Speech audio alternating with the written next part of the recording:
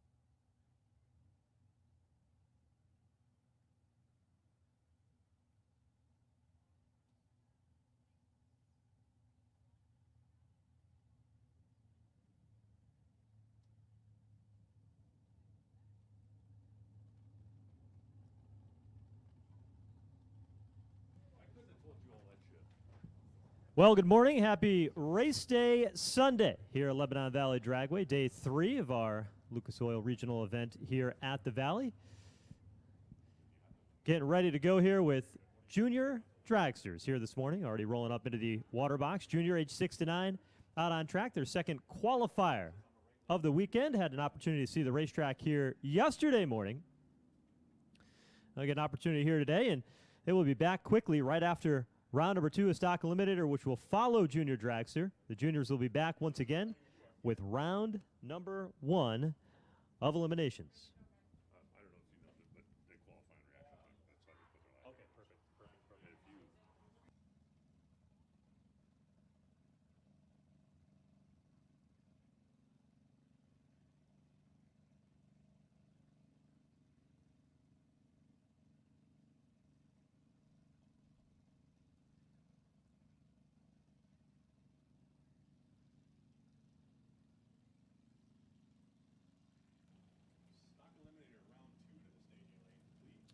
Attention in the pits, we need Stock Eliminator, round number 2 to the staging lanes, please. Stock Eliminator to the staging lanes for round number 2. All right, here we go. Qualifying underway for junior dragsters. These are the 6 to 9-year-olds. Kendall Willard from Leominster, Massachusetts, lining up here on the left side. Eli Stack, your current number 1 qualifier from Gilbertsville, Pennsylvania. Qualifying based on reaction times. And Eli yesterday in the one-time trial, one qualifying run that we had was 0:24. And Kendall, 1:63. See it come up on the scoreboard what those reaction times are as we bump it in here, the first pair in the final day of competition. Kendall will stage deep.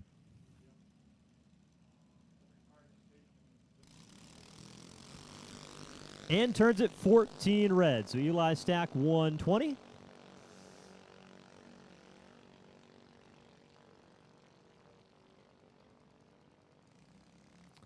And Kendall 12:41.6, 46 miles per hour. Eli 12:01 at 52 miles per hour.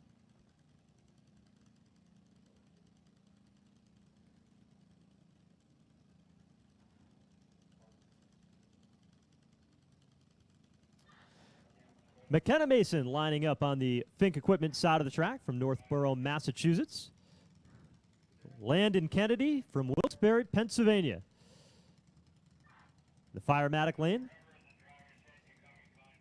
Landon, the current number 2 qualifier. McKenna currently in at number 6. Had a red light here yesterday.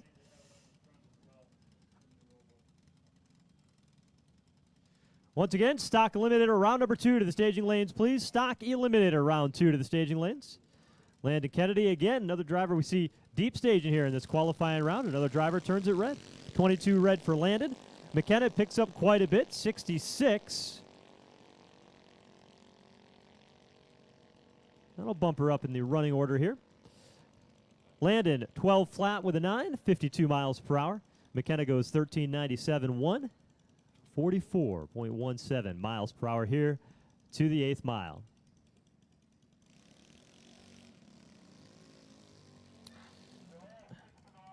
I know most of you have been with us all weekend long, but if you're looking for that FM dial here for Lebanon Valley Dragway, 107.5 FM. Listen along with us here throughout the afternoon. On the right side,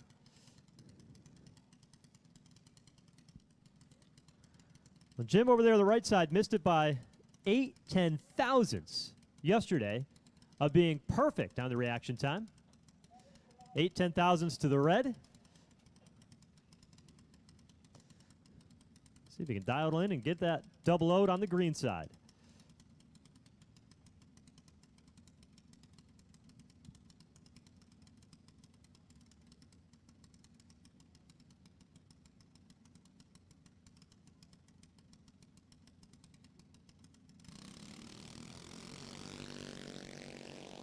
Pair of red lights here. Jacob, 056 red.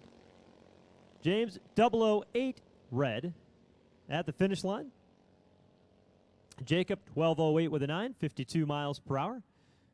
James, a 11:92.4 52.41 miles per hour. And the last junior dragster here in the junior 6 to 9 category, Emma Studlewski.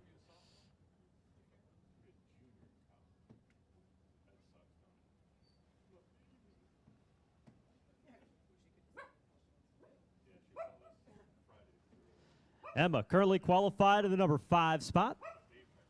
Good showing at junior dragsters here this weekend.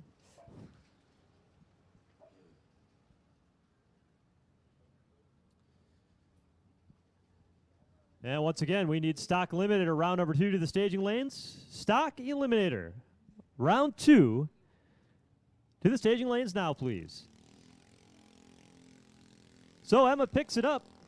288 on the tree that time. Better on the reaction time. Will stay in the number 5 spot for qualifying.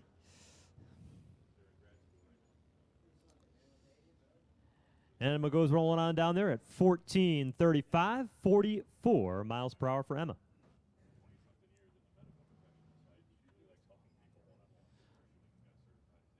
That wraps it up for the first class.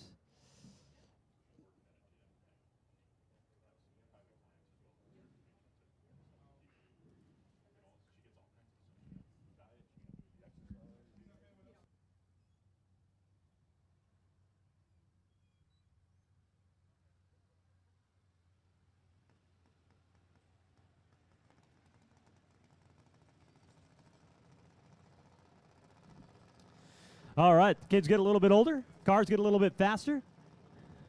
Second qualifier here, moving to the 10 to 12-year-old age group for the junior dragster division.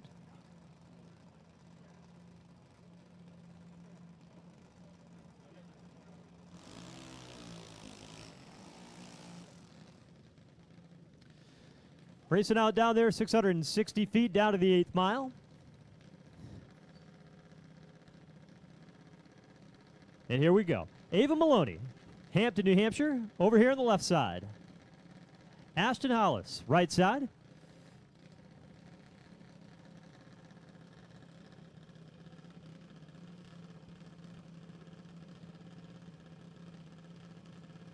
Ava with the tinted windshield, the wing out the back.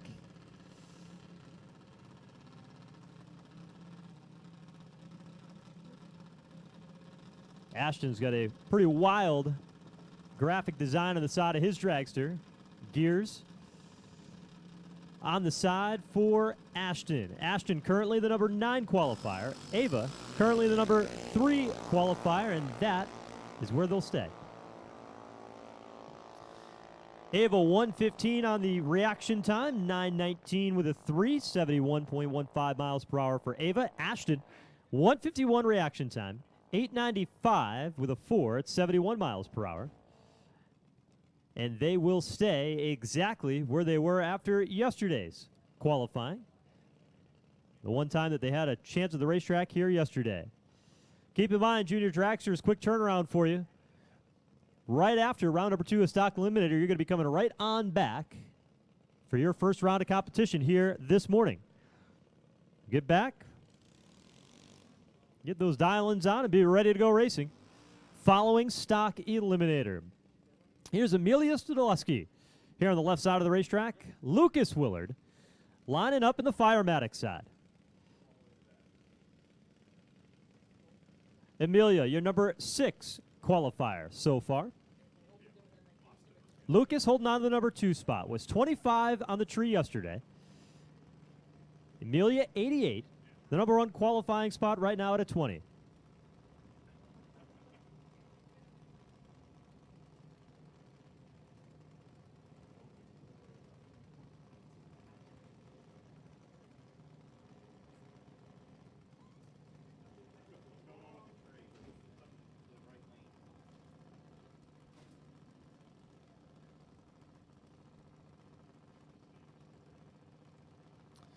Yeah, that stage bulb over there on the right side, just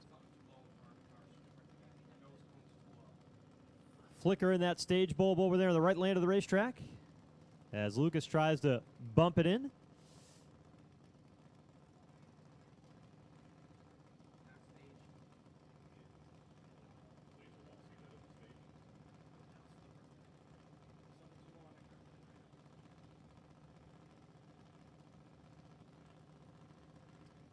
Amelia bumps it in.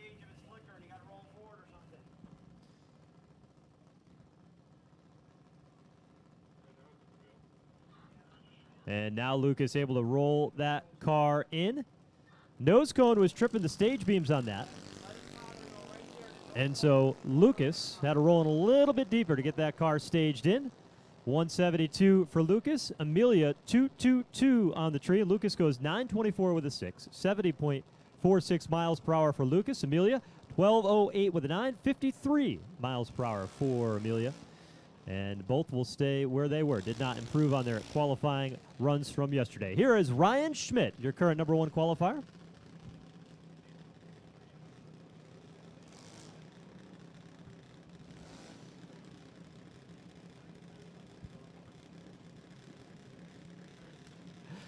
Ryan Schmidt, not only the #1 qualifier with an 020 here yesterday, but also the defending event winner from 1 year ago. And little birdie told me that Dan Pomponio's grandson out here at the racetrack. Madison Douglas on the right side from Hampton, New Hampshire. Madison qualified in at the number 10 spot, but boy, did not miss it by a lot. 001 red here yesterday.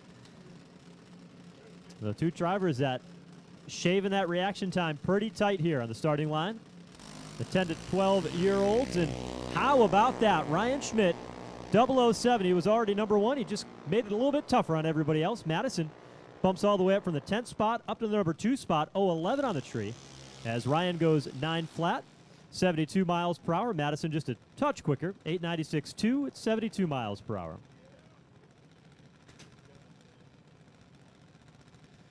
Here's Frank Aragona III. Freehold, New Jersey, the famed Aragona racing family. Dad down there in the starting line. And J.J. Schoenberger out of Philadelphia. There on the right side. Aragona qualified 8th. 89 light yesterday. J.J. Schoenberger, a 68. Good enough for the 6th spot. 11 cars in class.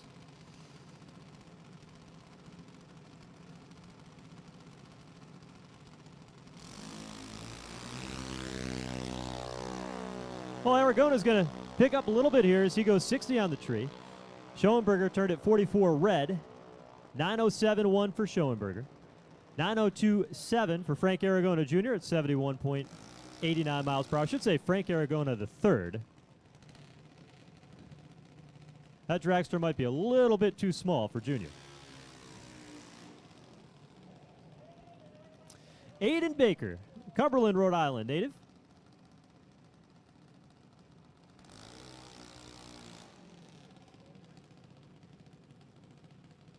Along with Madison Schoenberger on the right side. Madison in the 9th spot. Aiden Baker in the 11th spot. Aiden looking to turn it green. And so Ryan Schmidt, only 007, your #1 qualifier so far.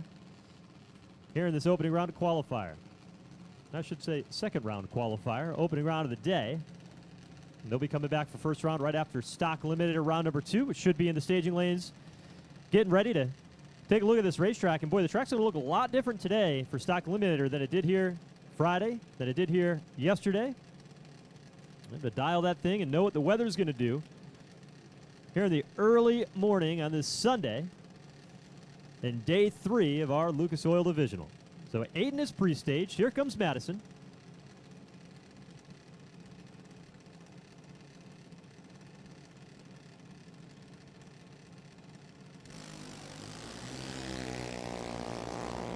Aiden 57 red. Madison 151 green. Does not improve in the number 9 spot. Goes 901 with a 2 for Madison at 72 miles per hour. And Aiden Baker 896.9 at 71.85 miles per hour.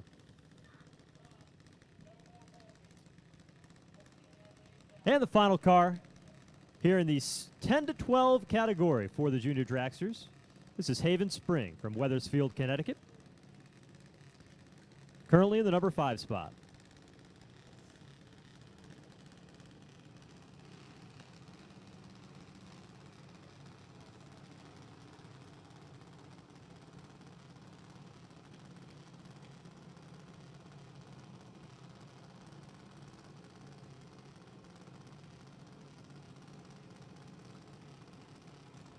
Haven, precise with the staging routine, bumps it in. A pretty good light. 82 on the tree for Haven. Will stay 5th, and that'll wrap it up for qualifying of the 10 to 12-year-olds. 892.0, 72.24 miles per hour for Haven. And Ryan Schmidt will hold on to the number 1 qualifying spot at a 007. All right. We get older, we get faster. Only if it worked that way in real life, right?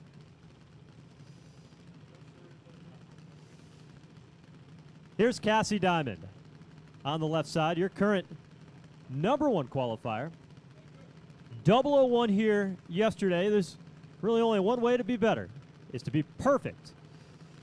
It's going to be a tall order for everybody to beat here in this qualifying run. And Zachary Zabella on the right side from Hudson, New York.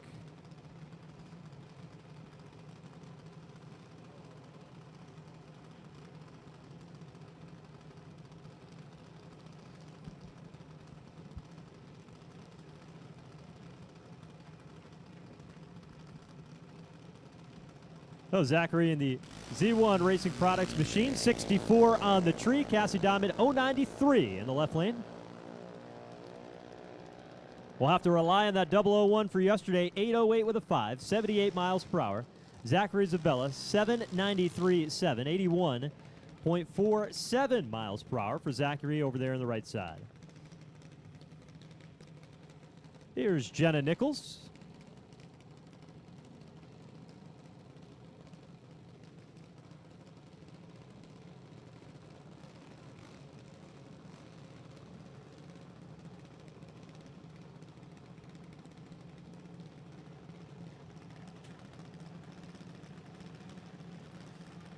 And although we don't have it in the computer, Haley Kluth over there on the right side, at least that's what it says on the side of the dragster. Hopefully Haley didn't lend that car out to somebody else this weekend. Marlboro, Connecticut for Jenna Nichols. Dad Grant standing there on the starting line watching.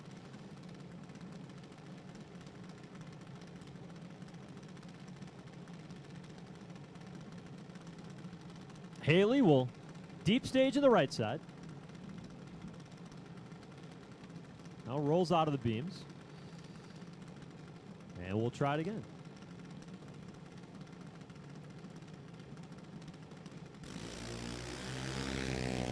Jenna, 69 on the tree.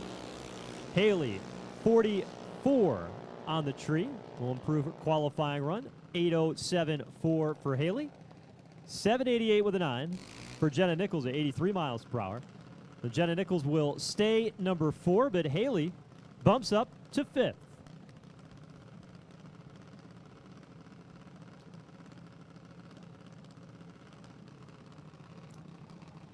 Here is Kyle Rice. Left side. Rice went red yesterday, his 14th. Emma Aragona on the right side went red yesterday as well, 15th. For both of these drivers, the only way they can go is up.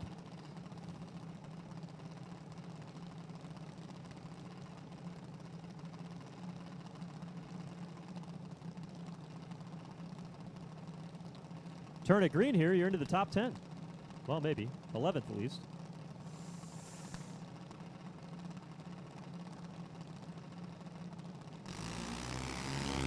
And they do. Kyle Rice, 39 greens, going to put him 5th. Emma Aragona will slide into 6th.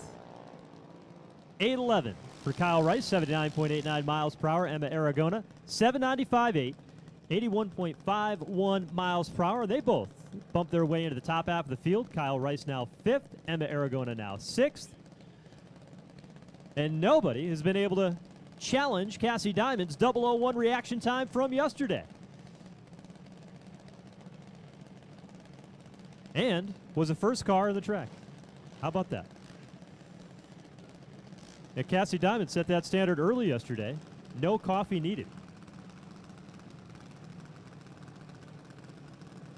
Christopher Corey, hailing from North Salem, New Hampshire, here on the left side. And Tori Iacono. Iacono, 13th, and flashed it red before the tree came down. Christopher Curry, 024 red in the left lane. And Corey will stay 15th of 15, 8:01 with a 6, 81.01 miles per hour there to the 8th mile mark. Cruising on through here, the final category of the junior dragsters, 13 to 17-year-old drivers. And then we'll be rolling in to stock eliminator. All those cars starting to pour into the staging lanes here and getting ready for their second round of competition. The first full-bodied cars to see the racetrack here on this Sunday morning. There's Bill Baker III, left side, New Rochelle, New York. And Natalie Mussolino from Bridgeport, New York, in the right lane. Baker, 16 on the tree here yesterday, in the third spot.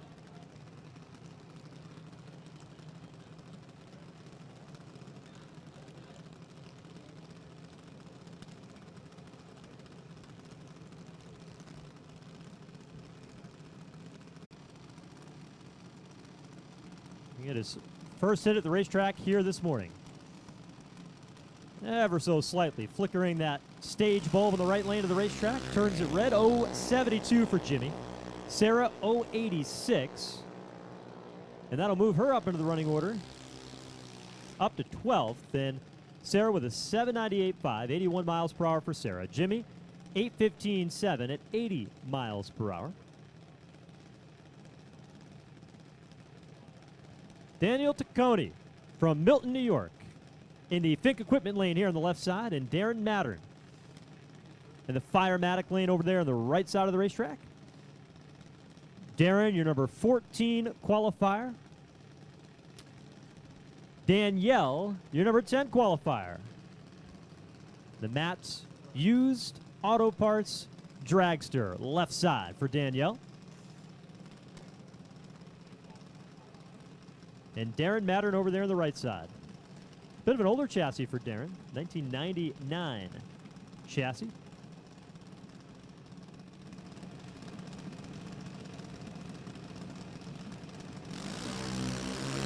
We're clean, we're green. Daniel 57 on the tree for Danielle. Improves. 8:01 with a 82 mile per hour run. Darren Mattern, 9:23.9, 71.09 miles per hour for Darren. And Danielle improves in the running order up to the number 9 spot. Darren improves as well, bumps up to the 11th spot.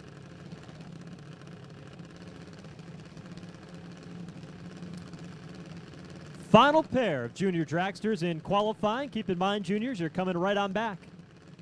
Fuel them up, get them ready. Bring them right up back in behind stock eliminator. When we call you, we'll be ready to go with round number 1. So a quick turnaround for the juniors. Be ready. You'll be coming back out after stock eliminator runs their second round. Jaylee Susie here on the left side, and Travis Paquin. Right line of the racetrack. Jalen was the only one who challenged Cassie Diamond here yesterday. Was 10 on the tree, your number 2 qualifier right now. 58 here this morning for Jaylee. Travis picks up nicely, though. He'll slide into the number 4th spot with a 29 light. 794.0, 81 miles per hour for Travis. Jay Lee, 790, right on the edge of the rule book. 81.69 miles per hour for Jay Lee.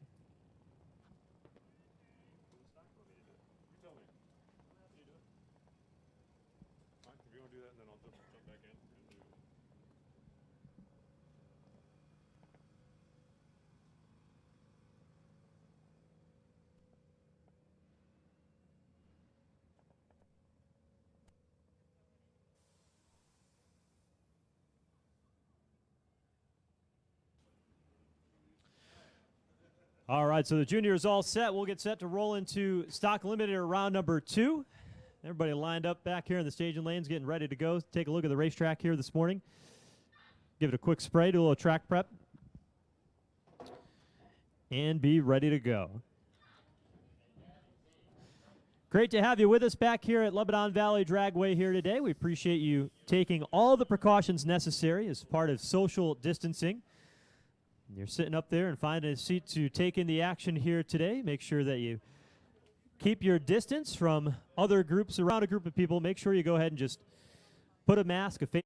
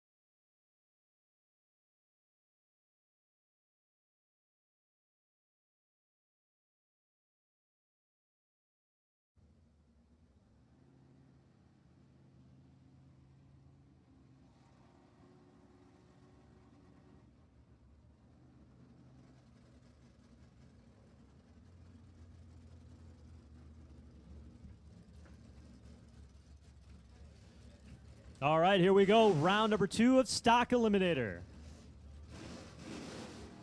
The bounty was claimed here yesterday. First pair into the water box, Bill Pomponi, West Granby, Connecticut, 1969 Chevrolet Camaro, H stock automatic. Mike Gianchi over there on the right side from Tewksbury, Massachusetts, the F-body Camaro, I stock automatic. Mike dialed in at about 22 under the class index at a 1208. Bill dialed about 6 under the index, 1215 his index, dialed in at 1154 here on the left side of the Camaro. 69 Camaro left, 85 Camaro right. Red light start here for Bill Pomponi, 016 red. Mike Ganchi would have been hard to handle. He was 008. Let's see how tight he runs to that 1208 dial in here this morning. Up at the finish line just a bit quick, 1206 with a 5 for Mike. Bill, 1151 with a 2. The first 2 pair go quicker than their dials. But it was over at the starting line. Coco.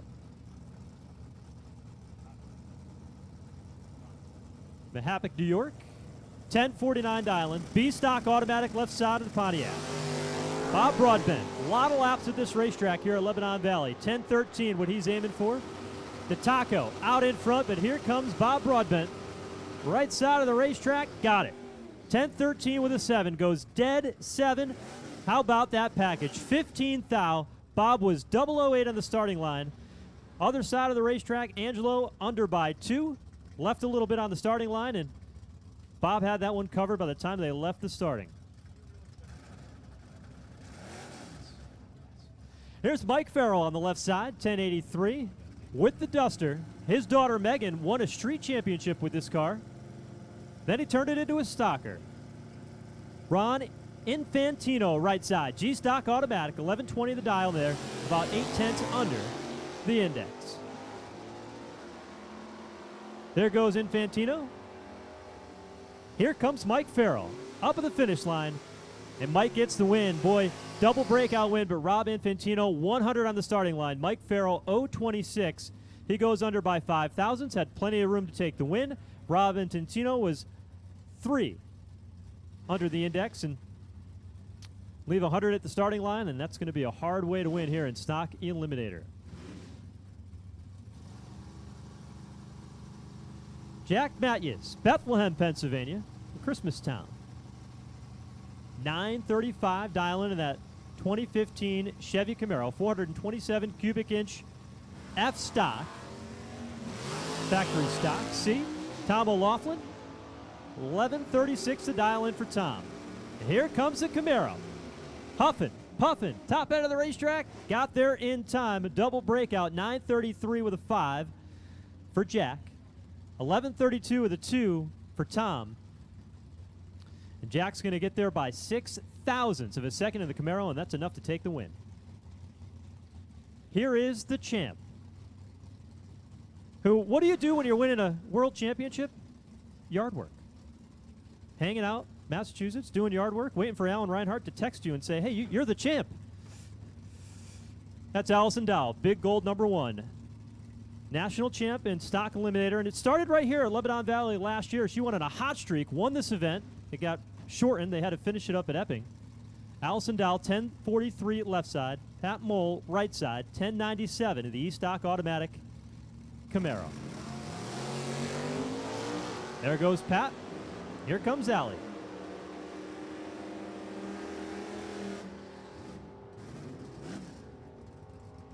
Allie gets the win. 1042 with a 5, 015 on the tree for Allison. Double breakout. Pat was 084, and you can't give Allison Dahl, the national champ, 084 on the starting line and expect to go rounds. 1096.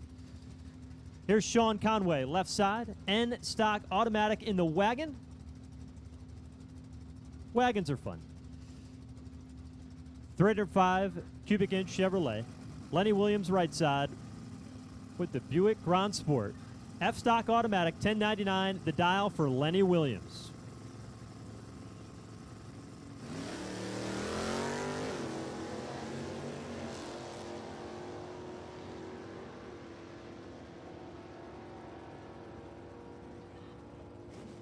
Williams with that big block motor trying to run him down. Got it done. Lenny Williams trailed at the starting line, 0:41 to Sean Conway's 30. But at the finish line was able to run 10:96, get the win. And Lenny Williams moving on.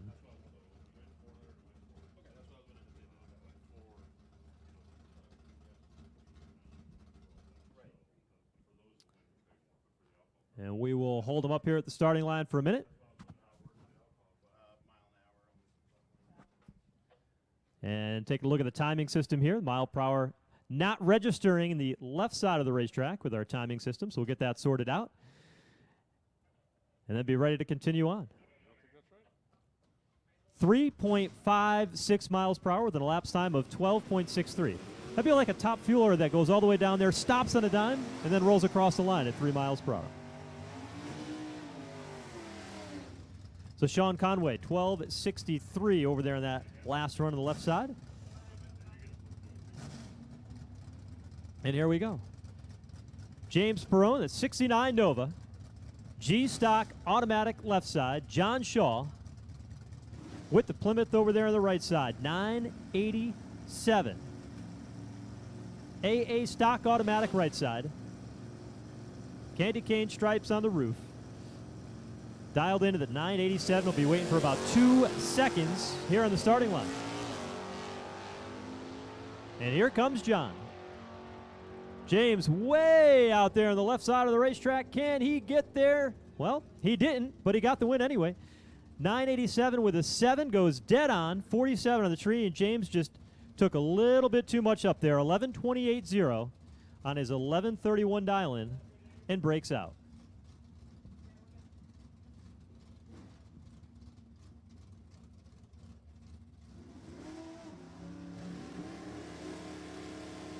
Next pair here in the water box. Gene Monahan, Brockton, Massachusetts, left side. Pontiac Firebird, 12.01 the dial. And Joe Lisa, right side, 12.85 the Camaro. Vernon, New Jersey.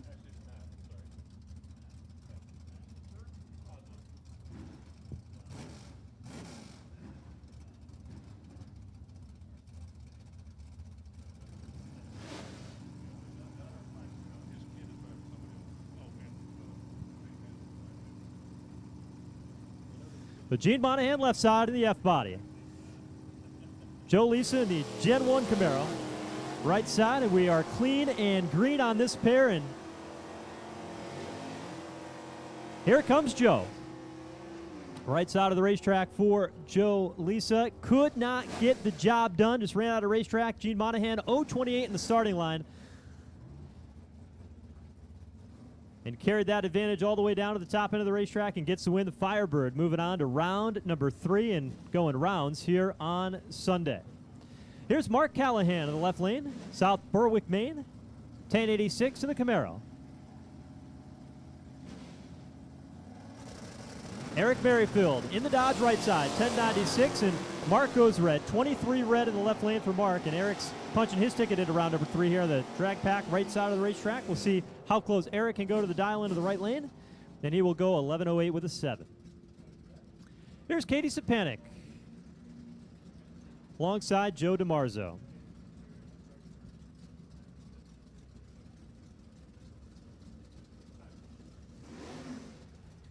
Katie, I-Stock automatic, 11.48 the dial in for Katie. Joe DiMarzo, H-Stock automatic, 11.31 for Joe. Katie, 72 Chevelle here on the left side, 72 Nova right side. Same family, same year, different body style. Big wheel stand out of Joe. Looking over, neck and neck by the time they get to half track. Joe nosing it out in front. Can he hang on at the finish? No, he cannot. 11.47 with a 6. As double breakout win goes to Katie Sapanik. She was 4 thousandths under the index, under the dial-in. And Joe DiMarzo, a little late on the starting line, took the stripe, but took too much and breaks out. Timothy Stickles in the Malibu left side, M-Stock automatic, 12.48 the dial-in. H-Stock automatic for Daniel Lynch right side, 11.30.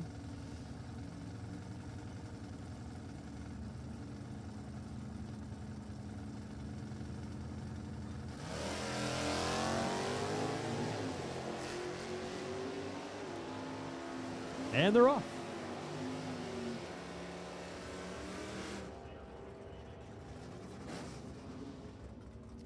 Double breakout, and Daniel Lynch is going to get away with one. 1:12 on the starting line, 11:23.9.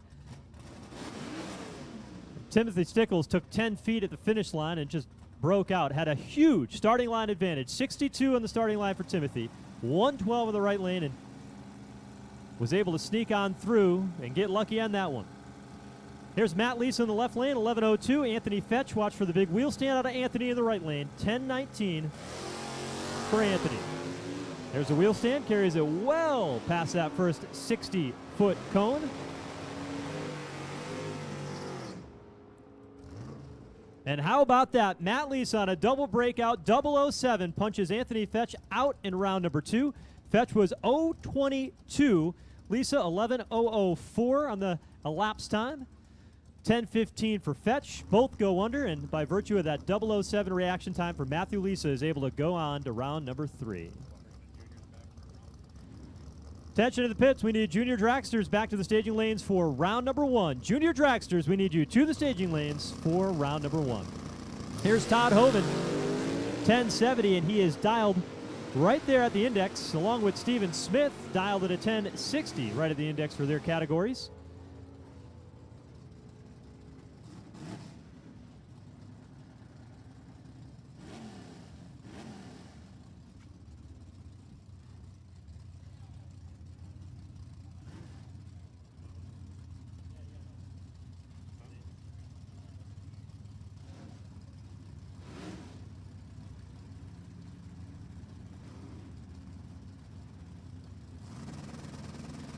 So Todd Hoven registered with win on that one. Next pair coming up. Michael Eppritt, Billy Harper. Eppritt, P, stock automatic. With the Caprice comes Harper in the... And it was Michael Eppritt, 1278. Going under by 100th. Able to get the win with a 003 light here in round number 1. That is tough. Automatic the pair. Heads up, round number 2. Between Woody Pagano, first one to the finish line, did not have the elapsed time to make up for it, 10:42 on the left side, and that Ford, Shelby, coming back for round. Another pair of heads-up cars here. We've got G-Stock automatic, index dialed in at 12 seconds, but they'll go well below that. And you can see already, Gregory out in front. Does Shane have enough motor to drive around to the top end? Not going to happen. Goes 0:14 on the tree. Shane Oates, you can see it down here on the starting line with a naked eye. 1:18 for Shane on the right side. Slows it down to a 12:53.7. He knew it was over by half track. And Shane Oates out of here in round 2. Here's Joe Santangelo.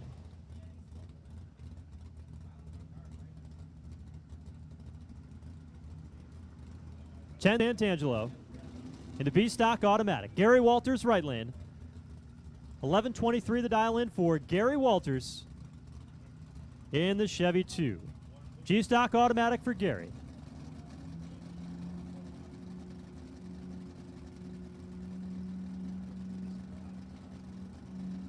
Anthony Bertazzi's car here, driven by Joe Santangelo.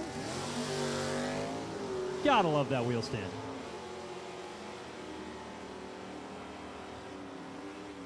Multi-time D1 champ. Live another round. 10:35 with a 5. Nearly identical on the starting line. 19 for Santangelo. Walters was 18. Double breakout win. Goes to Santangelo on the left side. John Wareheim. 1984 Oldsmobile Cutlass. 12:07. Dial in for John. Matt Picani right side, 11:27. The dial in the Barracuda.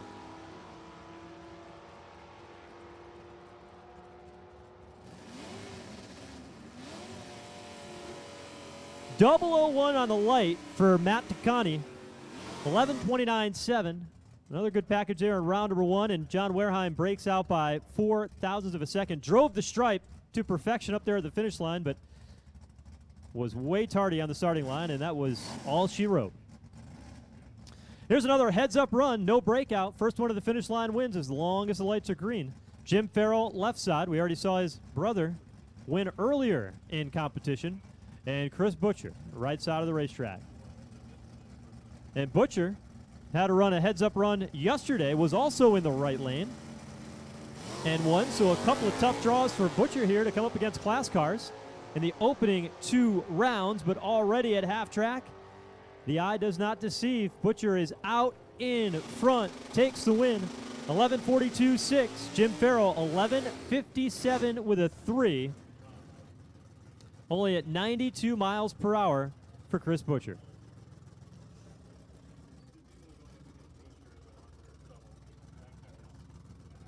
And here is Charles Weber. Kreuzberg, New York side. Get a solo here in round number 2. 11:85 is the index for this Corvette. Woo! How about that? I think Charles wins the round 1 wheel stand award in stock eliminator. Look at this run though. 10:89.5 for Charles. Perfect light in the left lane. Like, you love getting perfect lights, but it's even better when you have a perfect light and there's somebody else in the lane next door, right, Alan? Because that way you can say, hey, I've got an advantage on the starting line, and hopefully I can turn on that little green light on the wall past the finish line. Yeah, what's the point of being perfect if you can't hit somebody over the head with it? It's always good to be perfect. Yeah. Yeah, well, I mean, you know. It helps if there's somebody in the other lane, but it's always good to be perfect. That's, something I'm familiar with. And you're so good at it. Hey, we got junior dragsters coming up here for round number 1, so we'll let you take it away.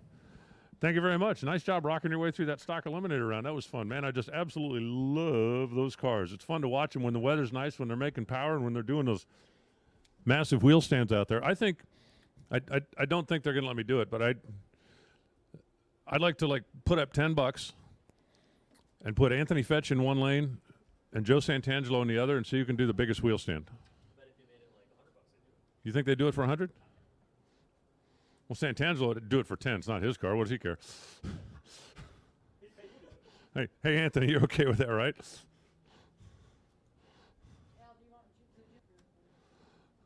Those cars are just both really, really cool to watch. Now, there's definitely a lot to love about stock eliminator. Our juniors are pulling into the lanes. They're getting strapped in. They're getting suited up. They're getting ready to go. It's going to be round number 1. From here on out, we are racing for real.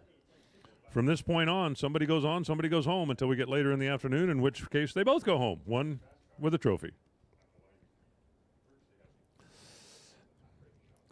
want to say a big thank you this morning to all of our Bounty Hunter Award posters, the folks at Oaks Landscape Service that put up the bounty for the folks in stock and super stock. We had, I believe, 3 of them that were corrected yesterday. Select Performance is our Bounty Hunter Award poster for Super Street. Portatree, who does our timing system here, sponsors the Champ and her brother and her dad, but mostly the Champ.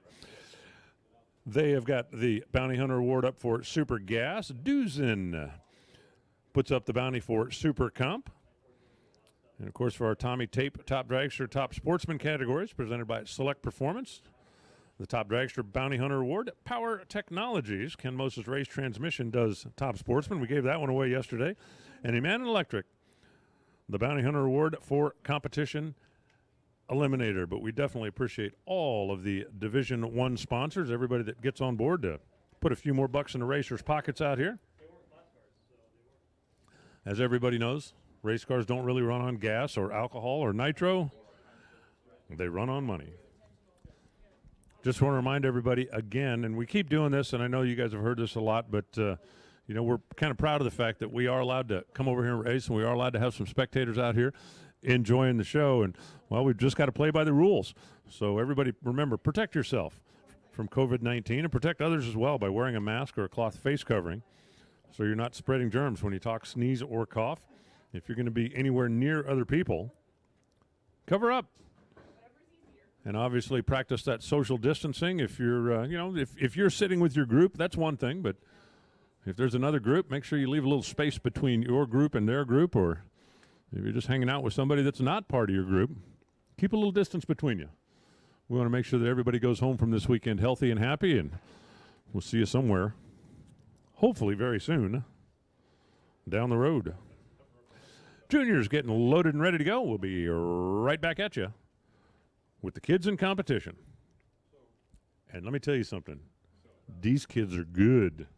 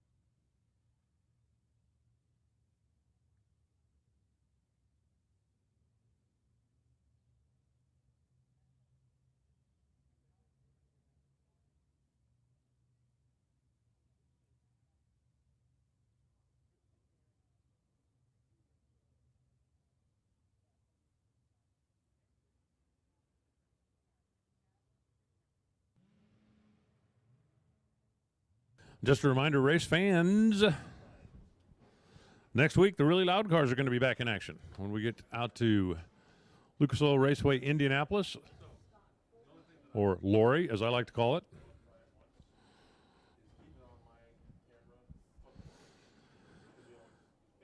We'll have the Mellow Yellow Series back on track for the first time since Phoenix. It's been quite a break in the action.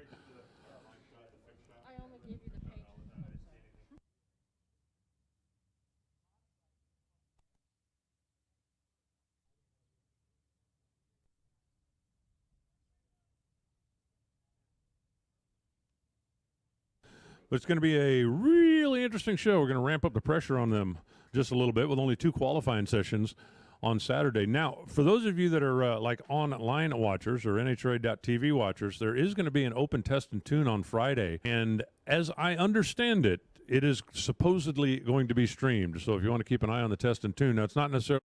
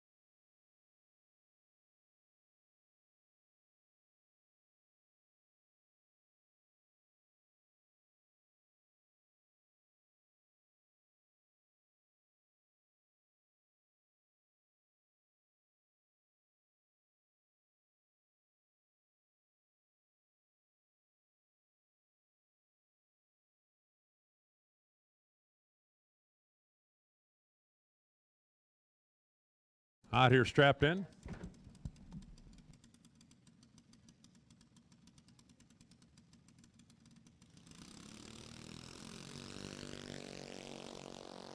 Handicap head start. Little one goes over there to Kendall Ward. They race down to the 8th mile. You can see the predicted lap times on the top of the scoreboard. Now we play match game. Can you match the number? 12:42 on the 12:30 is going to be good for the win. Kendall was pretty good on the tree as well at 0:24. And a 12:20 after predicting a 12:04 for Jacob Byron, left a couple of hun back here, and it cost him dearly down at that end. So Kendall Willard picks up the first win light for the little cars here this weekend in official competition. And that brings up McKenna Mason and Emma Studulski.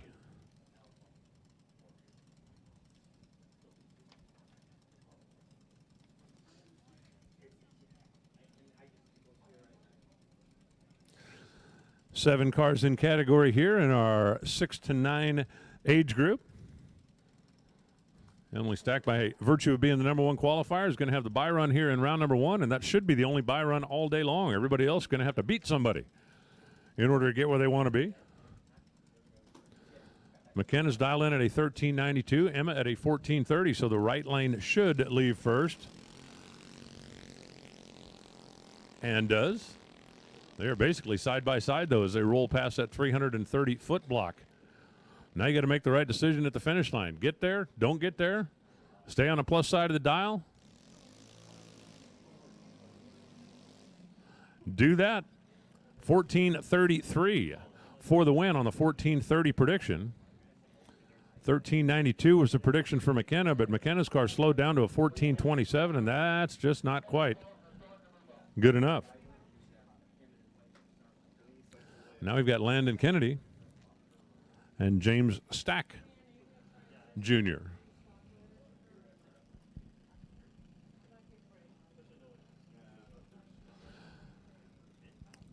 Landon on the left side of the racetrack, the Fink equipment lane. Stack over on the right side, the Firematic lane.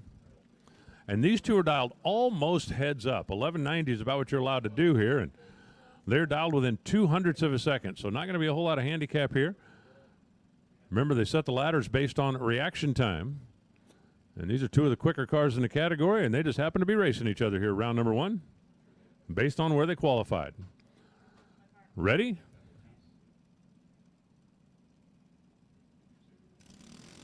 Ooh.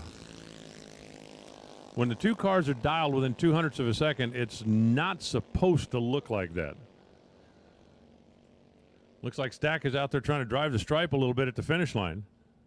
He goes 12.08 on his 1190, 48 miles an hour, 12.01 on the 1192, but you could see the reaction time. Stack was out there a ways and did a masterful job driving the stripe, scrubbing off a little bit of speed to back up and make sure that he stays on the correct side of the dial. So Stack gets the win, and here comes Eli Stack. #1 qualifier on the solo run. And just for the record, the Stack kids are on opposite sides of the ladder. So if they were to race, Is that what they're going after? That thing right in front of the flagpole? if they were to race, it wouldn't be until they get to the final round.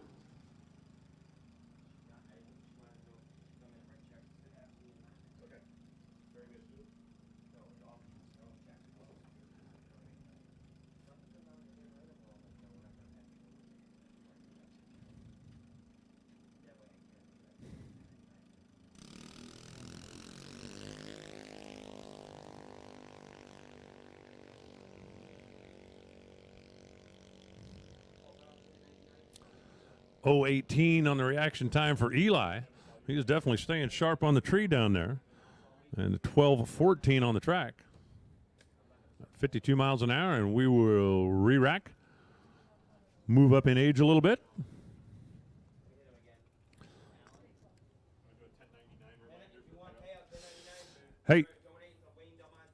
Hey, another reminder for those of you that think you're going to win money here this weekend, and, well, doesn't everybody think they're going to win money here this weekend?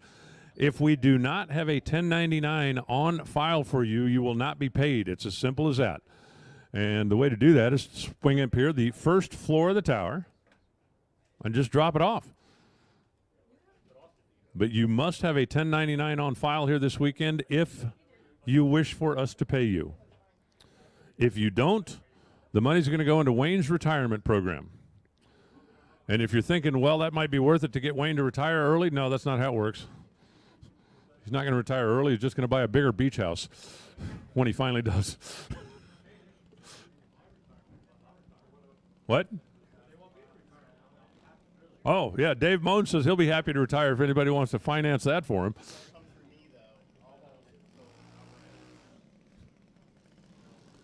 I thought you financed your retirement through marriage.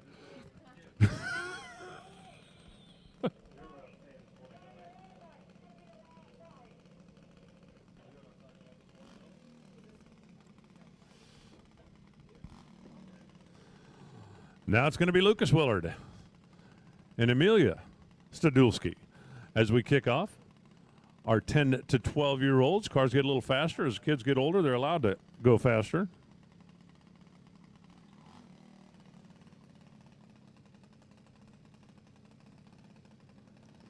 W9, 1099, whatever a 9. Just come fill one out. Yeah, it's a W9. You get a 1099. Just... if you do your paperwork to the 9s, it won't be a problem.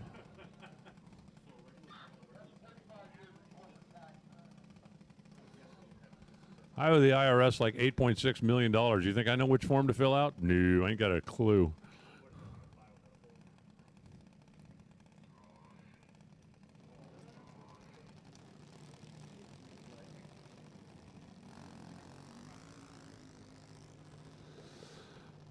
Away they go. That is a pretty sizable handicap. Amelia's way out there. Lucas Willard pulls up, blips the throttle, blip, blip, win.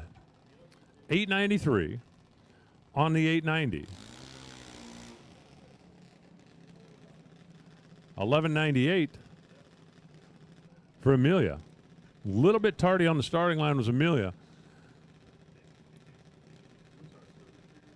Ended up going too quick, trying to run down the stripe. Super Street. Oh, attention to the pitch. Super Street, we need you back, please. Super Street to the lanes.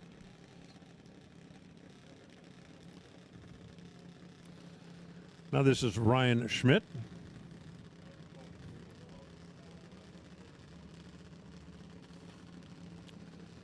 Ryan, who has the solo run here, will bring back 6 cars in round number 2 in the 10 to 12-year-old. But Ryan, by virtue of being the Q1 dude, gets a freebie here. Doing a little dial check. 897 is what he put on there. 903 is what he put on the board. 72 miles per hour. Super Street, need you to the lanes, please. Super Street, you are coming right in behind our junior cars, and we need you into the staging lanes, please.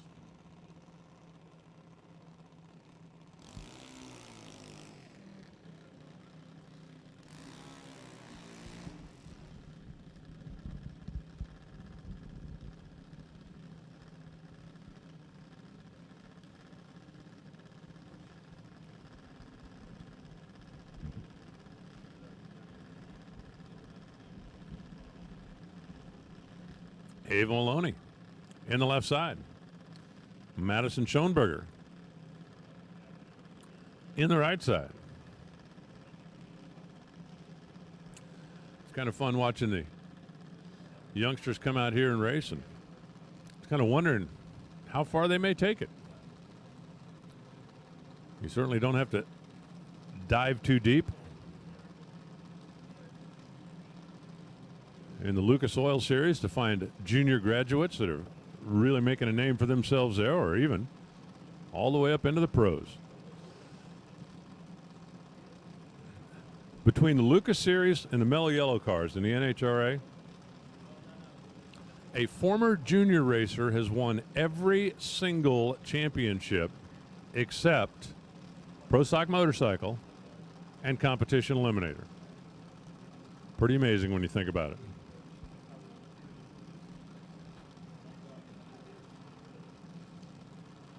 All right, we're locked and loaded now. Handicap head start's going to go to the left lane. Just like that. They are off and running. Ava out in front. Madison trying to close in. Finish line comes up. And we're going to give the win light to Ava, a 9:17 to an 8:92. It ends up going down as a double breakout run. But way, way, way too quick was Madison.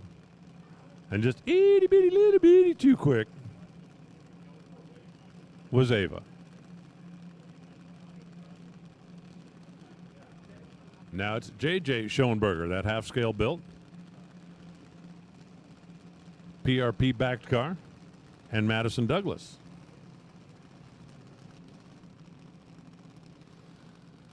We've got a Pennsylvania runner in the left side. We've got a New Hampshire driver over in the right side. Madison, who's got the extensive cowling, covering, and windshield all wrapped around the cockpit of that boss machine.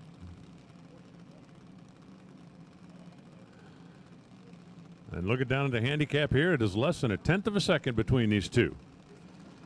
They should be side by side for most of the trip, both of them. Solidly away on the green. I said it should be side by side for the whole trip. It is side by side for the whole trip. Just watch the arrow on the scoreboard, and it's pointing toward the Firematic side.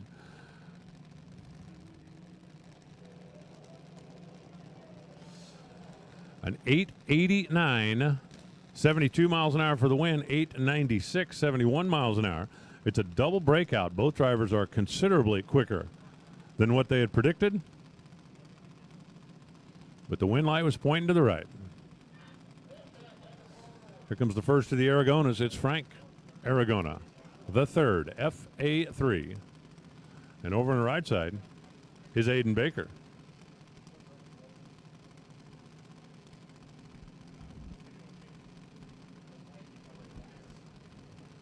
Aiden Baker has also got that wraparound cowling on the cockpit of the junior machine.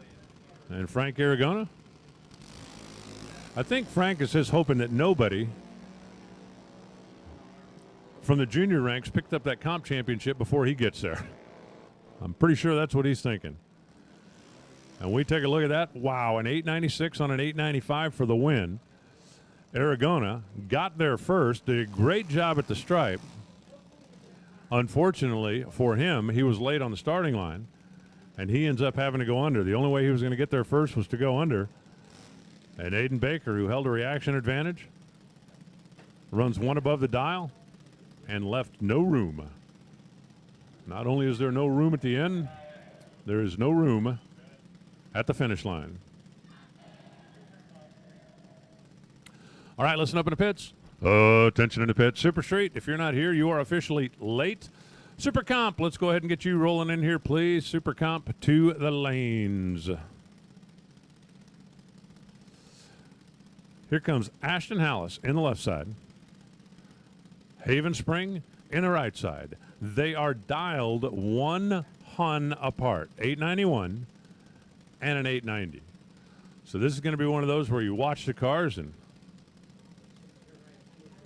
see which one moves first. Haven is really being gentle up there, rolling into the staging beam. I tell you, when you got little bitty tires like that, you need to be careful rolling into the staging beam.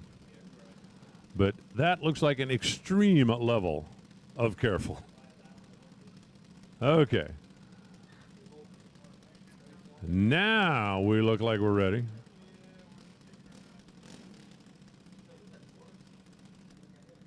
Wow, I should actually need a little throttle blip there to get that thing to roll in and stage like you needed it to. They both get away on a green light, and as you expect, they are side by side. Haven with a very superior reaction time, and yeah, that's going to carry the day, a 9:02 for the win. 897, 71 miles an hour, but when you look at the reaction numbers, 011 to a 133, and that pretty much tells the story there. Haven Spring making it happen on the starting line and doing a nice job at the finish line as well.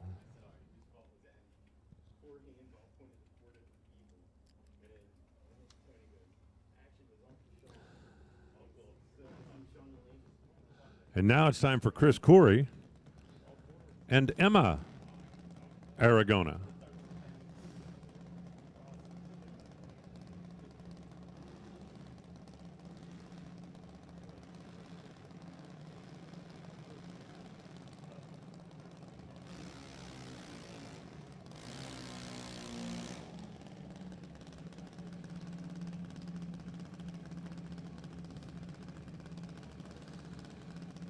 We move up now into the quick kids, the older kids.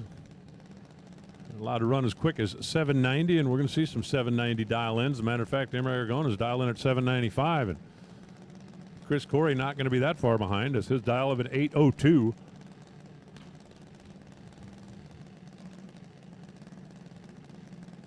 Chris gets a little fist bump down there from Dad and then gets a little bump up towards the staging beam. So we got a he said, she said going on here with Chris on the left side and Emma in the right. First pair as we get into our 13 to 17-year-olds.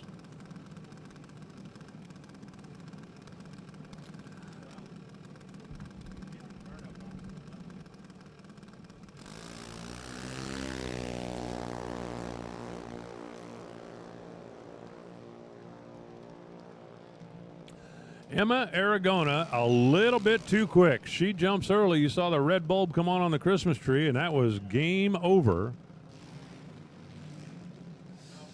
She was too early by .028. Both cars make good, solid run down the racetrack, but Chris Corey was on the green side of the tree, and that's exactly what he needed to be. Now we've got Kyle Rice. Kyle, who is an artist, among other things. You take a look at that car down there in the left lane. Kyle actually is the one that designed the graphics and the scheme on the side of it.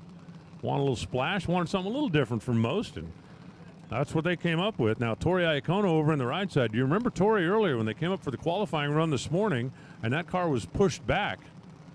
And, I mean, I'd never be one to, like, point any fingers or anything, but I'm not the world's greatest lip reader, but when somebody says it has no fuel, I could read that. So Tori did not get her run this morning. And she's coming in around number one here. Maybe a little bit cold. Maybe. Down to the stripe we go. Tori's going to get the win and got it because she was on the right side of the dial at 795 and 811. Oh, man, that hurts. 811 for Kyle Rice, who predicted an 812. Breaks out by 2 thousandths of a second. And that'll be the end of his day. One more time, Super Comp. We need you to the lanes, please. Super Comp. Come on down for round number 2. There will be no freebies here for our older kids as we've got 16 cars on the ladder. That means no buys. Everybody's going to have to race somebody every round.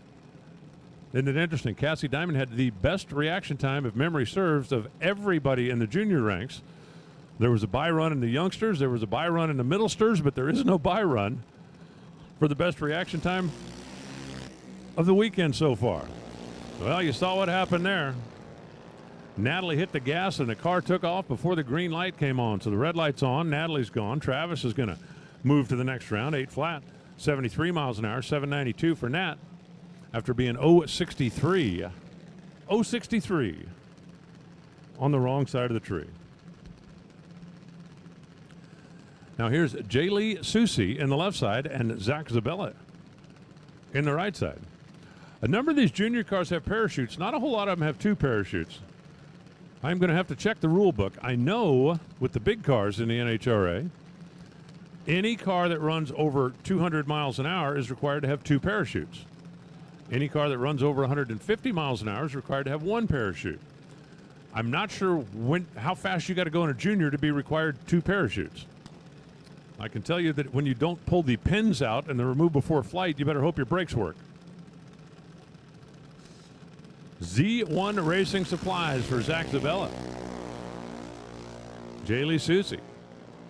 The FTI car. They are both dialed 790, which is as quick as you can go. And that's what you call your little basic hole shot. 050 on the tree to a 115 and a 797 gets there in front of a 794. Did it with reaction time. And she will be back. William Baker now on the left side. He is dialed in at 795. Darren Mattern. You know what occurs to me? Occasionally I have these like random thoughts. Most times I probably shouldn't share them, but You know those times when you think, man, I probably shouldn't say that? I usually think that just after I say it. But think about this. Look at all those hopped up 5-horse Briggs and Strattons down there. Now, do you think even one of those junior parents ever put that ingenuity to use to make their lawnmower better? It's like, hey, if you do this, you can mow the lawn even faster. Nah. But when it comes to making your kid fast, yeah, whatever you need to do, we can make that happen. Darren Mattern on the right side. William Baker III. Would that, like, if he's Bill, that'd BB3, right? That'd make a great logo. BB3. They're in. Big handicap here. Watch this. 925, the dial over there. 795, the dial over here. When your whole race for William Baker is only going to be 8 seconds long, he's given up a 1 second plus head start. But down to the stripe, he just flat drove around. 797 on the predicted 795.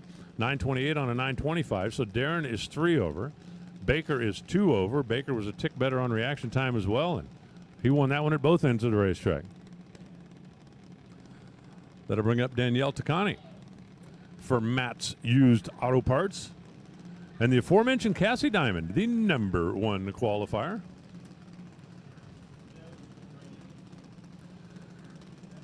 Cassie's dialed in at 8:02. Danielle is dialed in at 8 seconds flat down to the 8th mile. Now, just for the record, 8 seconds flat to the 8th mile, that would outrun a Corvette. No, not a ZL1, but I mean a regular one. Check it out, down to the stripe, #1 qualifier. Yeah, making it happen. It's going to be a double breakout. Cassie Diamond is under by 3 thou.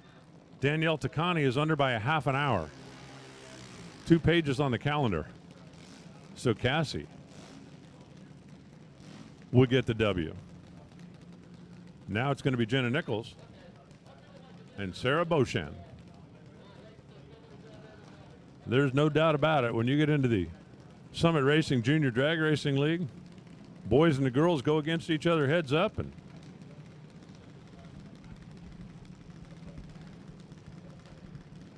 I'm not sure if there's another junior sport that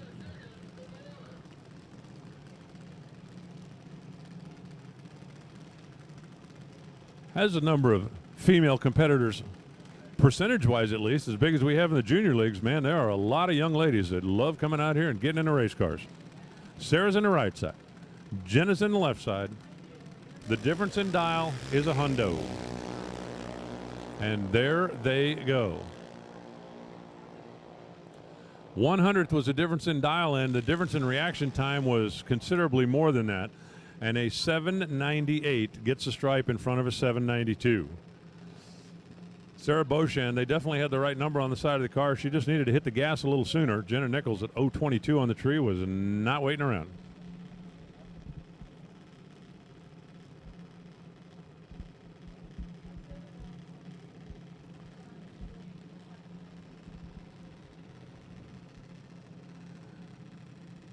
Now it's Haley Clow in the left side. And Jimmy O'Toole. Look at Jimmy rocking the car back and forth over there.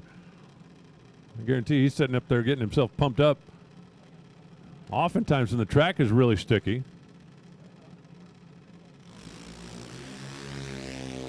You'll see the youngsters bouncing the car back and forth like that, just trying to get it to roll. Well, they get him off the starting line here. They take him down to the stripe, and it's going to be a 799 for the win. Predicted 798, ran 799, did Haley. And for Jimmy, predicted 813 and ran 812. He actually got there first, but he just got that much, too much, breaking out by 1 hun. And I do believe we're about to bring up some bigger cars.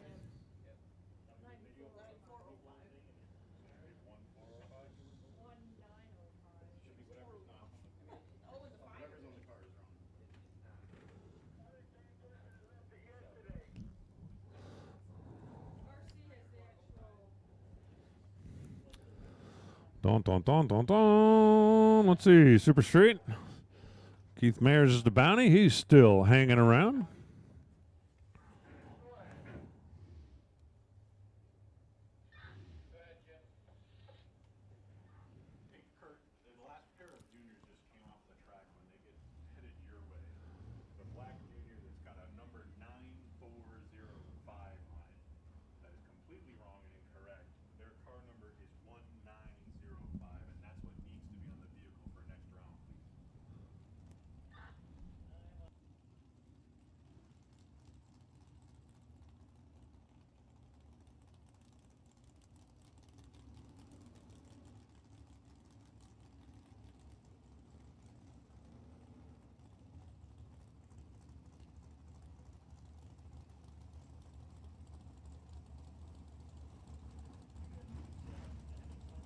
All righty then. It's time to stretch the track back out. We're going to use the whole 1320 here as we get into round number 2 of Super Street. And that means we're going to make this final call. Oh, attention to the pits. Final call. Super Comp. You should be in the lanes.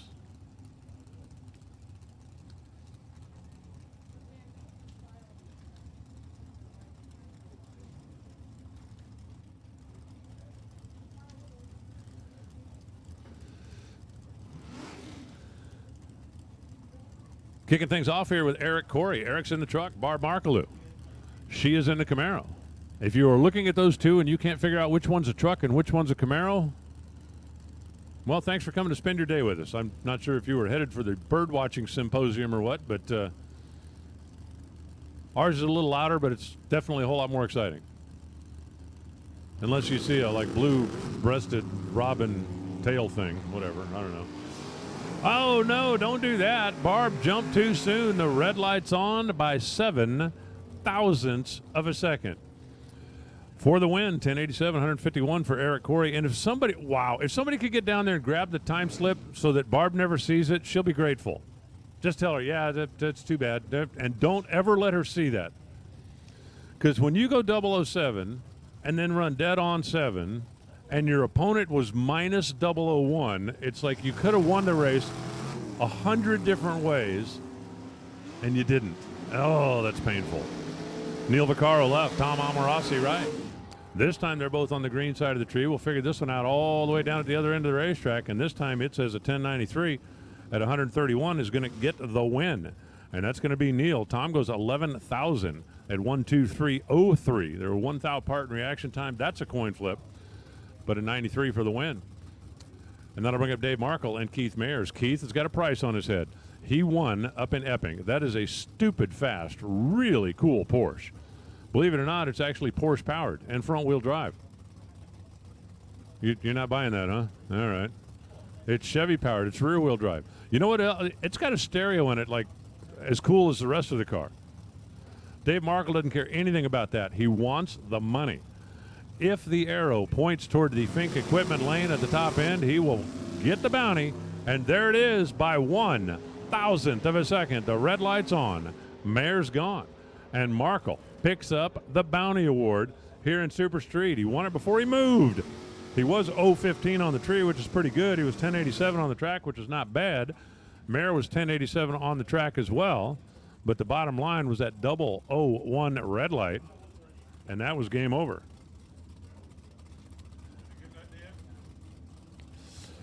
So congratulations, the bounty.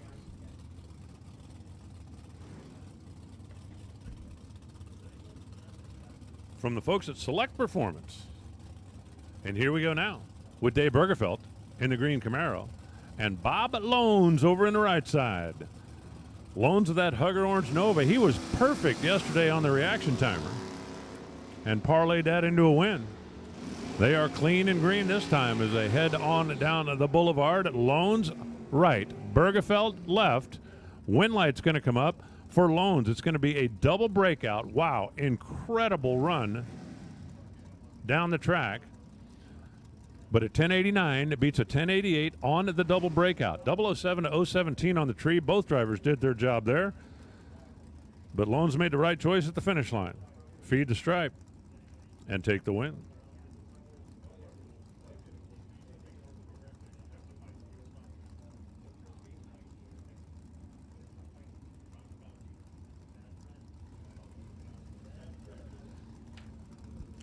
Bring on the next two, Jason Lawrence. The hard work, Cray electric car. Over on the right side, Clint Waters. Clint's car looks like a stalker, doesn't it? I mean, it's got a small back tire. It's got the stock stance. It's got the wheel stand. And it's got the wind light. Because I see a red light glowing in the left lane, red light left side, wind light right side. Watch him closing in on the stripe. 1096 at 97 miles an hour, 1086. At 139 for Jason Lawrence, but the only number that Jason Lawrence is going to be paying any attention to is that minus 004. Sam Capizzi. in that little Dodge Daytona. That's a sweet car. And let me tell you something. Darren Wood's car is 5 kinds of sweet. If I was just going to take one of these to go play with on the weekends, I wouldn't care which one. They are both really cool cars. Darren Wood with a big old Chevrolet for power. The Dodge got a little small block under the hood. 377 inches, a stroker. Making that thing move and move out in front. But 600 inches of Chevys close it in quick at the stripe. No, not going to happen. 10.899. Oh, Darren under by a thou. 1093 for the win, 132 miles an hour. I think Sam went down there and just parked on him. It's like, how much stripe do you want? Take it all. 1 thou on the breakout. And we'll see the Dodge one more time. Here comes Zach Byron. Yes, Zach, in the truck. That guy, that dude. And Don Garbinski in that 1971 Dodge Challenger. Interesting to note, that Dodge Challenger actually has a slant 6 and a 3 on the tree. Not buying that either, huh? Yeah, okay. Couldn't sell you the Porsche story. I probably wasn't going to get away with that one. It does have a big old Dodge motor under the hood, and it's going to need every bit. If he thinks he can catch that truck, closing in down at the stripe, win pick says double breakout, 1087 for the win for Zach. 1085 for Don Garbinski. They're 1 thou apart on the tree, but the speed numbers come up 30 miles an hour apart. Zach got way down there with the truck and then threw out the anchor. Garbinski went blowing by, comes out on the wrong side of the math. Jason Mazzota, the Nova here on the left side. Steve McCarrick over in the right side in that classic 1956 Chevrolet. The 2-door post with 454 cubic inches, making it go. Reactor engineering on the fender out there. The classic old Chevrolet. Let's see, this racetrack's been here since like 1957, right? That car, I wonder how long ago that car made its first run down Lebanon Valley. I'm guessing it's been a long, long time ago. Win light comes on, 1092, making it happen. 031 on the tree, 1092 on the track. Jason Mazzotto was actually a tick better at 1090. However, 1097 left the door open down there. So Steve McCamick, the guy that drives that car, is 70-plus years old. The car is the 19th. I really would be curious as to when's the first time that car went down the track here at the Valley. Next pair, rolling right along. That is Brian Sawyer on the right side. That is Hong Lee on the left side. And that is a win light coming up for Sawyer. 1095 to a 1093. 026 on the tree was Sawyer. 1095 on the track was Sawyer. And that was enough for Hong Lee. Hong was actually closer to the dial. However, his reaction time was late. Tough to make up for that. Steve Nowakowski, the Ford Falcon with the big old Ford, Jonathan Leahy, the square Chevrolet. And that thing's got a whole bunch of Chevrolet. Both of these cars over 500 cubic inches. That ought to be enough power to run 10.9 seconds down the quarter mile, wouldn't you think? I would think. 1081 to a 1088, but that one was over on the starting line. Red light came on for Steve by 011. His day was done. Jason Leahy figured he'd take a free time run, goes 1088. And now it's going to be Rick Mattioli. Rick Mattioli. You know, I just call him Rick. From here on out, it's just Rick. Frank Volpe over on the right side. The menacing black 85 Camaro. Oh, and another red light. Man, I hate those red lights. That'll like suck all the fun right out of your day. This time, the number is 006, but the color is red. And when the color is red, it really don't matter what the number is. 1089 for the win, 129 miles an hour. For Frank, 1094 to 133 miles an hour. For Rick. Michael Fitz for American Partitions and Lockers. Installation and repairs. If I need a partition repaired, I now know who to call. What's wrong with your partition? It no longer partitions. I think they can see me. They're watching. They're spying. Taylor Iacono over on the right side. No. Dave Moan, please report to anywhere. Anywhere. Taylor Iacono over in the right side for the folks at Burn Ease. Down to the finish line stripe, and the win light, the arrow points Taylor. Taylor. It's a double breakout. She comes out on the right side of it by 4 thousandths of a second. Michael Fitz has a 007 light and took just that much, too much stripe. And on the double breakout, Taylor was 4 thou closer. We will see the truck again. Tim Fletcher, Gene Nichols. Fletch in the ATI Chevy Nova. Gene Nichols, the Fox Body Ford. Well, we went from just a couple of pairs ago, a couple of cars over 500 cubic inches, and now we got a couple of them that just have small blocks. Both of them with a little added stroke in cubic inches. But the small block Ford, the small block Chevy, and away they go. Gene sticks the nose of the Mustang out in front. Tim Fletcher tries to pull up alongside. Tim Fletcher pulls up alongside. Tim Fletcher, 1092 for the win. 131 miles an hour, 1089 for Gene Nichols. Had no chance to win that race. None. Zero. Got there first by 6 thousandths, broke out by 10 thousandths. Fletcher had the better reaction time, was close enough to the dial to kick sand in his face. And now it's going to be Ray Butler on the solo. And listen up in the pits. Attention in the pits. Super stock. Come on down. Matter of fact, for super stock, isn't this going to be round one? It is.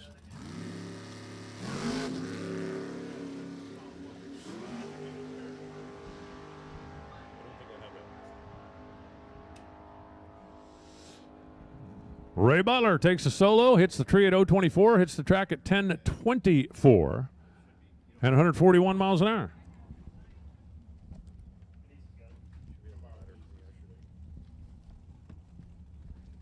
You know what, I think I did have it yesterday.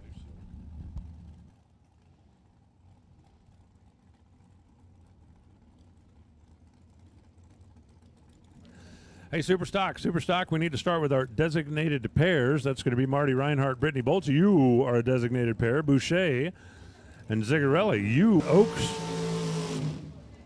Don't burn out when I'm talking about designated pairs, okay? Jeez, so rude. Oaks and Letellier, you are designated. So I need my designated pairs to be rolling up here first, please, and the rest of the Super Stockers, you'll be rolling in right behind them. We changed the number from 1090 to 890. We changed the design of the cars for the most part to rear engine dragsters. We changed the tree from 5/10 to 4/10. And we've got Jamie Madison in the right side. We've got Bill Krug in the left side. And as a matter of fact, this is the bounty run. Jamie Madison made it all happen last time, and Jamie Madison, no, down, out, and away. 8.905 for the win, 889, ouch. Man, you do the math on that one. A 013 to a 006 light. Comes down to a breakout at the far end of the racetrack. They're less than a thou apart at the stripe. But the win's going to go to Bill Krug. And I do believe that means the bounty is going to go to Bill Krug. Here's Dave Markle on the left side. You're going to hear the name Markle a time or two throughout the course of the day. Brad Coryell on the right side. We got big blocks. We got dragsters. We got one with a wing, and we got one without a wing. We got both of them bumping their way ever so gently into the staging beams.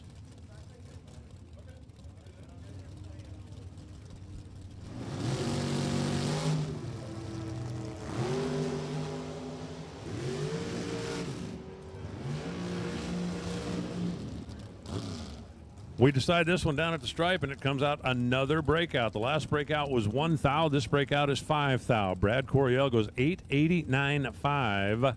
Dave Markle goes 8.953, and he's going to take the win at 171 miles an hour. Markle was a tick better on the tree. There was a little bit of room down there, just could not make it happen. And Markle makes the light come on. That'll bring up Mike Andrus in the left side. Team Nitrofish and Phil Melichella over in the right side. The purple car with flames. Flames are good. Like flames. Purple flames. Purple flames even better.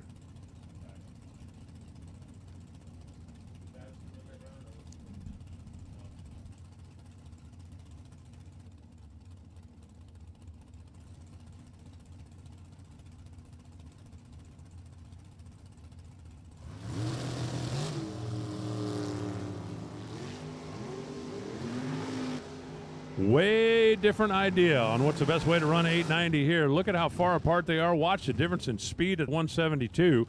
Wind light comes on for Robalato. He goes 891 to D'Amico's 8.902. I'm telling you, it's a right place at the right time kind of sport. You watch the numbers down there and go, whole shot win, right? Mike Robalato's reaction time was 0.68, and he won because he left first. There will be somebody before this round is over that goes 0.10 and leaves last. It's just the way it goes.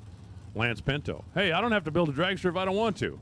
Won't fit in a garage. I want a car. I got a car. I'm going to drive. Okay, Lance, you can drive a car. Really, just relax. It's okay. You can do that if you want to. Stephen Logan. He's doing it the slightly more traditional route over there with the dragster. Now, DePinto gets out there, and he is going to be breaking her at the top end. Look at that. 889, 150 for the win. 888, 154. Logan tried to brake race him across the stripe, and he just comes out on the wrong side of it. 6 thou was the difference in reaction time, and at the finish line, it's an 88 to an 89, and DePinto will be back.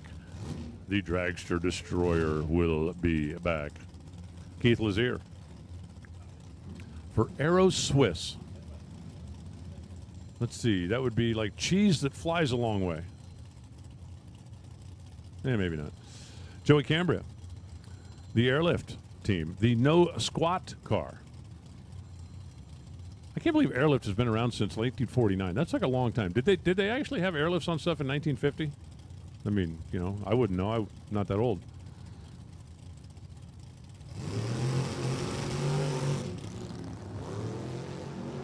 But if you do a lot of load hauling, airlift will get your stuff leveled right back out. Down to the stripe, however, the two dragsters go, and the arrow says 892 is going to be a winner. 886. Wow, Keith Lazier, he got the stripe by a chunk, and he runs under down at the other end, 155 miles an hour. Joey Cambria for the win at 8.92 seconds. That'll bring up one of the TT Motorsports machines. This will not be the last of the TT Motorsports machines, I promise you. All right, Super Stock. Oh, attention to pitch. Super Stock. Hopefully my designated 3 are there. Let's go ahead and get the rest of you come in this direction, please. Super Stock, I need you all to the staging lanes. Tiana Zarella on the left side. Chris Cumming in the right side. So we can make this TT Motorsports against CC Motorsports if I want to. And I want to.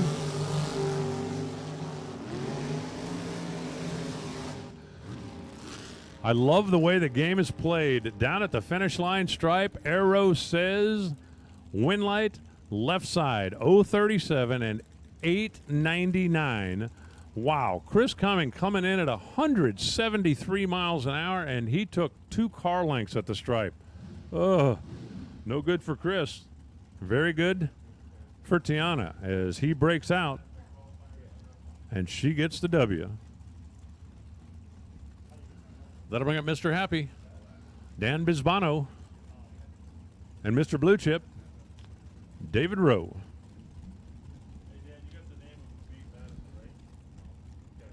Let's see, this time we got the up header against the down header. How many different ways can you design a rear engine dragster with a big block Chevy? The answer is probably more than you would think. Almost certainly. Well, Mr. Happy is going to be. And I have no idea where David Rowe is going. He goes 877, taking the stripe by 50 feet. Had that race. Well, let's just say it was a winnable race. I'm not going to say he had it in hand, but let's just say it was a winnable race. 877. Man. That'll bring up Jason Kenny and Miranda Marsters. Now, Miranda, you may recall, earlier in the weekend, broken axle. They fixed it with super glue. Well, nobody had an axle. You got to fix it with something. And Jason Kenny, wow, the whole family's down there rooting on Jason. Former division champ.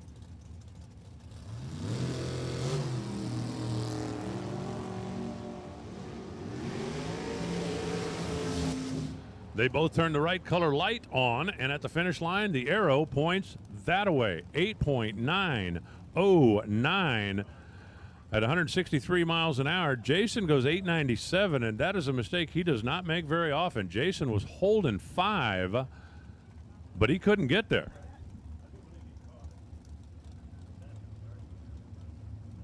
So Miranda Marsters advances on. Now it's going to be Richard Leone. Hey, attention in the pits. Oh, attention in the pits. If you need fuel, the fuel depot is going to close today at noon, okay? So if you don't have enough to get you through the weekend, you need to get over there before noon. They got a little over an hour to go. Just want to give everybody that heads up. And if you're hungry, don't worry. The concession stand is going to stay open longer than that. I think they still have chicken wings. Chase Fonstock over on the right side as he eases his machine into the beams.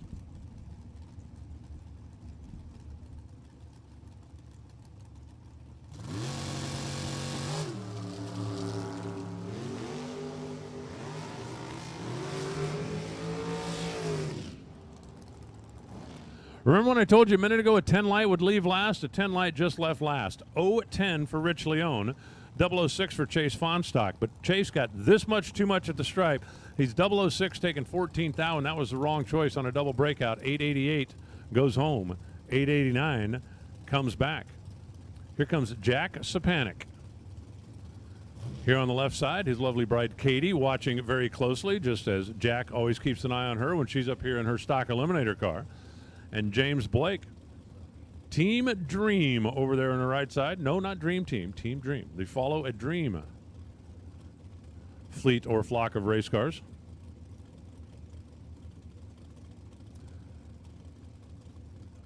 Sapanik, a perennial top 10 player out here in the Division I area. And let me tell you, James Blake has been doing this a while. He's got plenty of experience on his side of the racetrack as well.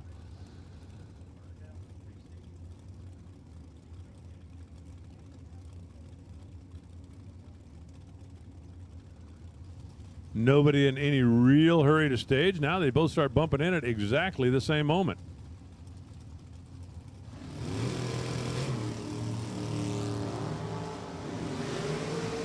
Throttle stops do their thing. They run them wide open now to the finish line stripe. It's James, it's Jack, it's Jack, it's James. It's a double breakout. 883 for James Blake. 886 for Jack Sapanik. Blake moved first, but he got too much down there at the stripe. I think it's a little faster out there than everybody's expecting it to be.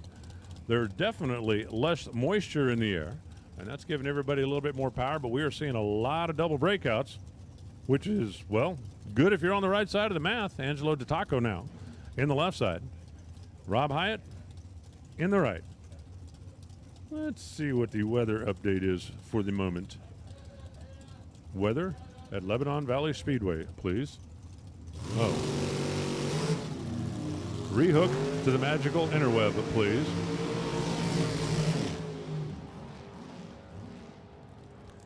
Angelo left, Hyatt right. Wind light says Angelo. Another double breakout. 883 for Rob Hyatt.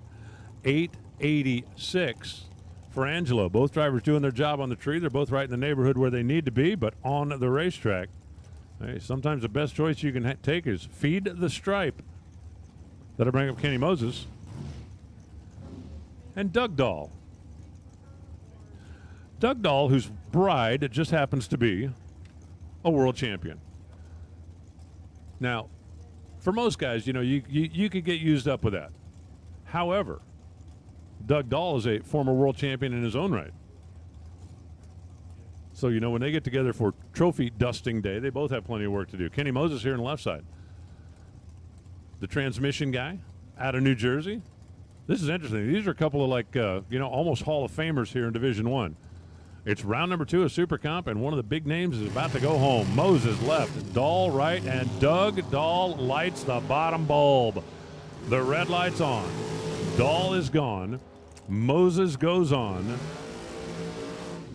And for Doug Dahl, it's 003 R-E-D, and then he goes 891. 887 comes up for Moses. He saw the red light, saw the arrow point in his direction, knew he had the free time run, so he just went ahead and legged her on down, but 3 thou. The margin, red the color. And Doug is done for the day in that car. Justin Mason now. In the left side, Jamie Diamond.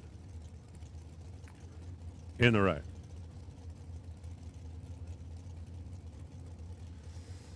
My latest weather update. Wow, water grains all the way down to 76. I think that's the lowest we've seen all weekend, right?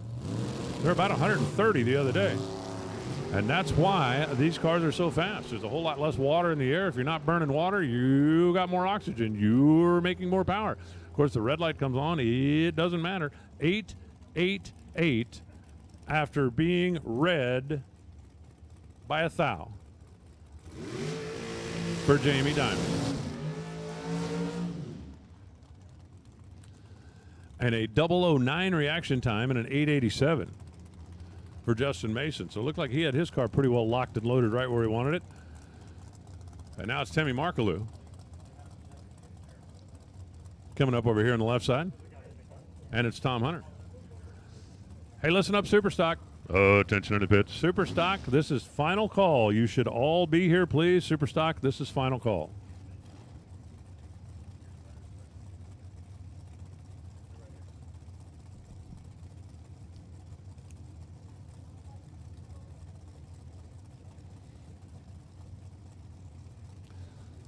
Super Gas, warm up. You're going to be next.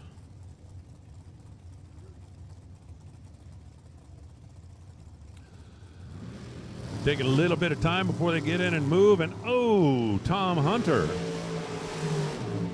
drops the cherry by 12 thousandths of a second. And for the win, Temi Markaloo goes 887 at 180 miles an hour. Tom Hunter takes a nice slow drive down the racetrack, and I'm certain he was muttering words under his breath like rats and darn and other words with about that same number of letters. Tom Slater now in the left side, and Dana Beauchamp in the right, as we have got a couple of black machines. Black with the red trim in the left lane, that's Tom. Black with the blue Cajun trim over on the right side, and that would be Dana.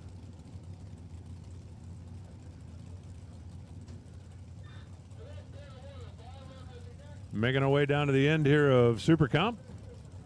And Super Stock's going to be rolling out. Here we go. Oh, man. Oh. Always watch when the cars move, and 892 for the win for Dana. Tom Slater has big problem. Now, he was late at the leave. You could see that. And then the car looked like it went on a stop and didn't come off the stopper. Maybe something else happened to it out in the middle of the course, but he is just barely coasting down there. Dana was wise enough to look over his shoulder, realize nobody there, and ease back, stay on the right side of the dial.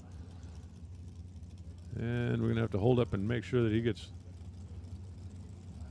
clear of the track as he takes the slow turn there.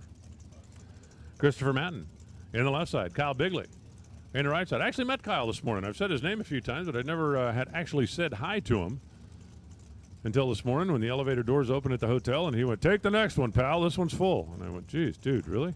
I'm kidding. The guy's in the trailer business, and the guy's not bad in the super comp business either.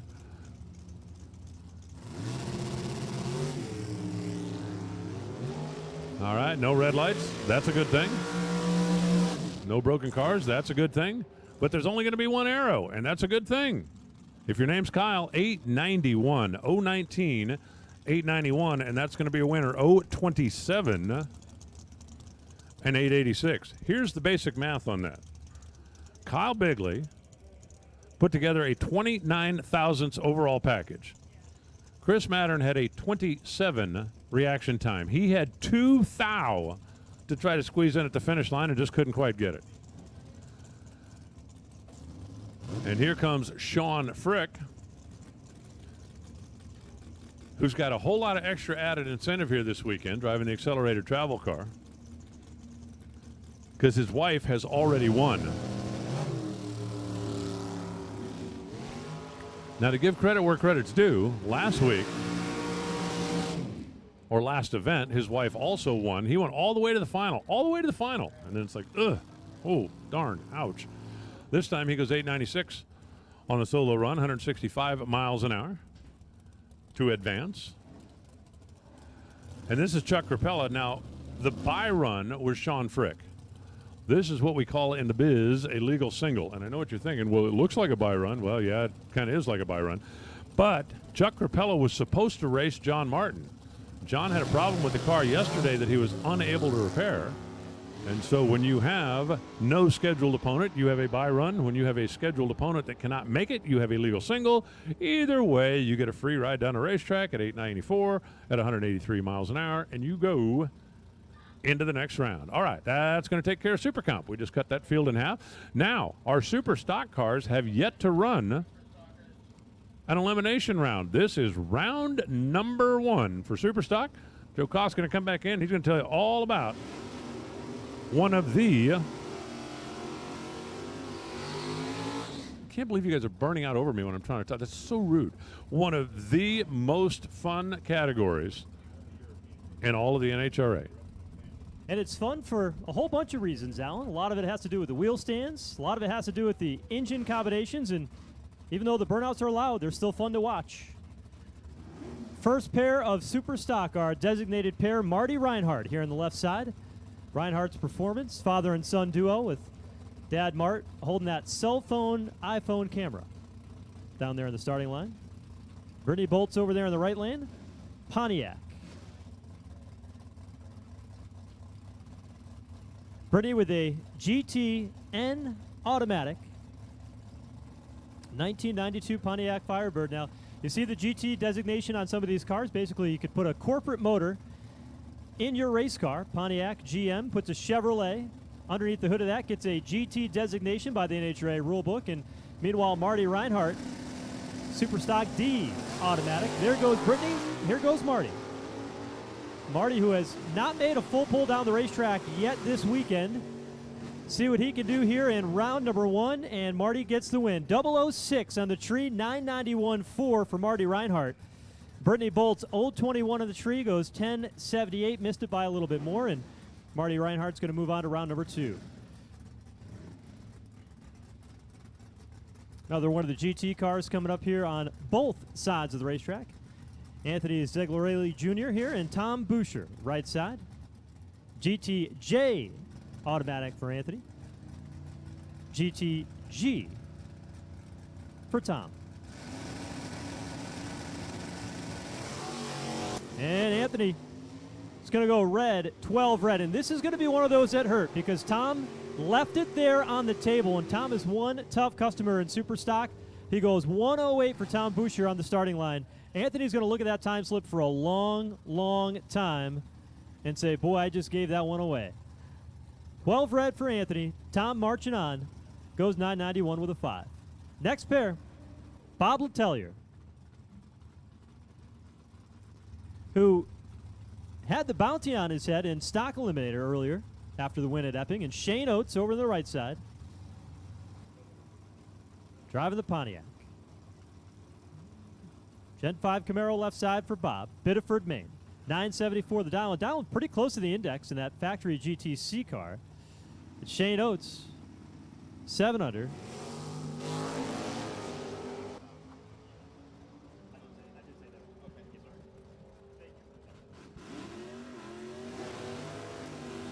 And Shane Oates, 003 with the win. Bob was 55 in the starting line, breaks out by 33. And Bob Letelier not going to win there. Shane Oates marching on forward with a 003 light here in round number 1. Here's Dean Mowry. GTH automatic left side, and Jerry Hatch, Wales, Maine. Super Stock E automatic, 1970 Dodge Challenger, 440 cubic inch. Over there on the right side, 950 the dial-in. There goes Dean. Here comes Jerry. Orange is fast. Can the Dodge get there? Top end, finish line, looking over the shoulder. Nope, can't do it. 10-17 for Dean. Well out of the throttle. How about this? Margin of victory at the top end, 3/10,000ths of a second. Snugged it up just about perfect. So Dean marching on. He'll go on to round number 2 coming up later today. And here is number 4. Stephen Camella, number 4 in the nation last year, against Greg Gay in the right side. GTL automatic in the Dodge. Here for Gregory Gay. Stephen Camella going to be waiting a long time. Trying to track down Gregory over there on the right side. It's hard being the slower car in the right lane. It's hard to see the faster car coming up on you. And how about it? Stephen Camella, 879.9. 33 on the tree. Gregory Gay breaks out with 49 on the tree, goes 64.4 under a 68. And that'll be it. A lot of times you'll see the slower car try to grab the left lane if possible, because it's a little easier to look over the right lane in a full-bodied car than it is to look over the left shoulder. Joe Cunningham here on the left side. Mark Lawton on the right side. GTG automatic in that Chevrolet Camaro. And here comes Joe in the Ford. Classic Chevrolet Ford battle.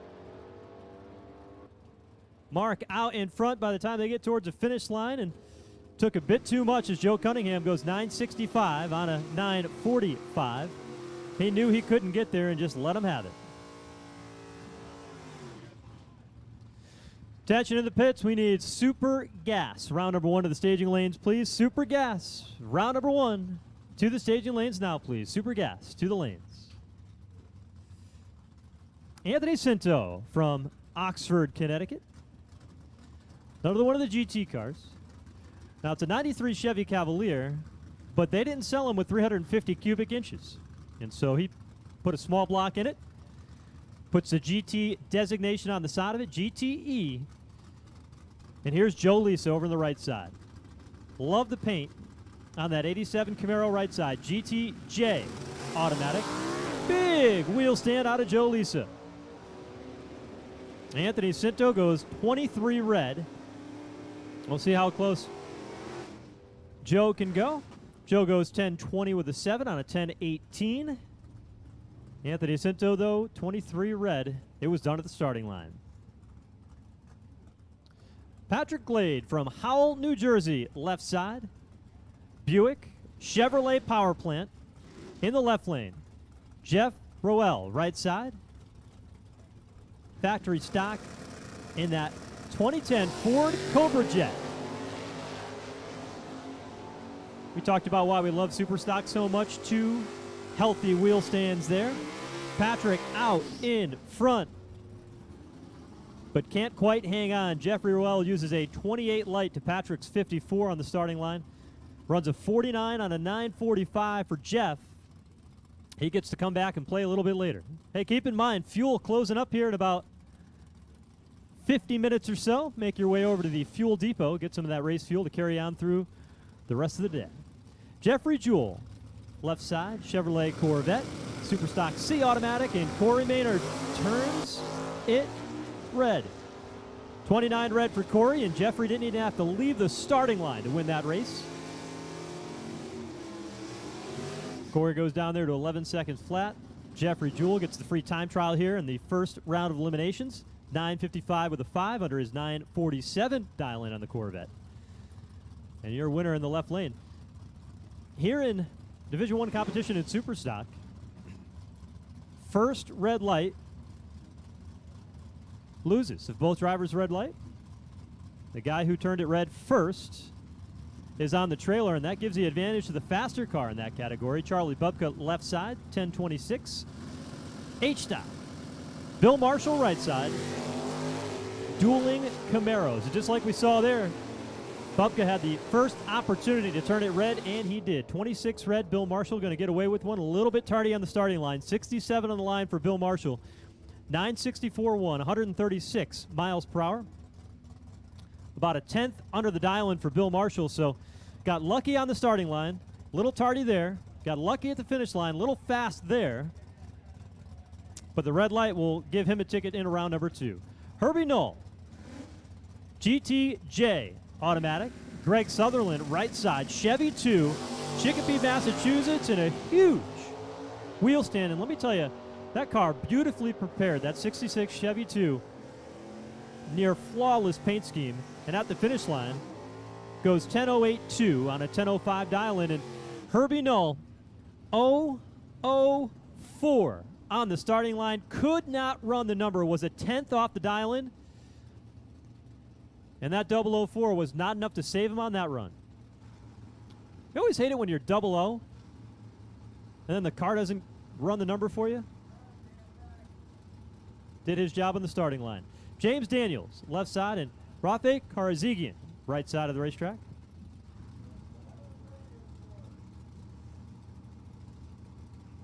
.1037, James Daniel, Camaro left side. 283 cubic inches of Chevrolet power.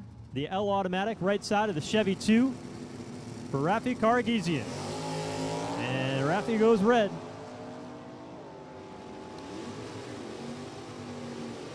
James trying to run 10:37. How close can he go? 10:39.9, 126 miles per hour, 30 on the tree for James.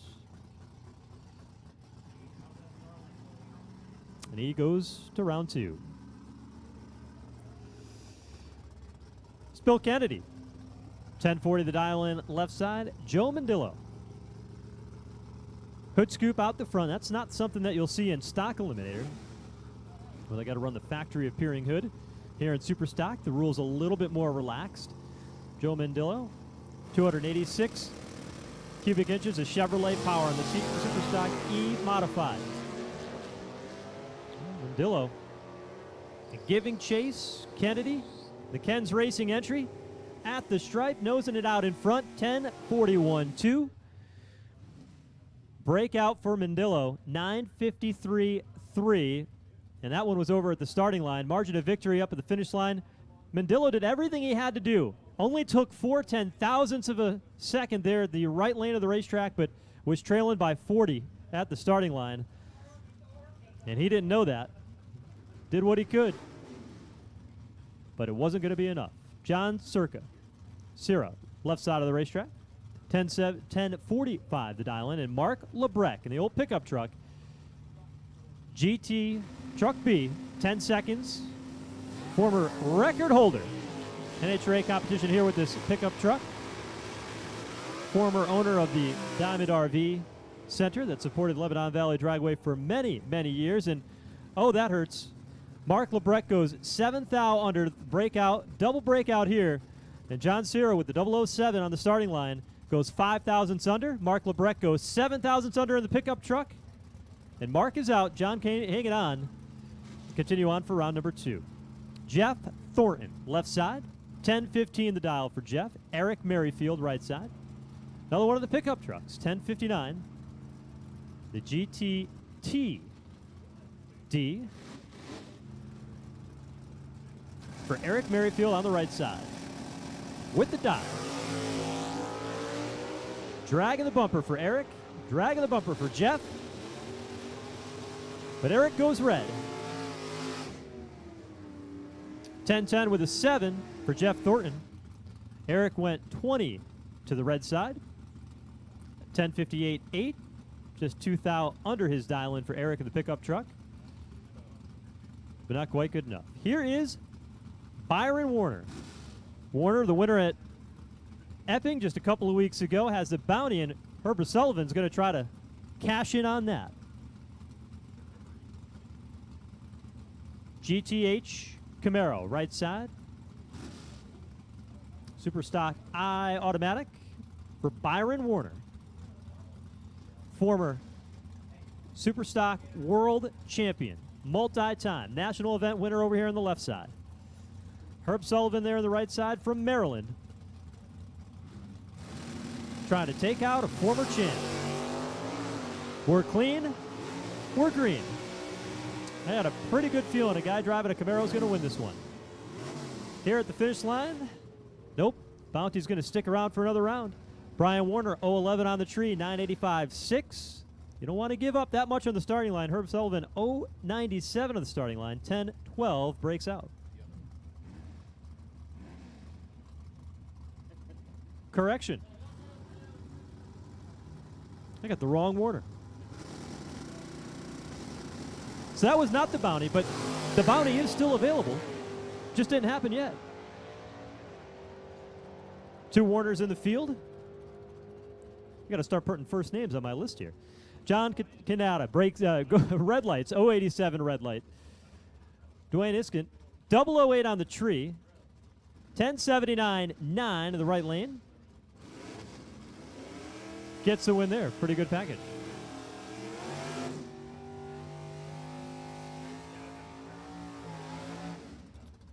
Here is Bruce Ward, left side of the racetrack. Super Stock J automatic, 1064. 1969 Camaro. Plenty of those. Joe Santangelo, right side. GTK automatic. Joe out of Marlboro, Connecticut. 327 cubic inch Chevrolet.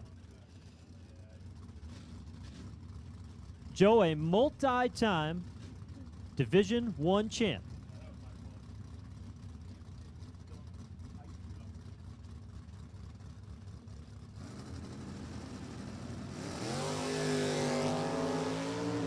Bruce goes red, and Joe Santangelo will live for round number 2.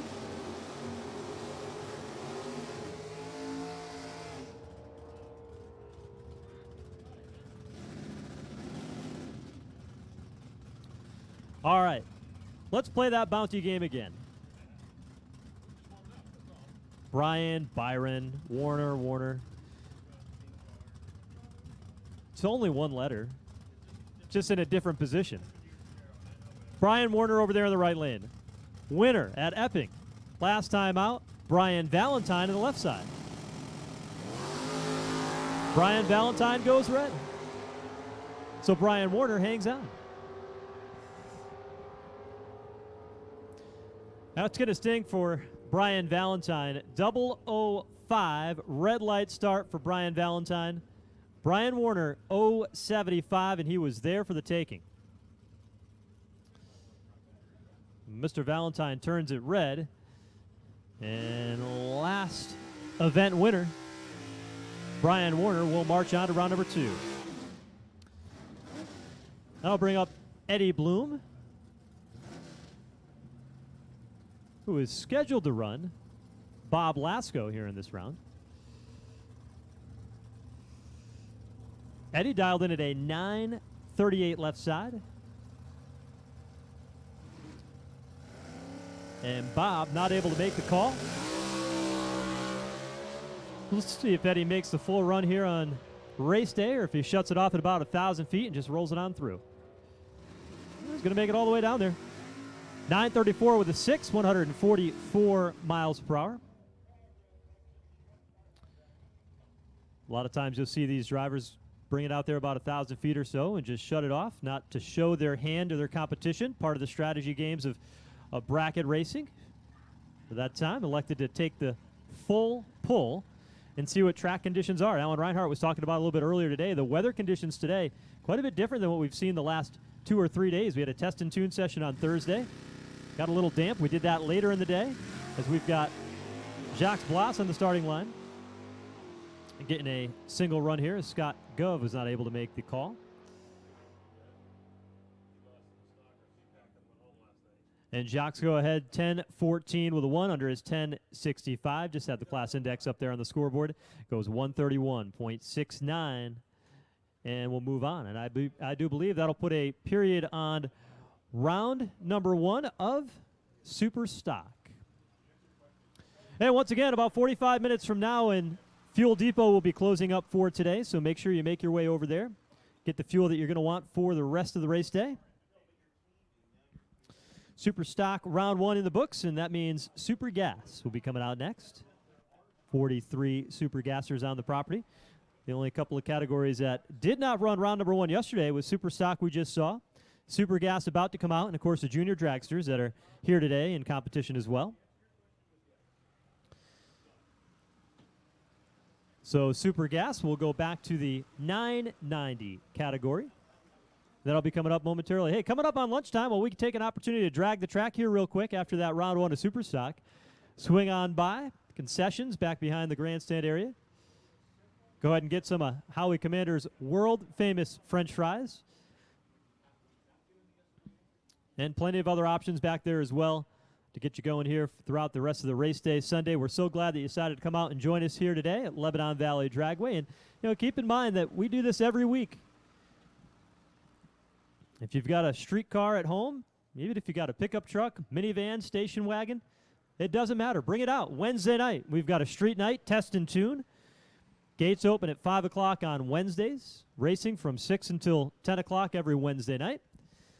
We've even got some ET eliminators as well. If you're a bracket racer, you can jump in. If you're a first-timer, you get into a trophy class. If you got a stick car, we've got a street stick category. You can race with a bunch of other drivers that have to work the clutch and bang through the gears with a stick shift automobile down this racetrack. You can do that on Wednesday night and then take a look at our schedule Saturday and Sunday. We've got test and tunes on Saturday, special events and car clubs that come in, gamblers races on occasion. And then on Sunday, usually our ET Points Day, where we see a lot of cars like we have here today at Lebanon Valley, just different categories. Super Pro, drivers with a lot of electronics, dragsters going pretty quick.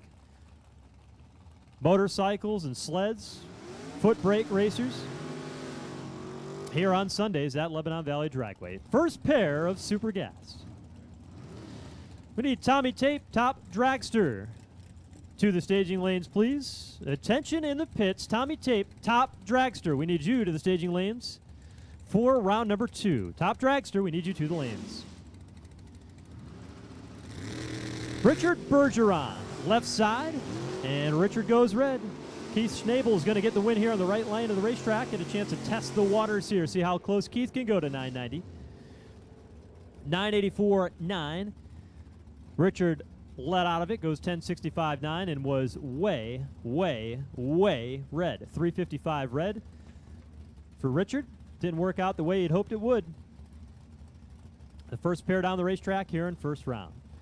Stephen McCall. 67, Pontiac Firebird left lane, and Tim Quinton, right side, in the Roadster. Here comes Tim, looking on over to the left side. Can he outrun Steven? Yes, 999.1, 991.9, 014 on the tree for Tim Quinton. And Stephen Metcalf breaks out 981.6, goes 9 under. 9 hundredths under, and he'll be going home after first round. Stephen Ornstein, left side of the racetrack, and the Happick, New York driver. Mike Sawyer, right side, Leominster, Massachusetts.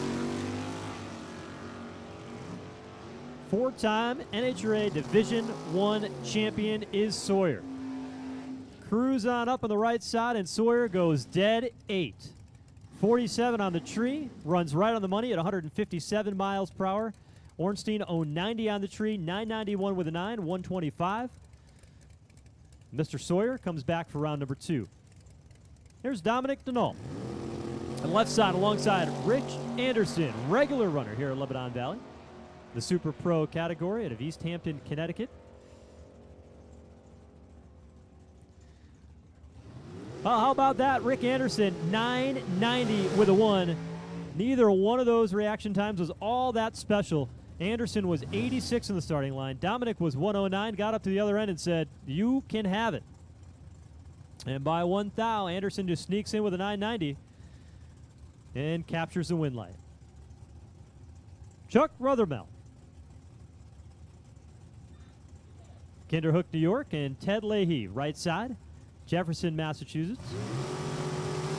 All these guys come out with that pro tree onto the throttle stop, pick it up at varying positions out of the racetrack, and try to run it out the back door and run as close to 990 as possible, and that is the best package of round number 1.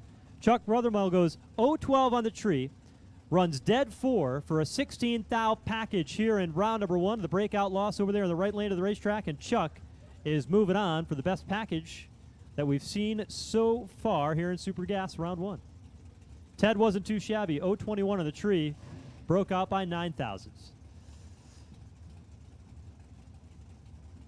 Darren Wood left side, Chevy 2, 632 Chevrolet cubic inches, and Jerry Pierce on the right side, the Oldsmobile Cutlass bodied race car.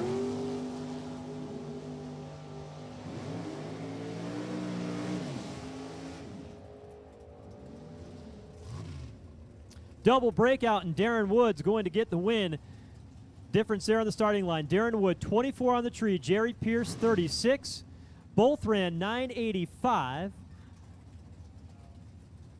But Jerry was 985.3. Darren was 985.7, and the difference was 4 thousandths in the breakout. And Darren Wood advances.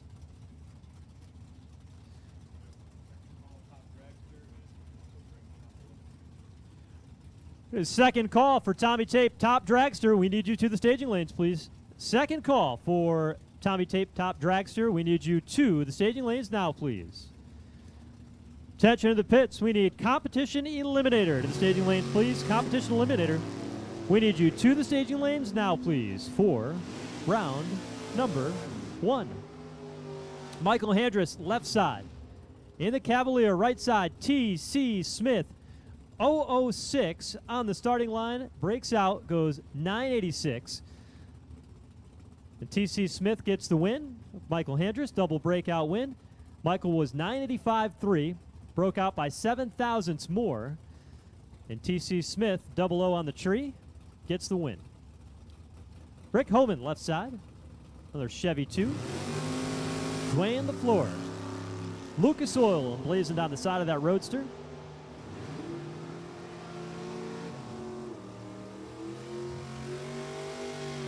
And LaFleur will get it, 024 on the tree, trailed at the starting line, but Rick Homan goes 978.2, takes a semi-truck at the finish line, 43 feet. Rick is out. Way too much stripe at the finish line for Rick. Bill Nuzzo, Irwin, Pennsylvania driver. And Ray Sawyer. Multi-time national event winner. Won the race up at Epping. This one here for the bounty.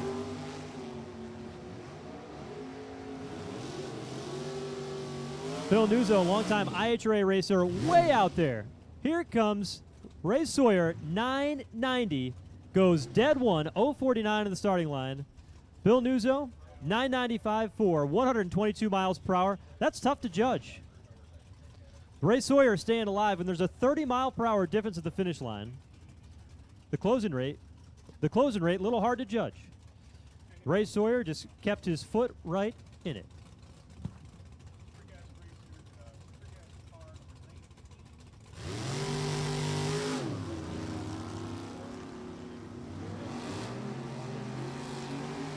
All right, attention to the Super Gas pits. If you are with car number 19 and car number 1361, your driver and his race car is stuck at the top end of the racetrack.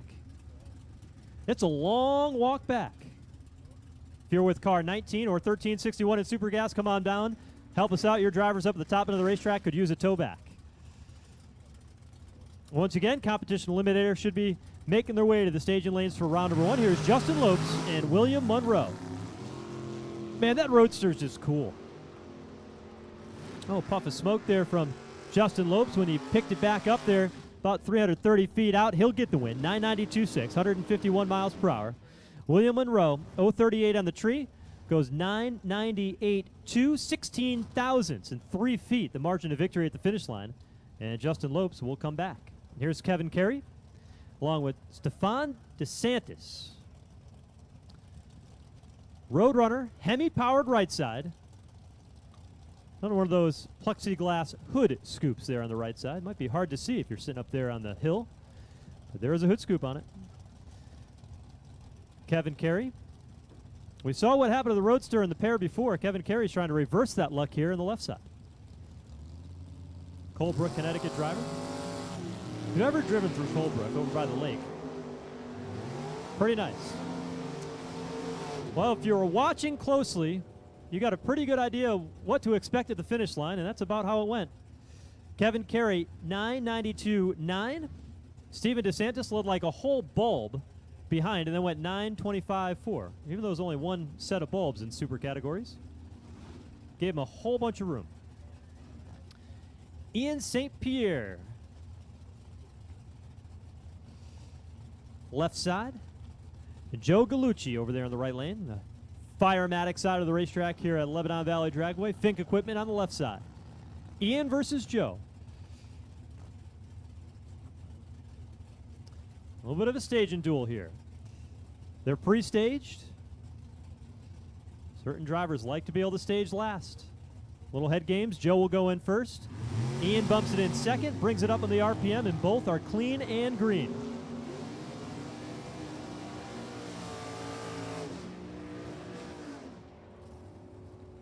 Ian will get the win. 30 on the starting line. Joe breaks out 987 with a 3, breaks out by 27. Ian St. Pierre saw it, said, "You can have it." Gave up the stripe at the finish line and takes the win. Peter Luciano. 68 Chevrolet Camaro left side, and Bill Ribeiro. 57 Chevy.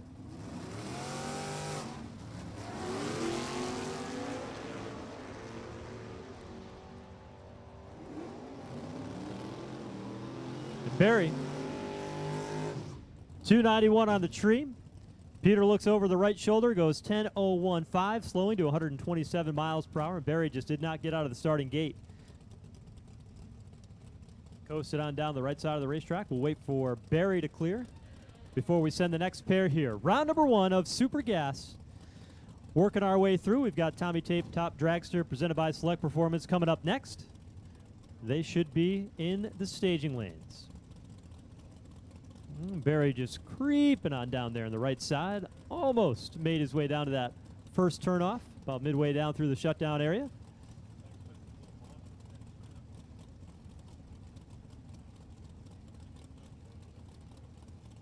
And just about making the turn now.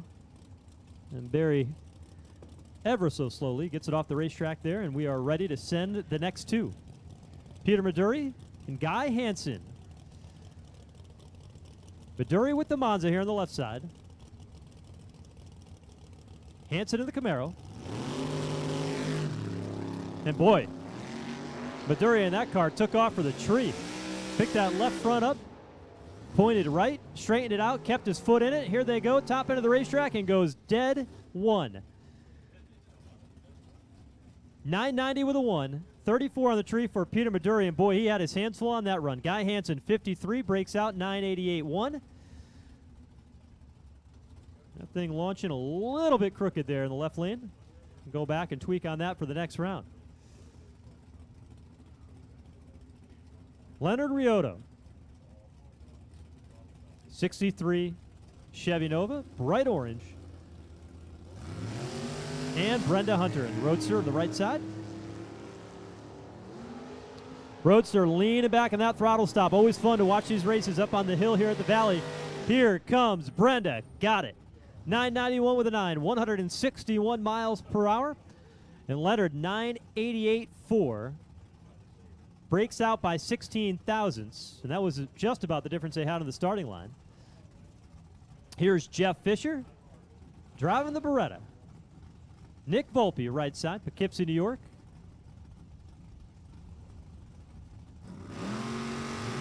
Bumping it in ever so slight for Jeff. Another one with a high difference in the 2 mile per hour. Here comes Nick Volpe on the right side. It tracks it down. 993 with a 0. 167 miles per hour. Jeff Fisher breaks out. 987.8. Was trailing at the starting line.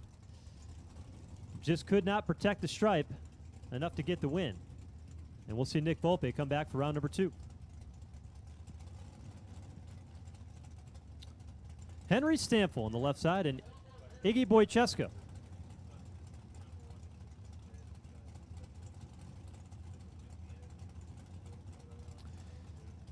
Iggy with a U.S. Nationals win to his credit.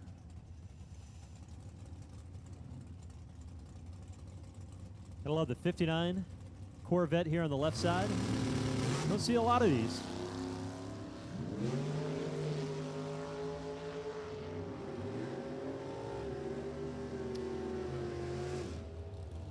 Iggy, 008 on the tree, 992 with a 7.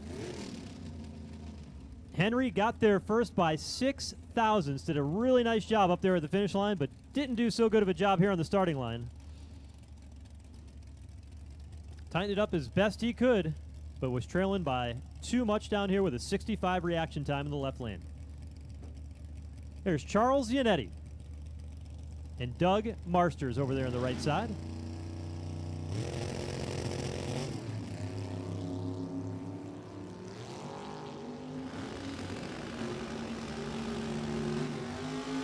And a little Ford Roadster pedaling as hard as he can on the left side. Oh, and he goes under 989 with a 0.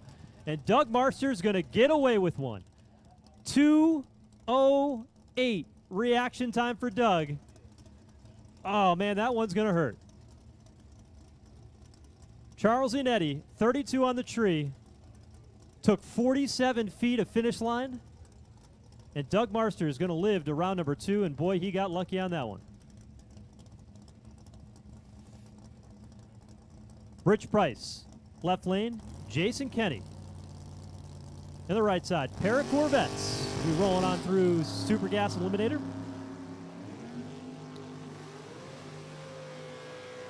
Two very experienced, very accomplished Super Gas racers at the finish line. This one's going to go to Rich Price. Look at this, a 5,000th package for Rick Price here in round number 1. 004 on the front end, goes dead 1 on the big end, gets the win. Breakout loss there for Jason Kennedy. 028. Kenny goes under by 6 thousandths. That was a Super Gas drag race. Here's Dennis Allen. We'll get the solo, and hey, competition eliminator. We really like racing you, but the problem is we need you in the staging lanes to get lined up. So competition eliminator, we need all of you to the staging lanes, please, at this time. Competition eliminator, we need you to the staging lanes now, please.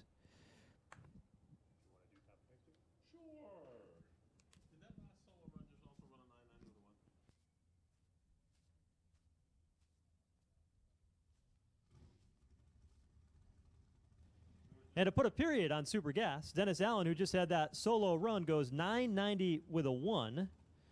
So, Allen, it's good to be 990 with a 1. It's good to turn on the win light. And there was a lot of them there in that round 1. Didn't anybody run dead with a 0? No dead zeros. What a bunch of weak dogs. I know, right? No perfect lights, no dead zeros. But not too shabby. They were at Mr. Price and a 5,000 package there in the late going on a pretty snazzy side-by-side roadster drag race in Super Gas. Yeah, definitely a tough morning for Jason, no doubt about it. Somebody 5-packs you? That's just mean.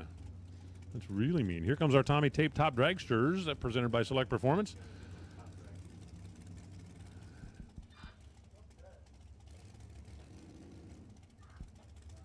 No throttle stops in play here. Just dial them in. Dial them in and turn them loose. Make sure you let me know when those loud cars are coming, because they scare me. Let's see, we've got 16 top dragsters that are still in. I am going to, because I can, and I want to, and I feel like it. Are you going to yell at me for something? Yes. So, yell at the top guy. Uh-huh. Basically, we're saying the hell with it. Call top sportsman. Hey, listen up in the pits.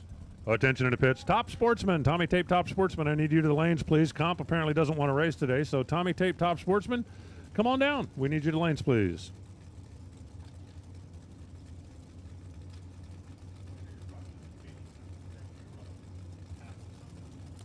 I was, but I don't remember what it was. Oh, yes, we're going to do we have 16 cars left in category. We're going to count how many have no power adder. These two both have a bottle on them, so that is the official count of 0. That is a red light by 1,000. 001 red for Nick Ladybug. And Nick Willard gets the win, 691 on a 691. 86 on an 85 for Nick. That wasn't the problem. The 001 red, that was the problem. And that can be a real problem.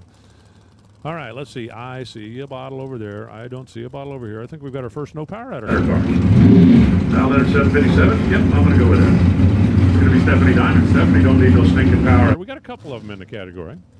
But I do believe that the majority by a bunch are doing something to boost performance, either forcing more atmosphere in or feeding a little extra oxygen from a bottle.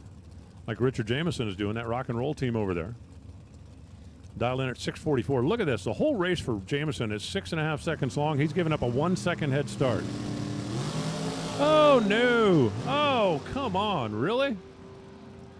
You guys were dead one. Dead one back there at Super Gas. We just had back-to-back 001 red lights. And I don't know if Jameson saw that and shut off or broke. I'm thinking something's wrong with the car. Because usually, well, you're leaving off the same bulb. So even if he saw the red light, he wouldn't have been 435 on the tree. It's like all Stephanie had to do was wait an extra thou, and I don't think she could have lost that race. But we have back-to-back 001 red lights. And I see power adder, and I see Power adder. So far, our no power adder car count is at 1. A very manageable 1.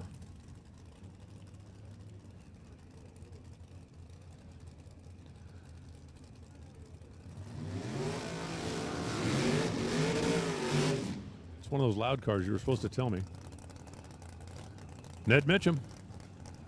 The Pro Charger. I really would have liked to have been at the meeting where the guy says, okay, we're going to hang a Pro Charger off the left side of the car. What are we going to do for air? The guy said, okay, here, I got it. We're going to take a scoop, see? And we're going to separate it into 2 parts. The top part will pull the air and direct it through a stovepipe into the Pro Charger. It'll come out of the Pro Charger. We'll blow it into the bottom part, which is sealed off from the top part, which will blow into the engine. And somebody said, won't that look silly? And they said, who cares? It'll be fast. I went, yeah, that's probably a good idea. So Ned Mitchum says he can run 691. Dave Petrovsky, who has got the bottle rocket over there, is dialed in at 664. Handicap head start goes to the left lane, even though technically they're both leaving off the top bulb. You'll watch the hand fly when the first bulb comes on. And after that, you hope you got the numbers in the box right.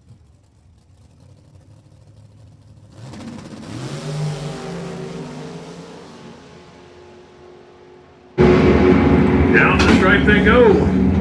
The arrow says, David.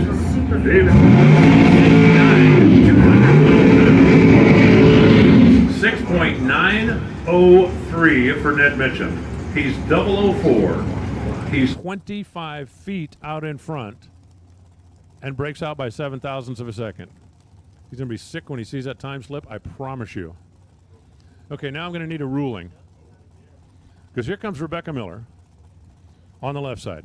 Now, Becky's car, you can see the brackets for the bottle, but there's no bottle on the car. So does that count as a power adder car or not? I mean, you know, I didn't say they had to turn it on, but it normally runs one. Over on the right side is Deb G. Genova. And I don't see anything adding boost to that, at least not from my vantage point. So I'm going to put that down as a 1, and then I'm going to put a question mark because the jury's out on Becky Miller. So it's Becky and Debbie. $6.99 the dial in for Becky, $6.85 for Deb.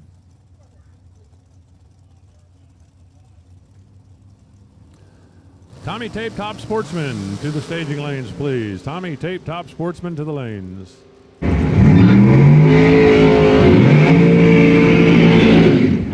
Wow.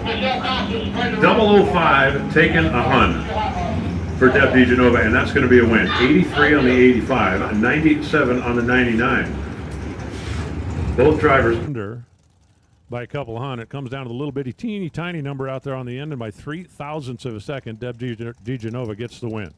But she did a nice job at both ends of the racetrack.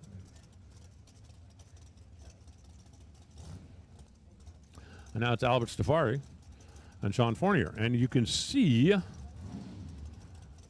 oh, say, can you see the bottles on the back? See, when was nitrous first used? That was like World War II, right? No, I'm serious.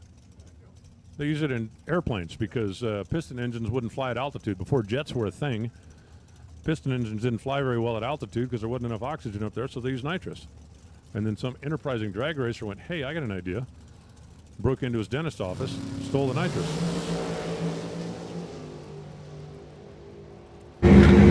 Well, if you were watching the starting line, you just watched a 009. 689 for the win. 001 dead 8. That is a 9-pack for Sean Fournier. Al Safari had a 009 reaction time. At that point, he was about locked out. He's 009, one above, and had no chance. 0 chance. Forget it. You cannot win the race. That's just mean. Paul Neal now. Now, that is a no power adder car. That is a Harold Martin built injected big block. And he's dialed in at 665. And Rick Bell over on the right side. Yep, I don't see anything extra on that one either, so we're going to go ahead and add 2 here.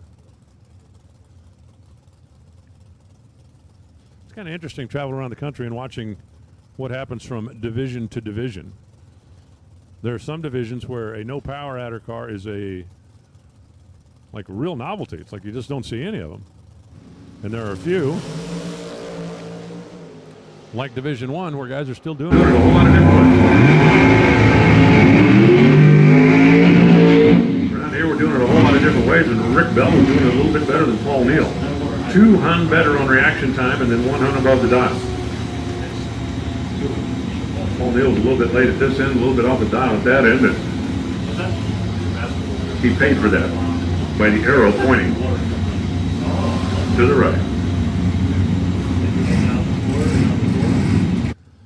Here's Frank Genovese on the left side. Frank's car is for sale.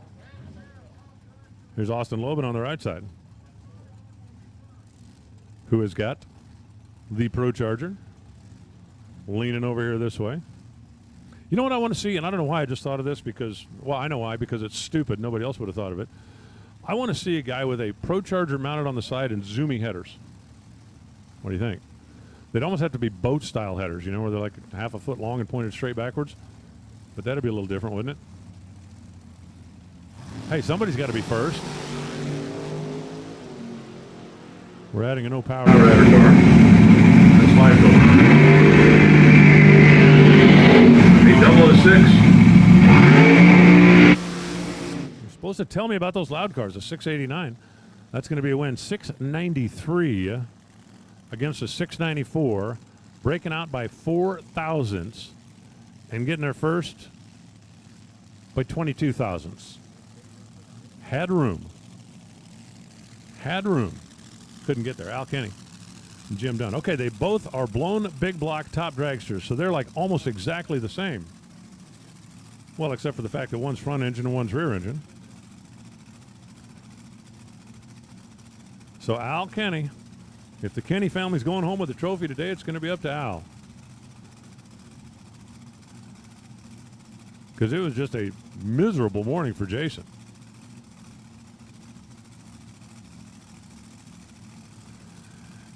Kenny is dialed in at 6:23. That's his prediction. Jim Dunn over on the right side has predicted he will run 6.55.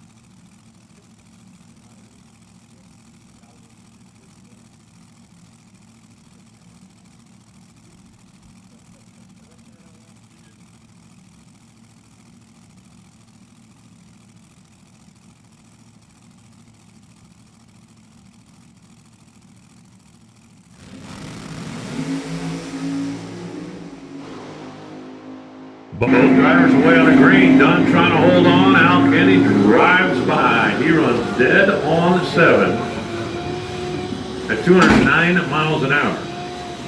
Al Kenny with an 010 reaction time and a dead 7. When you got a 17 pack and your opponent's got 45 light, your opponent has no chance. 0 chance. Not a prayer. And that's what happened to Jim Dunn there. Made a solid run, but Al Kenny was better at both ends of the racetrack. And I do believe that's that. So did the comp guys decide to race, or are we going to Tommy Tape Top Sportsman? Okay. Cool. Well, let's go ahead and make this final call, Top Sportsman. Attention in the pits. Tommy Tape Top Sportsman, final call, presented by Select Performance. You should be in the staging lanes, please. And juniors, be ready. I'm not calling it quite yet, but you will follow Top Sportsman. So juniors, for those of you that are Boy Scouts, you already know. For those of you that aren't, be prepared. The Boy Scout motto.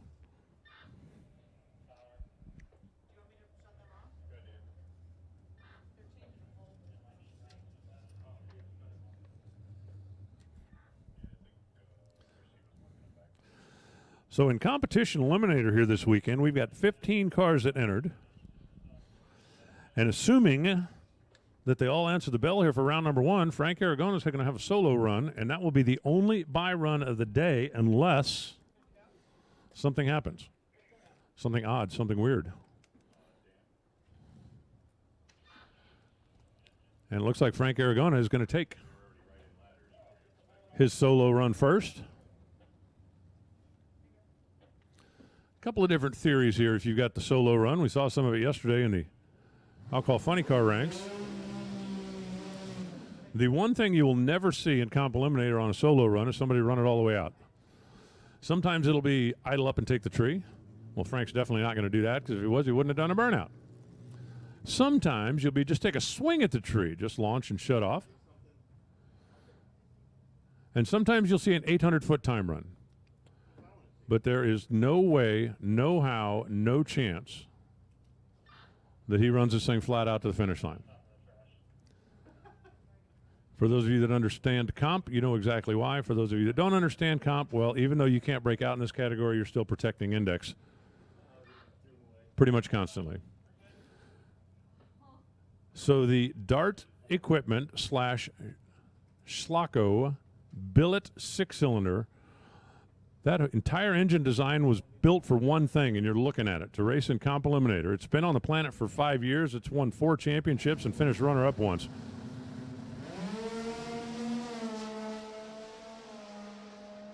Click. Because you didn't find it. Highlighted. Click, click. Done. Yeah. 813, coasting at 125, and Frank looked a little bit early on this end of the racetrack, but because it's a buy run, it don't matter. Remember Meatballs? You guys all remember the movie Meatballs? It just doesn't matter. It just doesn't matter. On a buy run, it just doesn't matter.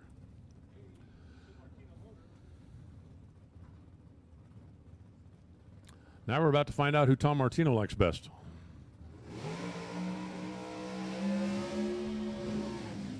Because both of these racers get their horsepower from Team Tommy. Frank Afrani out there on the racetrack, a little bit bigger burnout for that E-altered automatic. Kenny Voigt with the super mod just does a little shorty.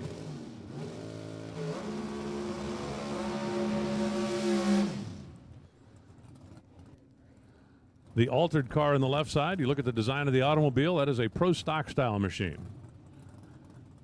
Carbon fiber shell draped over a chrome moly chassis.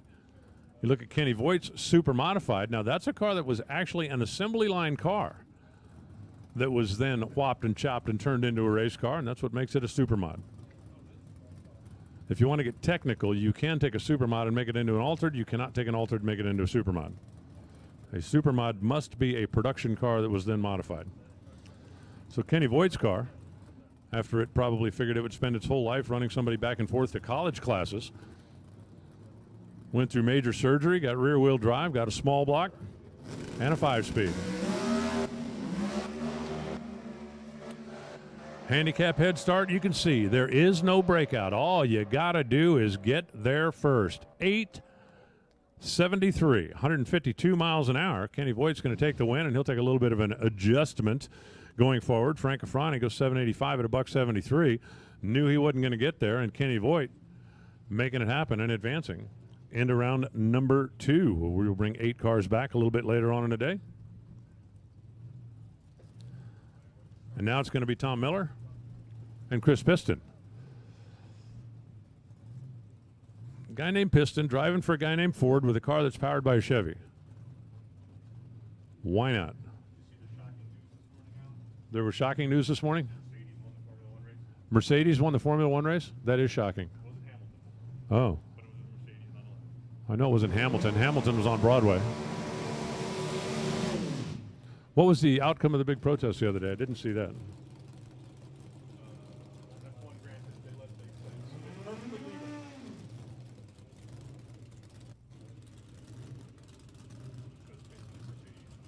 Mm-hmm.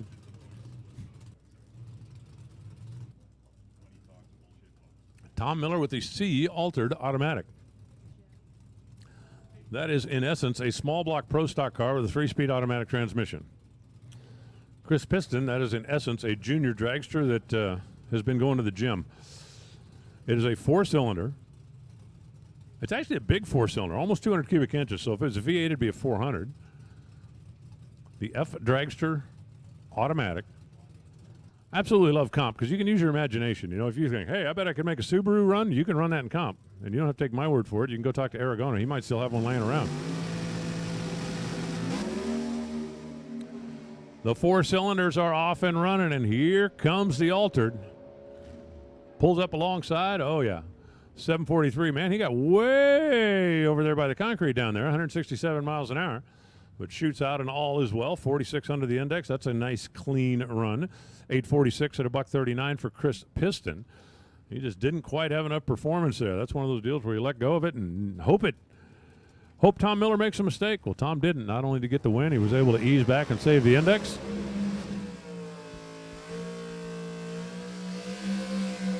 And here comes Pete Diagnolo, the 104 contractors, the other 104 contractors. I was stunned when we were up in Epping 2 weeks ago. If you could have seen me in Epping, you would have looked at me and gone, that guy looks stunned. Pete Diagnolo won the event, and the reason that I was so surprised is it's his first ever win on the division trail. You just think that, you know, Pete's been around for a while. He's been doing this, got a really good race car. But there you have it.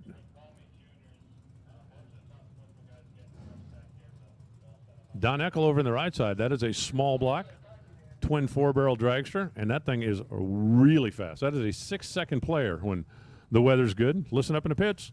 Oh, attention in the pits. Juniors, come on back. We need you for round number 2, please. Junior dragster, round number 2.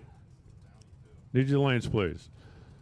So Diagnolo, the winner in New Hampshire, and that means there's a price on his head.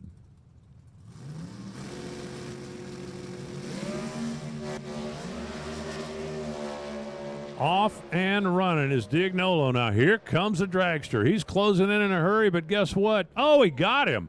Wow, I didn't think he had enough room. 7:05 for the win, 186 miles an hour, 8:51 for Diagnolo at 157 miles an hour. I was watching her from this end, and I thought, man, Don Eckel is in a pile of trouble, but he was able to pull it out.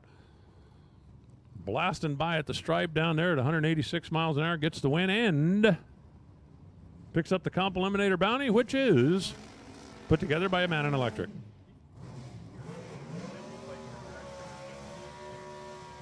I said that. Yes. Jim, I want you to know, and I mean this from the bottom of my heart, you have an uncanny grasp of the painfully obvious.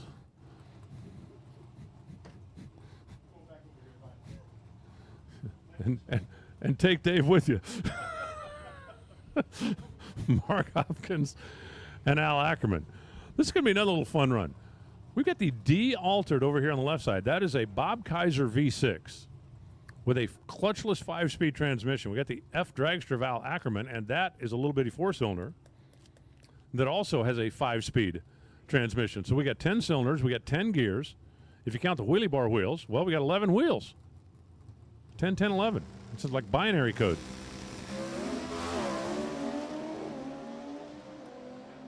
Not a whole lot of handicap between the flyweight dragster and the V6 Beretta, but this one was basically all Beretta. You got the move at 010 on the tree. Went 776 on the track, and Mark's going to be a little annoyed with himself because he just bumped the index a couple of hundo when he really didn't need to. 825, 165 miles an hour for Ackerman.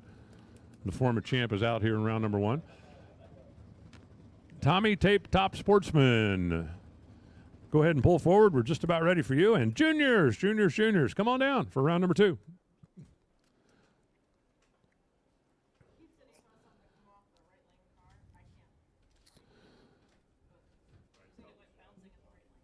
them they're going to stay on hold. I'll send somebody up on a scooter. They're just taking a look down there at the top end of the race course. The word come back that there may have been something on the racetrack that's not supposed to be there, so We're going to go check her out real quick, because I guarantee you, Steve Camella wants to make sure that there's no foreign objects down there on the racetrack. Give me a fun pair coming up next. Joe Carcial going to be in the left lane, and Camella. And for Camella, that's actually a Hemi car. That's like a Hemi showdown car that he's running here in comp. He, of course, does have the other Hemi car that he runs in super stock. But this thing is sweet. I have to admit, I've always kind of been a dart guy. I mean, believe me, if somebody wanted to give me a Hemi Barracuda, I wouldn't say no, but I've always kind of been a dart guy. But Camella's blacked out. That thing just looks mean. I don't know, does anybody run moonshine in this part of the country? Because that looks like, well, it wouldn't be very good on county roads, but that thing is pretty nice.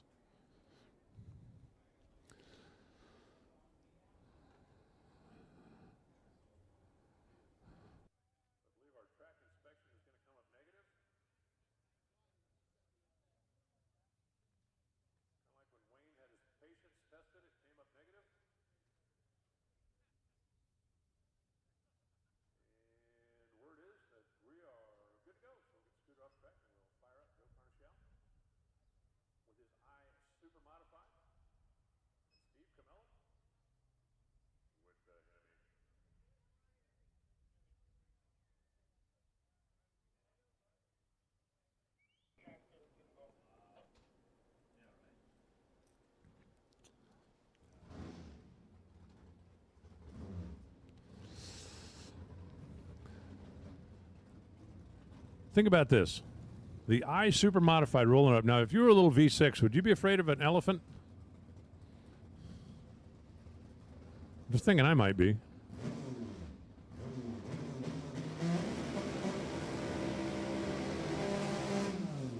What if you out-qualified the elephant?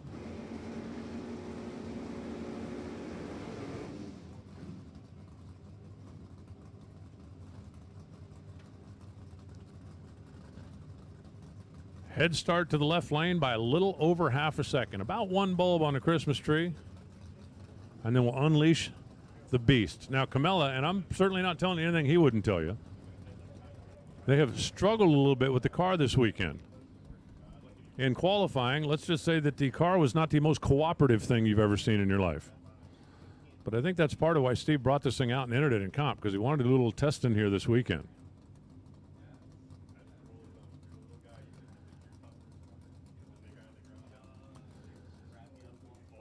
Joe very gently rolling in.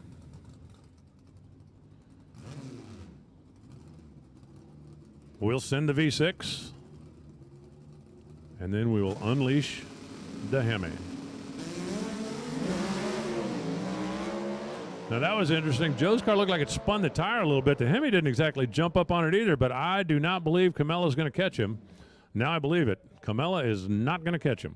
907, 138 miles an hour for Joe. Again, that car didn't do, I mean, he's 128 to 60 feet. That thing turned the tire pretty good. But Camella just continues testing with the Hemi car and didn't quite have it here this weekend. 916 at 118 miles per hour. Final call, juniors. Attention in the pits. Final call, juniors. You should be in the lanes, please. Yeah, I kind of looked at this last night when the ladder came out and went, okay, these guys did not do a very good job in qualifying. Hey, you don't mind running your teammate, your family member, in the final, but you don't want to do it in the first round. Did somebody leave the tire gauge on the wing? Oh, come on now. I think that's what happens when you've got, you know, your two team cars together. When somebody's used to doing one job on one car and same job on the other car.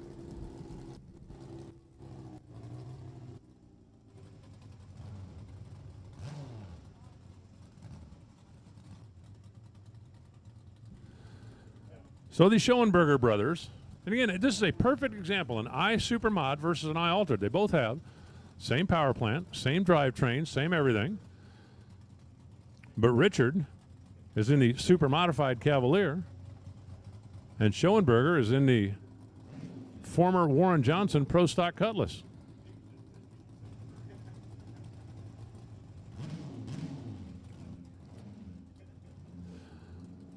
The index, just based on weight and car design, Schoenberger in the right is going to go first, and Schoenberger in the left will try to catch him.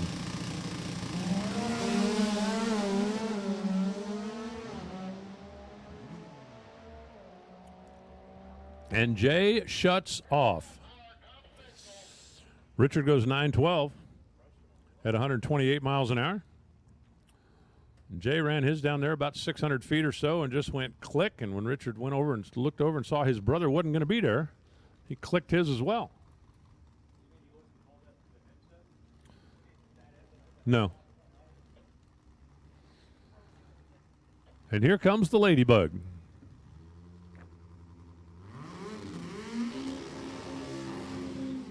And I don't mean this in any kind of a negative way towards Michelle Costa, but I just hate the fact that she's getting a single.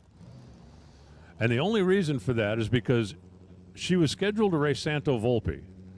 And if you ever wanted to see two altereds that couldn't be any more different, it would have been that half a Hemi car that Michelle has and the blown double A altered on methanol that Volpe has. But Volpe's car, from the first qualifying run, it wasn't really up to standard the way we've seen that car run before, and apparently they had something that they simply could not overcome. So Michelle, you know, she got the name Ladybug when she was racing a Volkswagen. Now that she's racing a Hemi, don't we need to change her nickname to something else? Dave Moan had a suggestion. I want to give Dave full credit for his suggestion. 912, 104 miles an hour as Michelle clicks it off down there. I'm thinking, you know what, Lady Hemi or Hemi Lady. Yeah, something.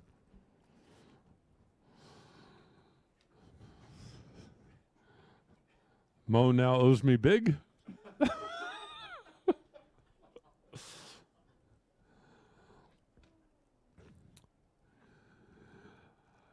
And we should be ready for Tommy Tape Top Sportsman, just touching up the bald spots down there on the starting line, and we'll roll out our really fast bracket cars.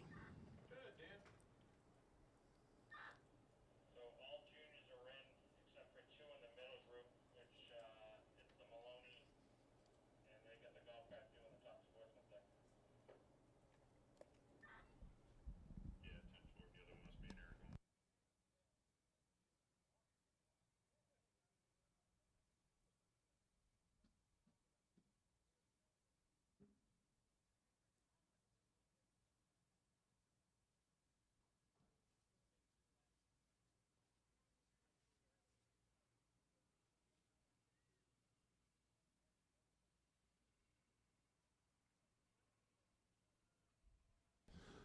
All right, well.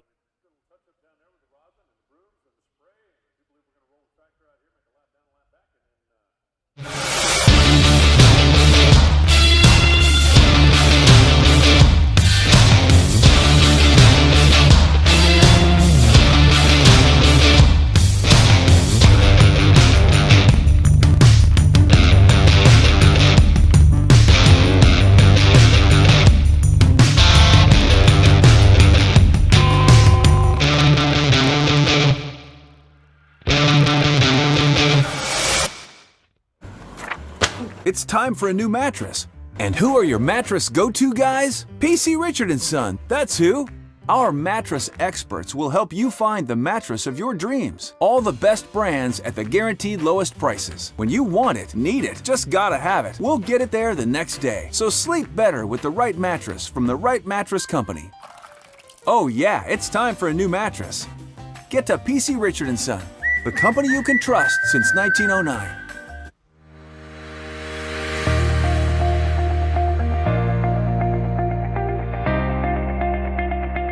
MicroStrategies has been transforming business through innovation for nearly 35 years. Our core focus is to help our customers manage, mine, and monetize their data and informational assets. Whether it is in enterprise content management, big data and analytics, IoT, cloud, or security solution, we have the skill and the experience to help our customers disrupt their markets and lead in their industries.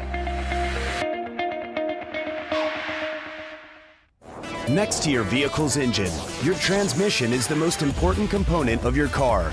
If it's not properly maintained, your car may not shift properly. By adding Lucas Transmission Fix to your transmission, it cleans and lubricates sticking valves for proper shifting, renews worn bands to stop slipping, stops seal leaks, will not void new car warranties, contains no harmful solvents. Lucas Transmission Fix. It works. America's ability to feed our citizens is in jeopardy, and some of our most basic freedoms are being threatened. Extremists and lobbyists with their own agendas are trying to strip away the fabric of American liberties. Freedoms like fishing, hunting, and even owning a pet are targets of these extremists. Protect the Harvest can help safeguard our American way of life. It's time to wake up, educate ourselves, and protect our freedoms before they're taken away. You can learn more at protecttheharvest.com. Top Sportsman, thanks to Tommy Tape and Select Performance. And first up is going to be Gary Bonnert on the left side, Rich Carbone on the right.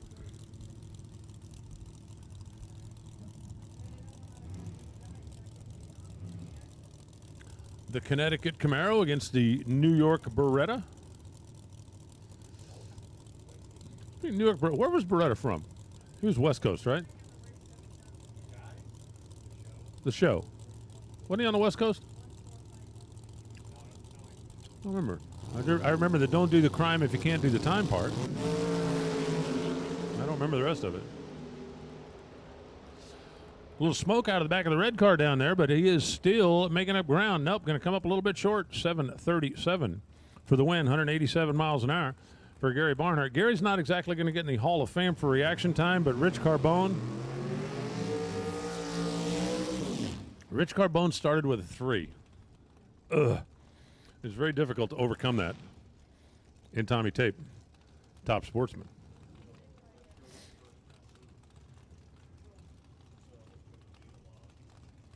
Now it's Frank Volpe, Bill Janke. Now Bill over there is the number 1 qualifier. This is a great little Ford Chevy matchup. Frank Volpe on the left side, that's the Mustang. With all 622 cubic inches, Bill Janke thinks a 622 is cute. He says, oh, that's cute. It shows what? It was in New Jersey? Okay. Beretta was in New Jersey. No, well, when I said a New York Beretta, that's when I went, I wonder where. And I couldn't remember if he was an East Coast or a West Coast guy. So Bill Janke, who's got that big old Buck power plant, who's also putting a little laughing gas in it. Is it just me, or is it like... You can tell the guy's serious when he's got laughing gas. Something like that. So at 698 to 6.60, the Mustang is going to go first. And man, that Yenko will be closing in quickly when they get down to the finish line stripe. Parachutes out way early and maybe too early. By 4 thousandths of a second, the wind light's going to go to Frank. Wow. Bill Janke was better on the tree. Bill Janke had the advantage. Those parachutes came out early, and by 4 thousandths of a second, Frank gets the win. And Bill is going to be really hating it when he sees how the math worked out on that. He's all the way down to 173 miles an hour with the chutes out, and there was no way he could sneak back around. Brian Conray, the Copper Corvette. And Don Lucier. No matter what happens from this point forward, Don Lucier has had a successful weekend.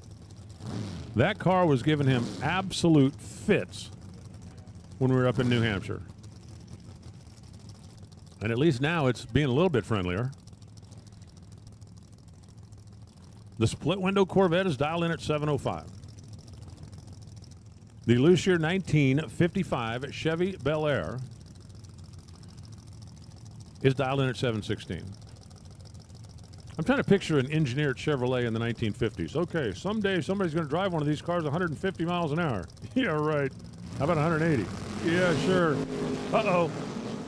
All right, Lucier has problems. He jumps it out of the groove, pedals it a couple of times, and it's game over. The Corvette takes it to the stripe at 715 and 179 miles an hour. On the reaction timer, Don actually had the advantage. Brian Corey missed the tree badly, but when the 55 got into its little rattle pedal, ain't working the way it's supposed to routine over there, it was not an issue closing in on the stripe. Now it's Cliff Agar and Hong Lee. If the Agar family's going home with the trophy, it's going to have to be Cliff, because the other car out of that AC Performance shop is no longer in competition here. Now, I mentioned earlier you were going to see that TT Motorsports logo a time or 800. And here comes Hong Lee.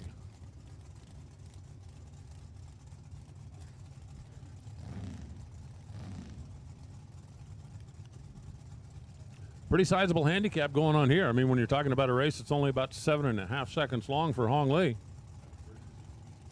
A almost bulb and a half head start goes to Cliff Agar.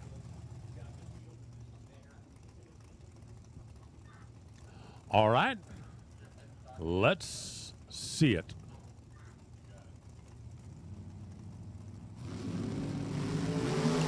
Oh, a red light start for Hong Lee. He let her go just a little too soon and fouled away his shot at fame and fortune. And potentially the trophy, 728 for the win, 190 miles an hour. For Cliff, a 762 for Hong Lee, but he was 020 on the wrong side of the tree. And as soon as that red light came on, his weekend was over. Hey, Stock Eliminator. Attention in the pit. Stock Eliminator, come on back. We need you for the next round of competition, please. Stock Eliminator to the lanes.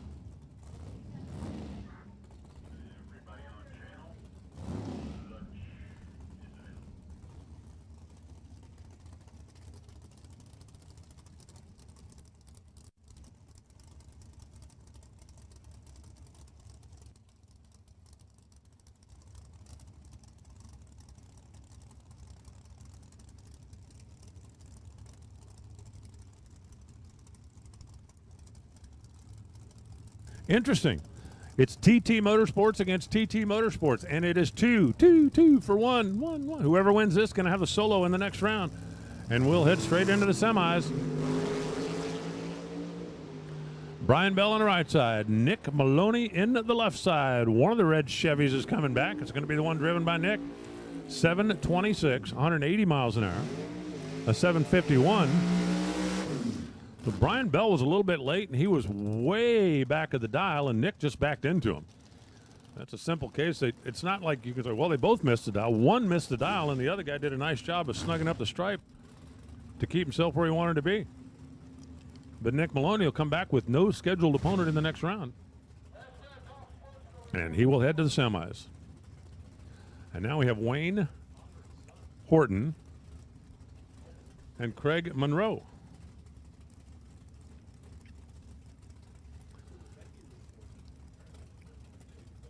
Wayne over here on the left side. Out of Rhode Island. Craig Monroe out of New Hampshire. That Duster has been a topic of conversation since he rolled it out. It's just kind of cool. It's like stretched and chopped and a little bit different, standing out in a class that has got a lot of Corvette-style cars and a lot of Pro Stock-style cars. An 013, a red light for Wayne Horton, is going to put him out of the program here in a 731. Wow, 007, dead 6. A 13 pack for Craig Monroe. Wayne Horton was 13 red.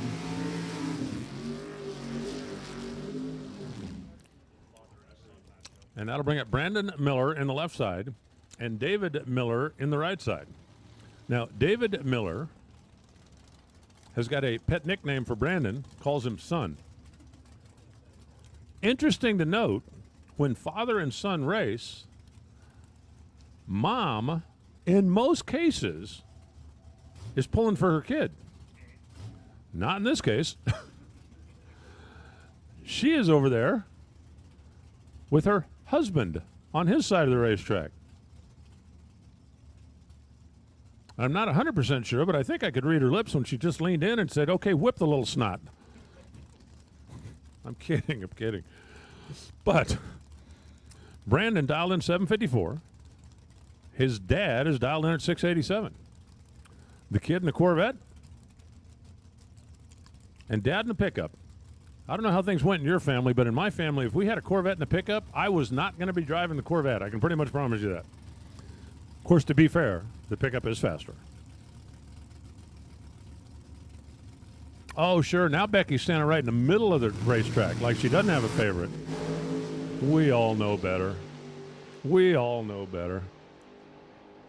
Down to the stripe. And Dad taking care of business by 5 thousandths of a second. 006, taking 5 thou at the stripe. We got a word for that around here. It's called child abuse. Man, a 755 on a 754 for Brandon, but Dad just threw an 11-pack at him. Well, Brandon, you know the old story about I may have taught you everything you know, but I didn't teach you everything I know? Dad just put a whooping on him down there. And don't worry, Becky. We won't tell everybody that you're going, yay! No, I didn't. Dave thinks I gave it away. You guys aren't going to tell anybody, are you? I told him we won't tell anybody.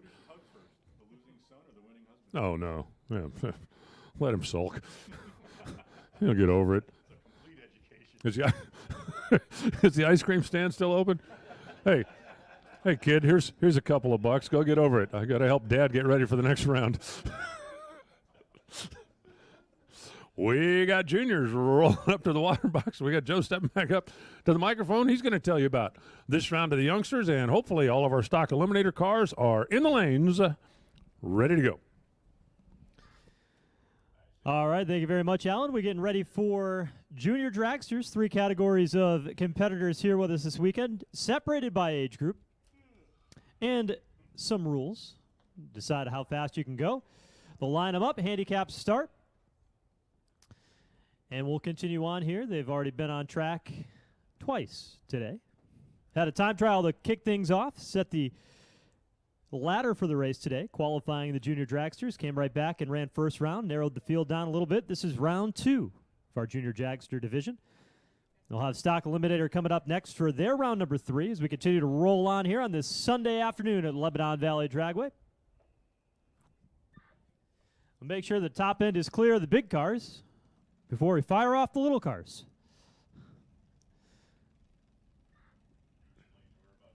These guys will go ahead and roll off at the 8th mile.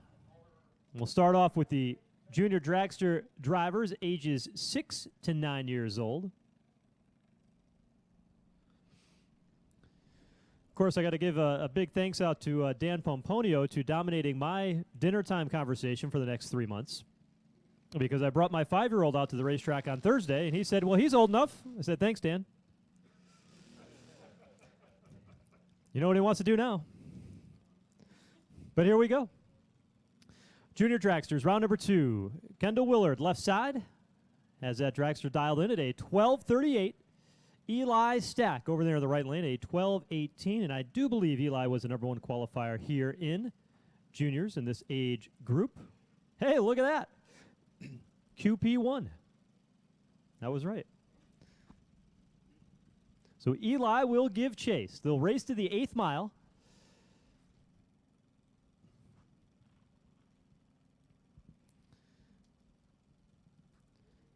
Kendall will deep stage a bit there in the left lane, try to take a little bit out of the rollout.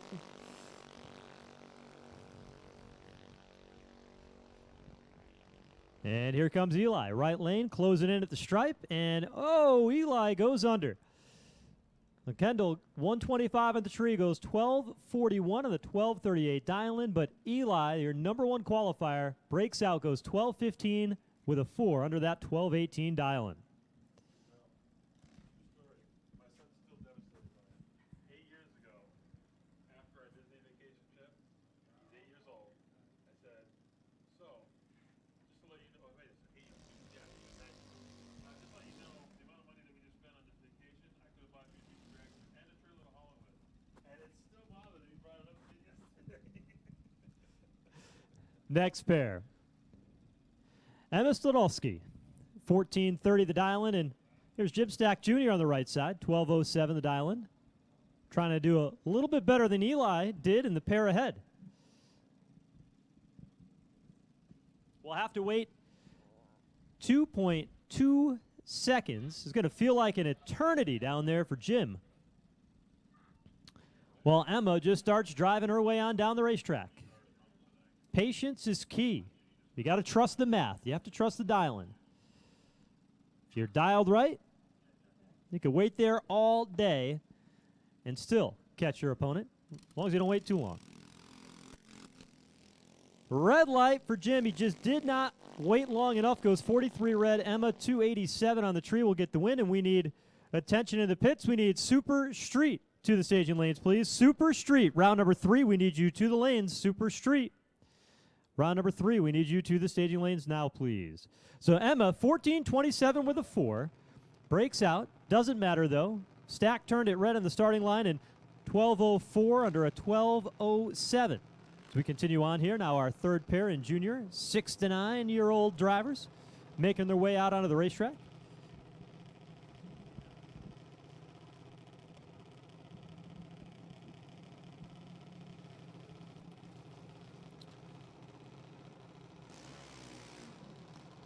And that'll do it. We switch gears.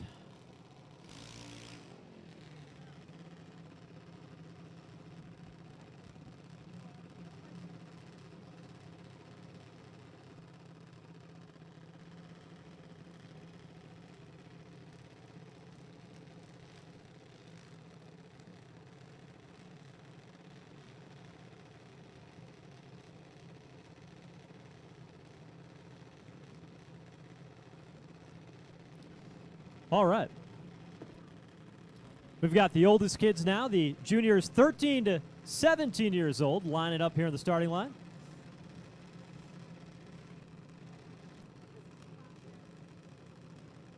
Haley Clough here in the left side of the racetrack. 796 to dial-in. Travis Paquin on the right side, 796 to dial-in. The fastest you can go in a junior dragster is 790, and they're pretty close to that bump there, but Haley's going to go 007 red.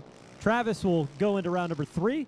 Travis goes 8 flat, 35 on the starting line. Haley rolled out of it, goes 813 with a 1, and a 007 red light here on the starting line. So junior dragsters, kids age 13 to 17.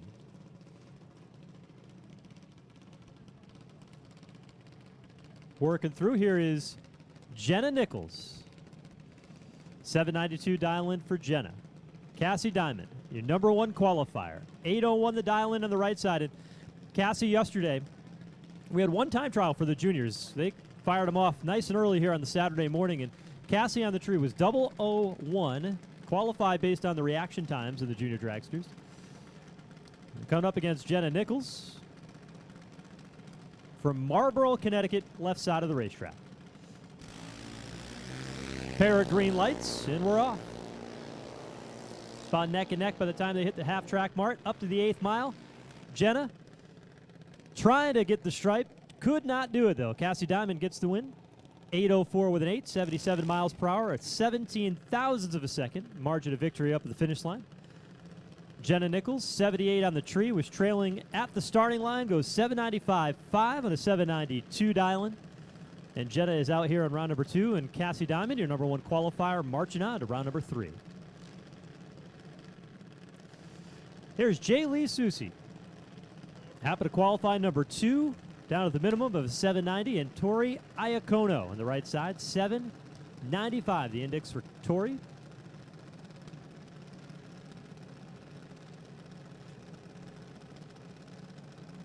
Tori is in. Here comes Jaylee.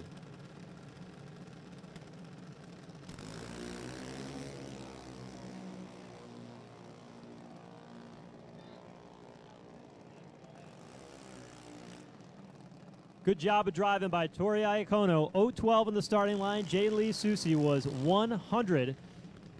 And Tori goes 8:01 on a 795 dial-in, 796 on the 790 for Jaylee, but that one was a huge advantage for Tori on the starting line, and used that to the advantage to turn on the green light on the wall on her side of the racetrack, indicating that she got the win.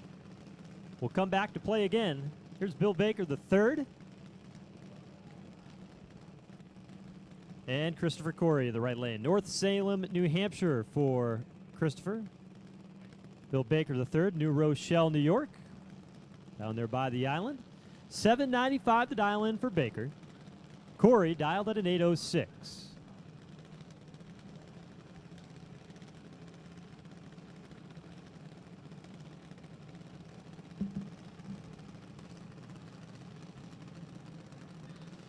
Still have one more category of the junior dragsters to run after this. We'll have the opportunity to see the drivers 8 to 12 years old, or 10 to 12 years old. And we'll back that up with stock eliminator round number 3 as we continue to narrow the fields down a little bit more here on this race day Sunday. Red light start for Bill Baker. That'll hand the win over to Chris Corey. Baker was 39 thousandths of a second too early before that green light. Christopher Corey gets the win, 8:050 under his 8:06 dial-in. 799 with a 3 for Bill Baker on his 795.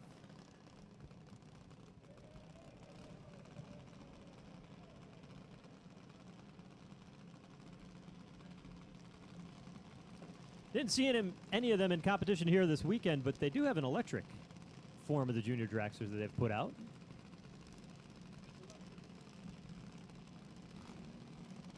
Well, that's why they call it an electric dragster. Of course it's electric. Boogie, boogie, woogie.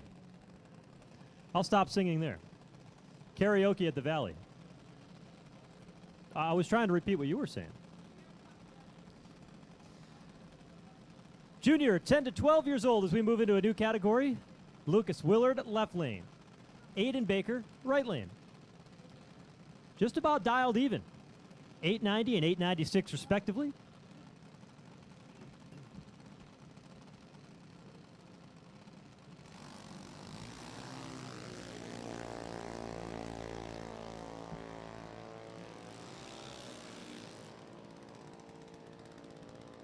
And it's going to be Aiden.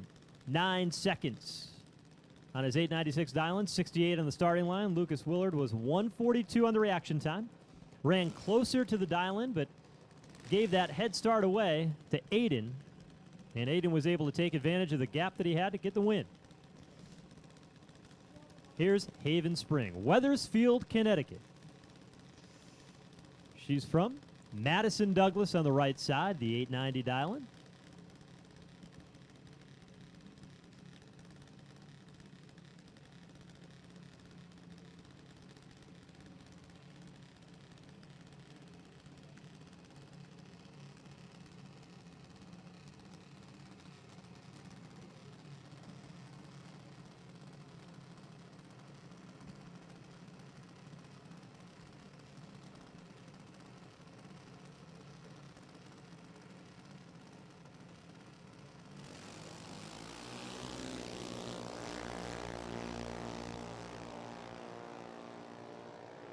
Haven out in front in the left lane. Can Madison get there? No. 9:04 for Haven. An 11 reaction time. Excellent driving that time by Haven Spring here. Good, solid light. Best of the round of eliminations. And we'll get the W for Haven. And Haven Spring will be coming back. Madison Douglas. 893 on an 890. Haven gets the win. Here's Ryan Schmidt, who got the bye run in the first round of competition by virtue of being the numero uno qualifier.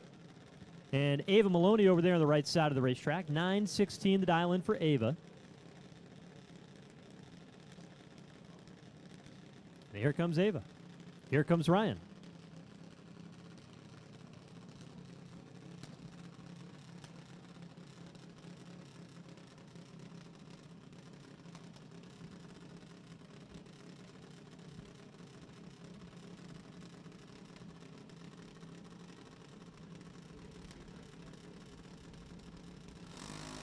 Oh, that is good.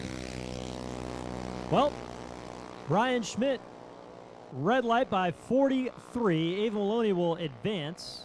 084 on the starting line, 923 on the scoreboard, 70.18 miles per hour.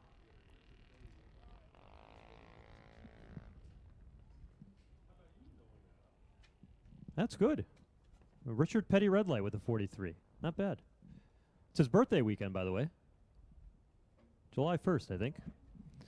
Petty's birthday. Hey, Alan, that's a good point. You're talking about the golf cart down here. The old 4th of July Patriotic Golf Cart Award. That's not bad. That's good. All right. Looks like that'll put a period on round number 2 of our junior dragster categories, and that means stock eliminator round 3 is rolling out of the staging lanes next. We'll get the juniors cleared off the top end of the racetrack before we send the big cars down. We'll be ready to go and continue on here with eliminations.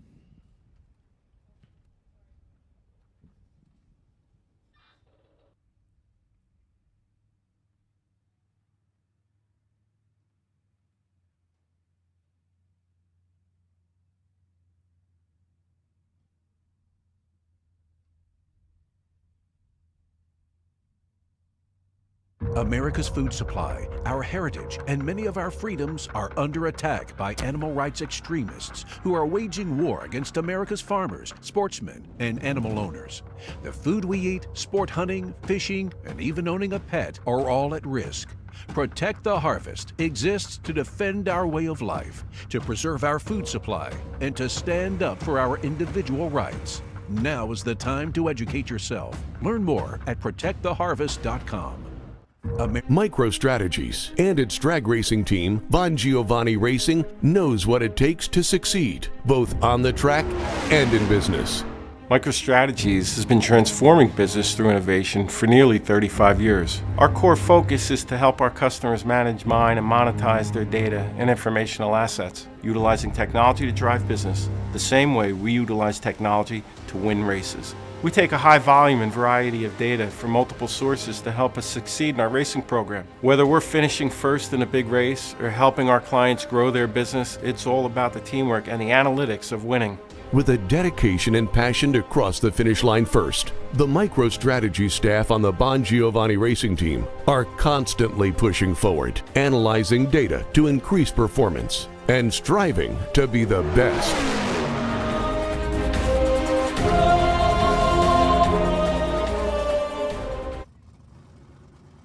You got to stick with the dial-in by the NHRA rule book, but that is not the case here. Camaro, Plymouth Fury, here we go. Round 3, stock eliminator.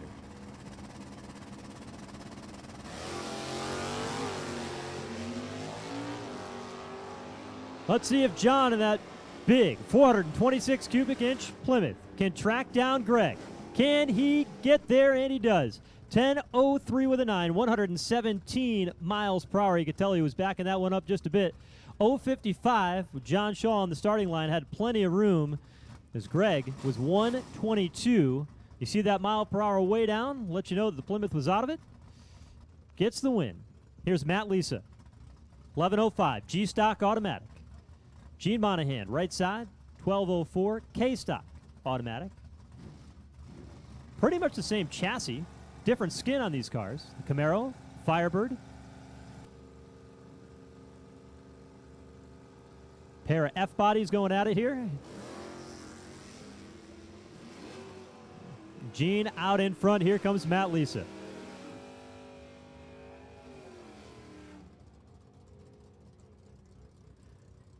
Matt Lisa gets it done. 11.07.1 on his 11.05. Starting line advantage went to him. Gene Monahan about the same off his dial-in, 12.06 to a 12.04 dial-in.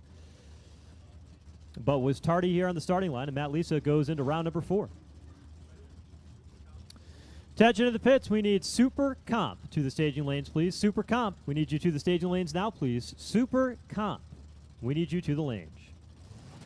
Here's Mike Ganchey alongside Chris Butcher. Now, Chris Butcher has had 2 heads-up runs so far today. Well, one yesterday, one today, to get him into round number 3. First time he's had to dial the car here all weekend long. And he will give chase to Mike Ganchey there in the left lane. Pair of Chevy Camaros going at it. Chris, right side of the racetrack, turns on the win light. 11:28 with a 4, gets the breakout win as Ganchi goes 12:09 under his 12:11 dial-in. And Chris Butcher marching forward. Ryan Horensky, left side. And what I think is Alan's favorite car of the race weekend, the 1968 Ford Shelby Mustang. Eric Merrifield, 2010 Dodge Challenger. The Minuteman Missile. Out of Andover, Massachusetts. See if the Minuteman can take out the Pennsylvania man.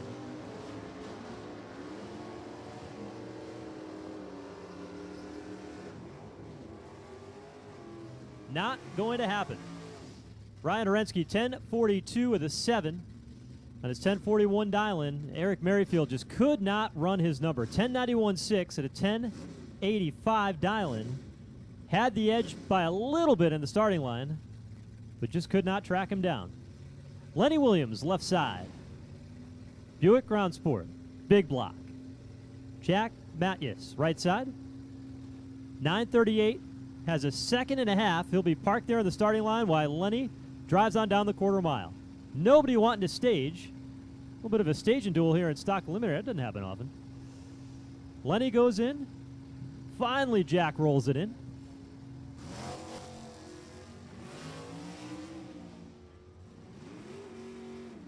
And Jack is out of it. Spun the tires there early. Lenny's going to go cruising on down the boulevard. Eases out of it. And gets the win. 11:10, 100 miles per hour. Had a 10:98 dial-in, and they were about even off the starting line, but Jack, as soon as he dropped it, spun the tires and is out. Here's Allison Dahl. 10:46. Dial-in for the reigning champ. And Mike Farrell. Allie has done her burnout. Waiting. And now Mike Farrell will get the go-ahead, and he'll get the chance to go. So Mike Farrell, Innovative Performance Automotive. Runs his shop just a few miles down the road from the racetrack here. Allison Dahl, Portatree Systems.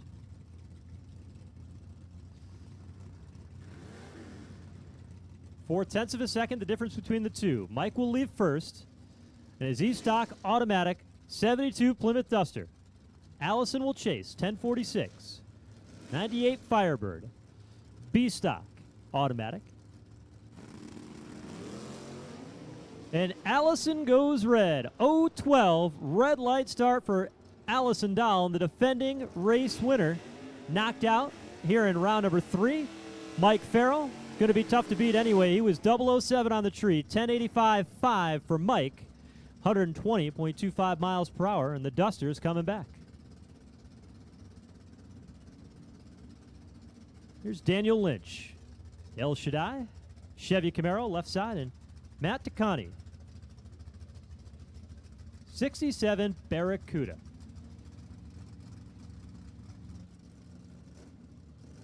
H-Stock automatic for Daniel. Matt Takani, F-Stock automatic. 11:30 the dial here, left lane. 11:25 the dial in right lane. Hardly a difference between the two. But difference enough for Matt Taccone to go red. Daniel Lynch will pick up the round 3 win. And Matt didn't miss it by much. 003 red. We'll call that one a pink light. But it still puts you on the trailer. 11:24 with a 3. 115 miles per hour for Matt. Daniel was pretty good himself. 006 on the tree. And take a look at Chuck Weber over there on the right side of the racetrack. 1980 Chevy Corvette. If you like wheel stands, keep your eye there. Michael Epperett here on the left side. 4-door 94 Chevy Caprice, and watch that Corvette. Big wheel stand out of the right side for Weber. 1089, looking out the window. Seeing Epperett on his left side. Can he track him down at the finish line? He didn't get there in time, but Weber's still going to take the win. 1090 with a 7 over his 1089 dial-in, and Michael Epperett 1085.5. 1283 was the dial there. And that Corvette, we'll see more wheel stands here in round number 4. Here's Katie Sapanik. Moosic, Pennsylvania. National event winner. Divisional event winner. Married to Jack Sapanik. 11:49 left lane. Todd Hoven right lane. 10:04 in the Coronet.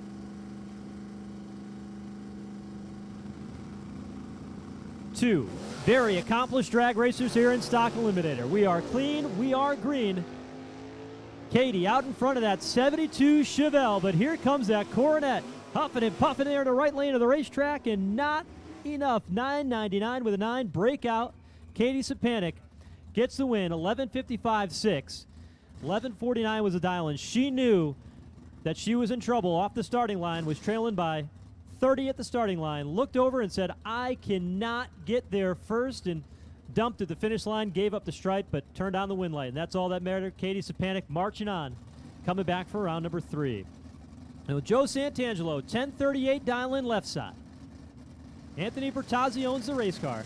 Bob Broadbent right side, 10:15 over there in the green Camaro. Not quite staged yet, it's flickering. That beam was flickering over there on the right side of the racetrack. Bob Broadbent had brought it up on the beams. But you see that flicker in that stage light, it will not trigger the timing system. And Bob Broadbent will break out by 1/1000th, but Joe Santangelo was 005 on the starting line. Bob Broadbent 110 on the starting line. Made a little bit of a mistake there, staging the race car. And he was ripe for the picking as Joe Santangelo was a 10th over his dial-in, and that was enough to get the win. So that'll do it for round number 3 of Stock Eliminator. We'll switch gears, we'll switch categories, and we will now change to Super Street.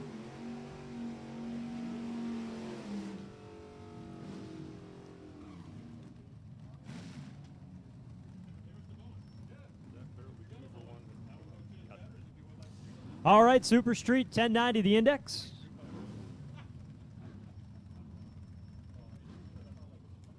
Steve McCarrick, 56 Chevrolet. Frank Volpe, 1985 Chevy Camaro, 383 cubic inches. Poughkeepsie, New York driver.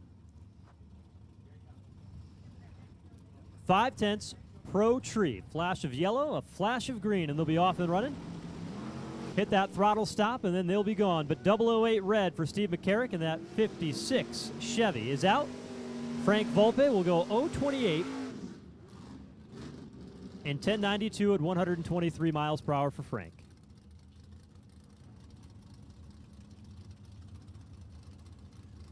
Here's Brian Sawyer, right side. Sudden Impact. And Ray Butler in the Malibu here, left side.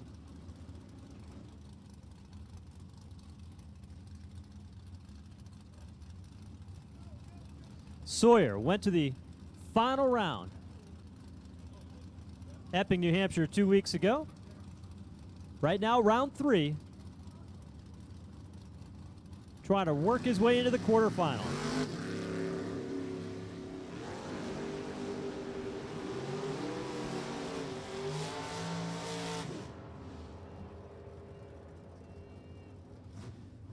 Well, Brian Sawyer goes dead 8, puts together a 32 thousandths package here in round number 3 and gets the win. He was 24 on the starting line. Ray Butler, 43 on the starting line. And, well, you got a 32 package in the right lane and a 43 reaction time in the left lane.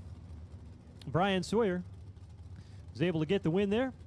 Marching on to round number 4. Zach Byron, left lane. Dave Markle, right lane. Byron in the pickup truck. 86 Chevy S10. Dave Markle out of Scottsville, New York, right side, the Chevy 2.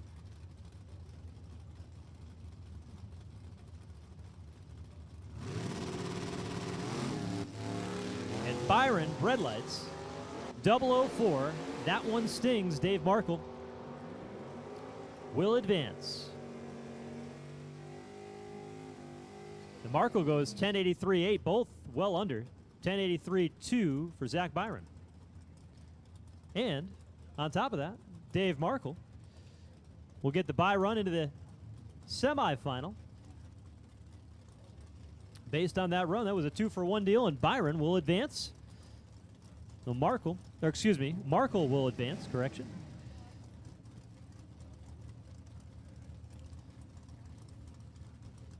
And with that, we'll get a bye run into the semifinal. Robert Loans, left side, 1090 in the Chevy Nova. Right side for Clint Walters. In the Camaro, nice little wheel stand out of the Camaro. Out in front. Not on that throttle stop very long, and here comes Loans. Bob Loans, 1094 for 133 miles per hour, 021 light. Gets the win, break out on the right side. For Clint Walters, 87 under his 90. Neil Vaccaro, left side, 91 Olds Cutlass. Taylor Iacono in the pickup truck, the Chevy S10.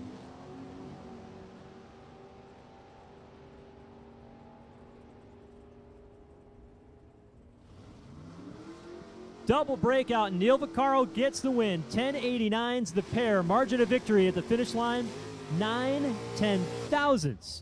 Neil got there first. Actually, Taylor got there first, but Neil had a 4/1000ths advantage on the starting line and used that to sneak on by and punch Taylor out. Sam Capizzi Jr. Dodge Daytona, left side. And Jonathan Leahy. Several unique combinations here that we've seen in Super Street rather, here this weekend.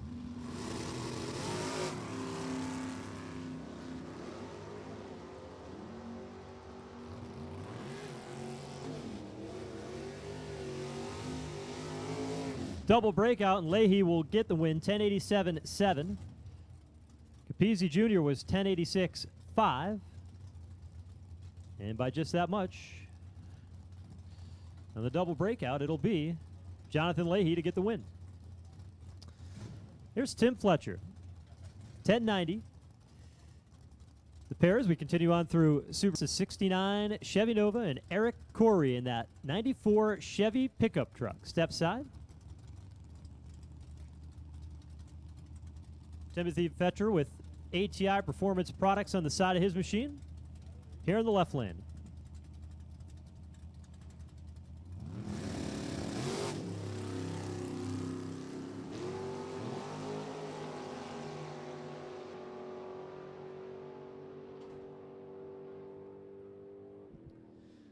Well, double breakout, and Eric Corey with an 002 reaction time goes 1088.9. Timothy Fletcher, 1088.7. Just by 2/1000ths up there at the finish line, Eric Corey gets the breakout win. And that'll put a period on round 3 of Super Street.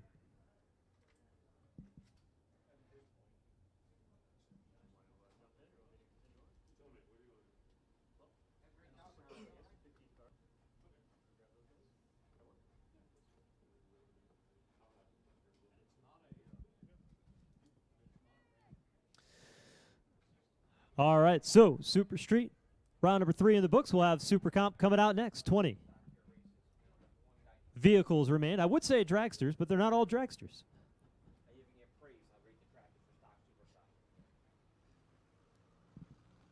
Super Comp filling in the lanes back here. They'll be coming out shortly as soon as we take a quick lap around the racetrack, drag it, and be ready for round number 3.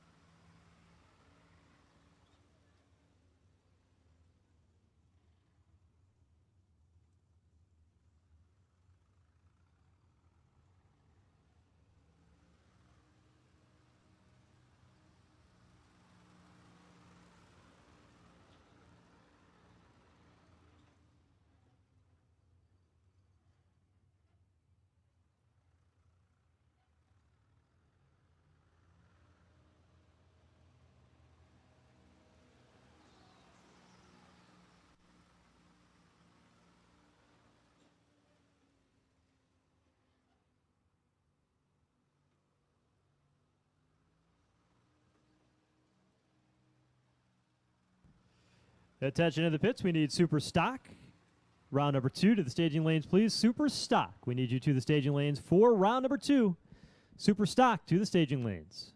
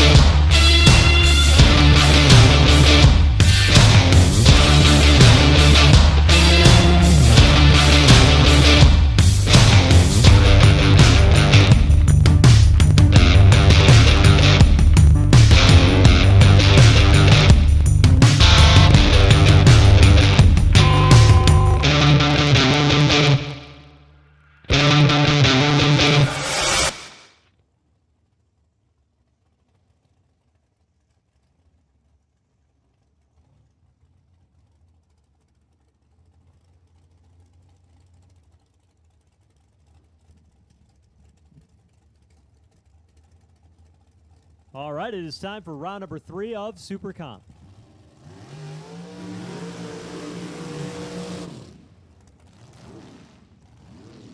$8.90 will now be the order of the day here in Super Comp. Philip Molicella on the left side. Westchester, Pennsylvania. Bill Krug, right side of his home track.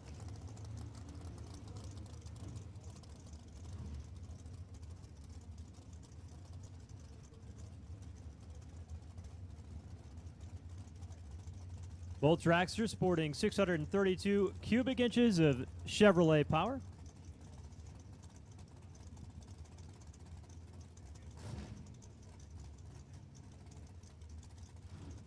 Molicella backed that dragster up and taking his time and moving it up and staging. Finally able to get that car rolling in the right direction. Bill patiently waiting on the right side. We get ready for the first pair.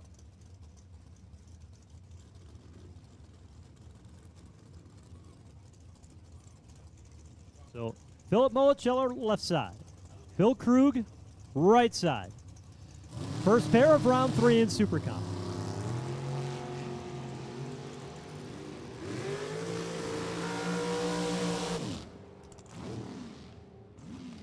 And breakout for Krug, and left side's going to be your winner. It's Philip Molicella, 890 with a 4, dead on. 182 with an 8. Bill Krug breaks out, 889. Here's Sean Frick. And we mentioned that you can't call them all dragsters. That's because Lance Pinto and the Cavalier has been going rounds this weekend.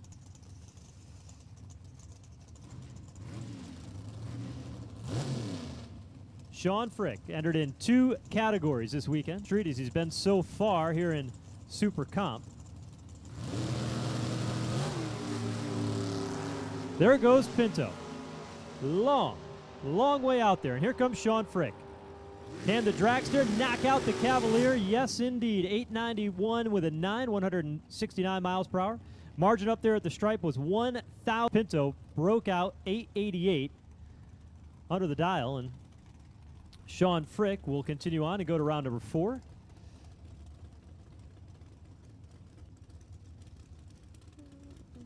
Richard Leone and Mike Rabalato.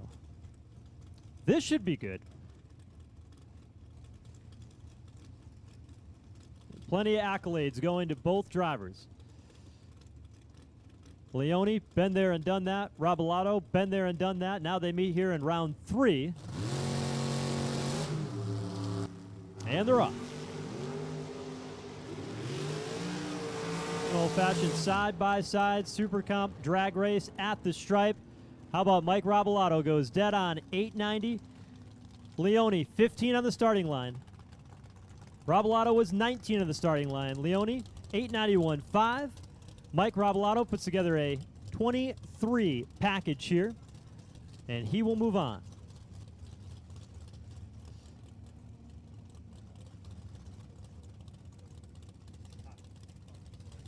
Angelo DeTaco. Here in the left lane, Miranda Marsters, right side.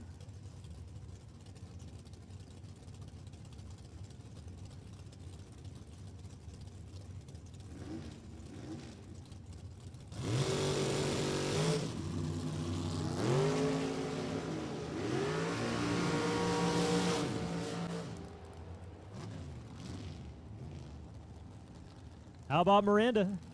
890 gets the win. These two pretty good on the starting line. 007 for Angelo and was 889.0. Took 5 feet at the finish line. Had a little bit of room to get it done, but just took too much. Miranda Marsters, 11 on the tree. Goes dead on with an 8. 19th out package here, and that was better than what we saw the pair before. Mike Rabalato and Chuck Crapella lines up here out of West Springfield, Massachusetts in the Fink equipment lane alongside Joey Cambria in the right lane.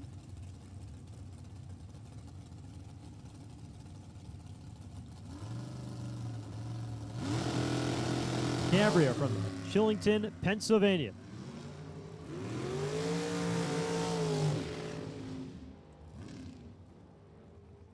It'll be Cambria 892.1. And Chuck Crapella breaking out by 1/1000th of a second. He had 1 to play with. He had a 2/1000th starting line advantage. But Chuck Crapella 1/1000th under from being dead on and breaks out. Joey Cambria marching on. Tiana Zarella, Beverly, Massachusetts. The TT Motorsports machine, and Kyle Bigley in the right lane. West Milford, New Jersey. Found some success back in the 2019 season. Looking to carry that on here to 2020.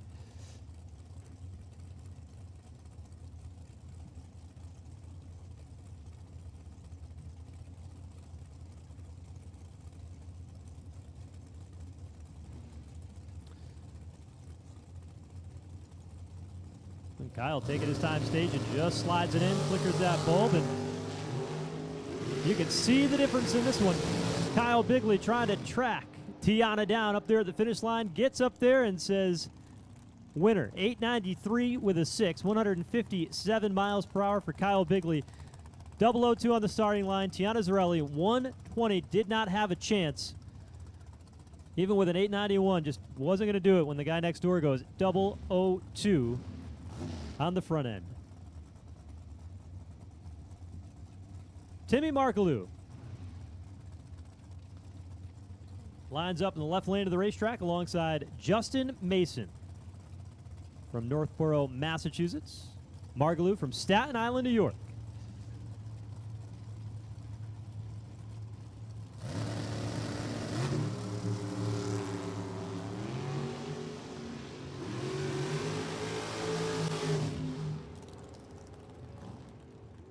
And it's going to be Markaloo. Double breakout win, 885.9 for Markaloo. Justin Mason, 882.3. So Timmy Markaloo turning on the win light. And here is Jack Sapanik. Had a pretty good day for the Sapanik family so far. They're going to hate that I said that. Dave Markle.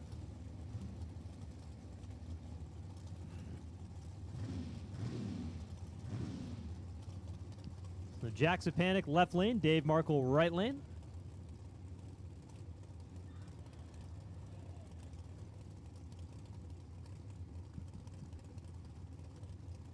Katie has already advanced into round 4 of Stock Eliminator.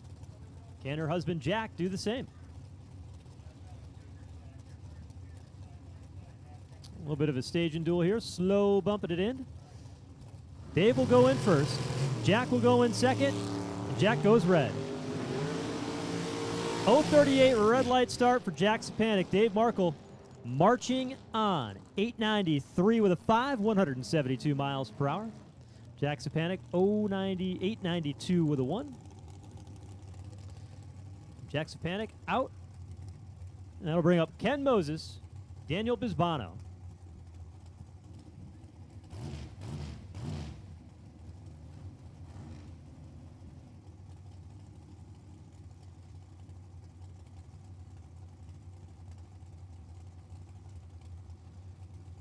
Ken Moses, well known in the drag race community, especially up in this part of the country, for his expertise in transmissions.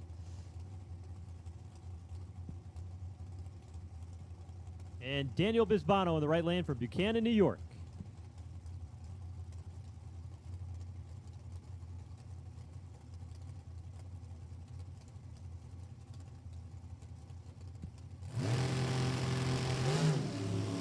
And Ken Moses, second dragster in a row in that left lane to turn on that red light. And Daniel Bisbano will advance 884 with a 7. Moses missed it by 002. Went down there to an 891.7 at 183, but it's Bisbano who will move on in the bye run. For Dana Bocan here, will be able to punch a ticket to go to round number 4. Attention in the pits, we need Super Gas. To the staging lanes, Super Gas. We need you to the staging lanes now, please. Super Gas, we need you to the lanes. So here's Dana.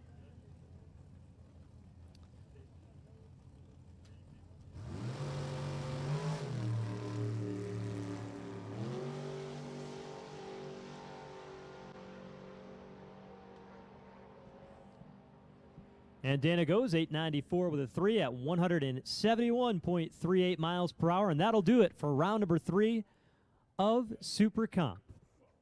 Coming up next is Super Stock. And to bring you that action, here's Alan Reinhardt.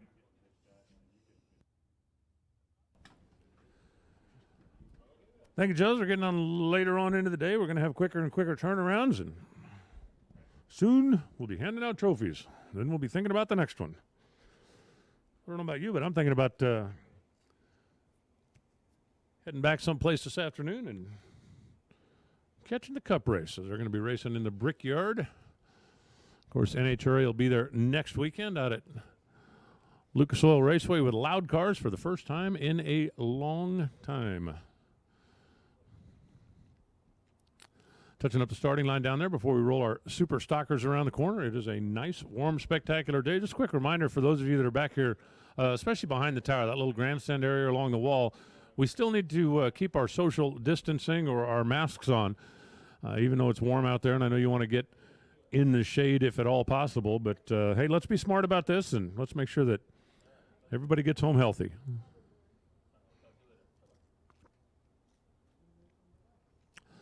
Our Super Stockers are all getting suited up and strapped in. We're touching up the starting line down there and be coming at you here in just a moment or two.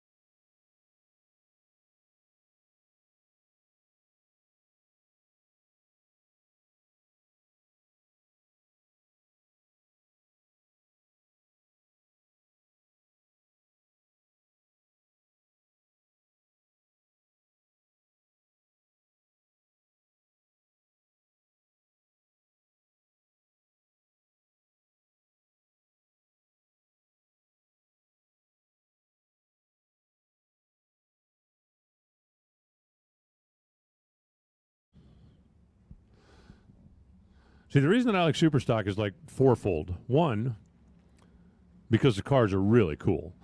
Two, because like Joe was talking about earlier with the GT category, if the factory never built something that you wanted, you can go ahead and build it and call it a GT car. And three, because none of them are so loud and scary like those top dragsters that they scare me when they do the burnouts.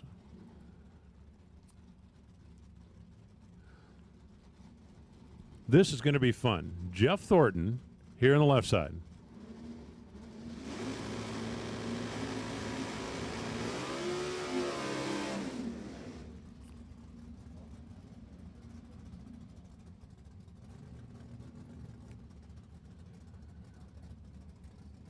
Jeff, who is driving the Hochran car, the GT machine, and over on the right side is Joe Cunningham.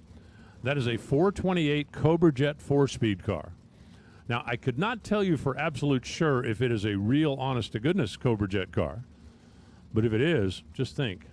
You take that thing to Barrett Jackson and go buy yourself a beach house or an island. The small block off and running, and the 428 4-speed trying to catch him. Cunningham with the forward in high gear. Thornton holding him off down to the stripe. Thornton is way up over by the center line.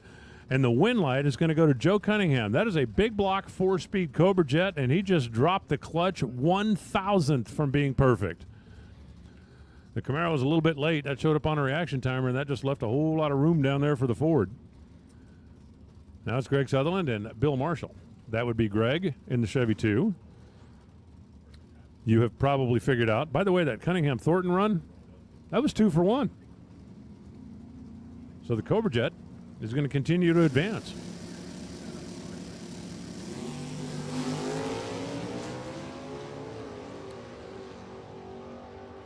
The Shoebox Chevrolet on the left side, the Camaro over on the right side, and as they close in on the stripe, the wind light's going to come on, and it says Fink Equipment, side of the racetrack.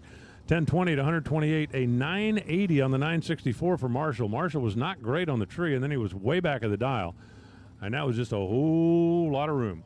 I don't know about you guys. When I was a kid, one of the reasons I like Superstock is because when I was younger, you'd see a lot of these cars running around on the street, and they tell you, you talk about those shoebox Novas, right? 65, 67 Nova. You get one of those, had an L60 tire, a deep oil pan, and front runners, and man, they were scary fast. That's Jeff Rowell in the Mustang. That's Jeff Jewell in the Corvette. That is a 427 powered Corvette that just went by the wayside to the factory Superstock Ford. A breakout 945 on the 48 comes up for Jewell. A 947 on the 46 for Jeff. Jeff was a little bit better on the tree and made it pay off at the finish line. They crossed the stripe less than a thou apart. That'll bring up Joe Lisa. Here on the left side, Gen 3 car, and John Sierra over in the right side. The Rock and Roll Express. Now that is a GTK automatic, so even though it's a 71 Nova, it's got a 350 combination that is from a different vintage Chevrolet. Off and running is John with the lead. Big wheel stand as always for Joe Lisa. Right now they got all four on the ground, and the nose pointed to the stripe. 1043 on the 1045, that's under by 2. 1023 on the 1022. Joe Lisa, he actually gave up the stripe 3 thou, and I guarantee he didn't mean to do that, but he had the superior reaction time, and that carried the day.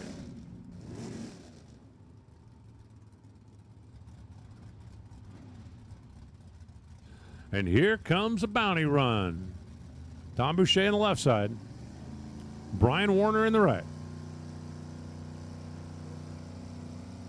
If Boucher wins, he will pick up the bounty from our friends at Oaks Landscape. As the two Camaros fly their way off the starting line. And Warner does not look like he is in any kind of shape to give somebody any bounty money. You saw Boucher's car slow out there. Warner was 009 on the tree. Plenty of room at the finish line. And by the way, I was just told that Joe Cunningham's car is an original 428 Cobra Jet. I got to get me one of them, or 2 or 8. That is awesome. Thank you for the update. I really appreciate that. I love, love, love when people take those classic cars that were designed to come out here and race and come out here and race them instead of just polishing them and hiding them away. Bill Kennedy left. Eddie Bloom right. Bill, Ed, Bill. Shake hands, go to neutral lane, and don't turn on the red light. by 4 thousandths of a second. Red light right side, win light left side. You know, if you turn on the red light, is it just me, or does it look like that arrow is mocking you when you go down the racetrack? It's like, ha ha, 033, 1038 for the win for Kennedy. But he won that one just as soon as the red light came on. Here comes the champ, your reigning division champ, Steve Camella. Same guy that's got the Hemi car in comp has also got the Hemi car in super stock. And again, I just love guys that come out and race these things. Shane Oaks over there, the Rough and Ready team. They are in the landscape business. They are in the having fun business. And, oh, yeah, they are the ones that put up the bounty for stock and super stock. But the handicap head start is a big one. That big, if you want to get technical. Shane Oaks trying to send the division champ home here early on Sunday. And guess what? He just did it, 998. At 133, the speed, he is 021, one above the dial, and Steve Camella with a very rare miss at the tree. For Camella, that was your classic 3 strikes. He was late in reaction time, strike 1, crossed the finish line second, strike 2, and ran quicker than he predicted. That is strike 3. Jimmy Daniels now, and the Barsky and Macbeth team car, and Dean Mowry in the Dean Mowry team car. That is a Dodge Avenger, vintage 1996. There were not a whole lot of those things that were turned into rear-wheel drive and made into race cars, but kind of like the look. The H automatic says 1010. The L automatic says 1042. Dean says, okay, then you go first. Jimmy Daniels driving a car that his fiance has driven from time to time. As she stands down here and watches.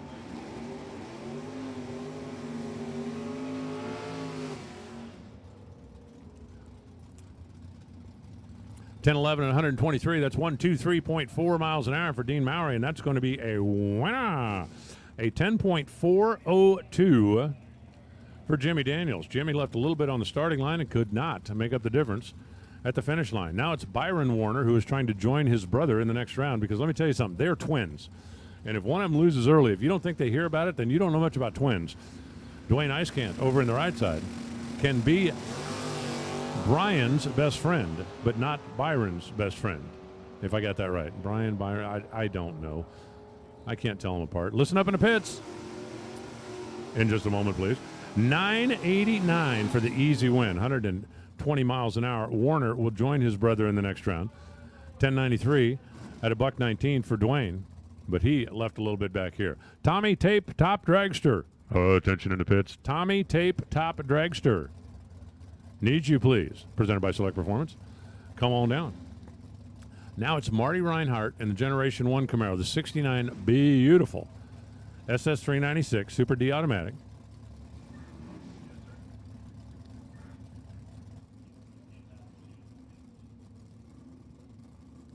And over on the right side is Joe Santangelo. Santangelo in the Generation 3 Camaro. He turns it loose. Marty Reinhardt closing the gap. Will it be a Gen 1? Will it be a Gen 3? It's going to be Marty. 9.905. Wow. 10-pack. How about this? Joe Santangelo, 006, taking 7 thou. Nice try. You'll have to get out of the way, please. We're racing here. Wow. 006 takes 7 thou, and he's going to get a big L tattooed for his efforts. 005 for the win. Man, that's just nasty. If there was such a thing as a bad beat, that would be a bad beat. Jacques Blaze with the solo run.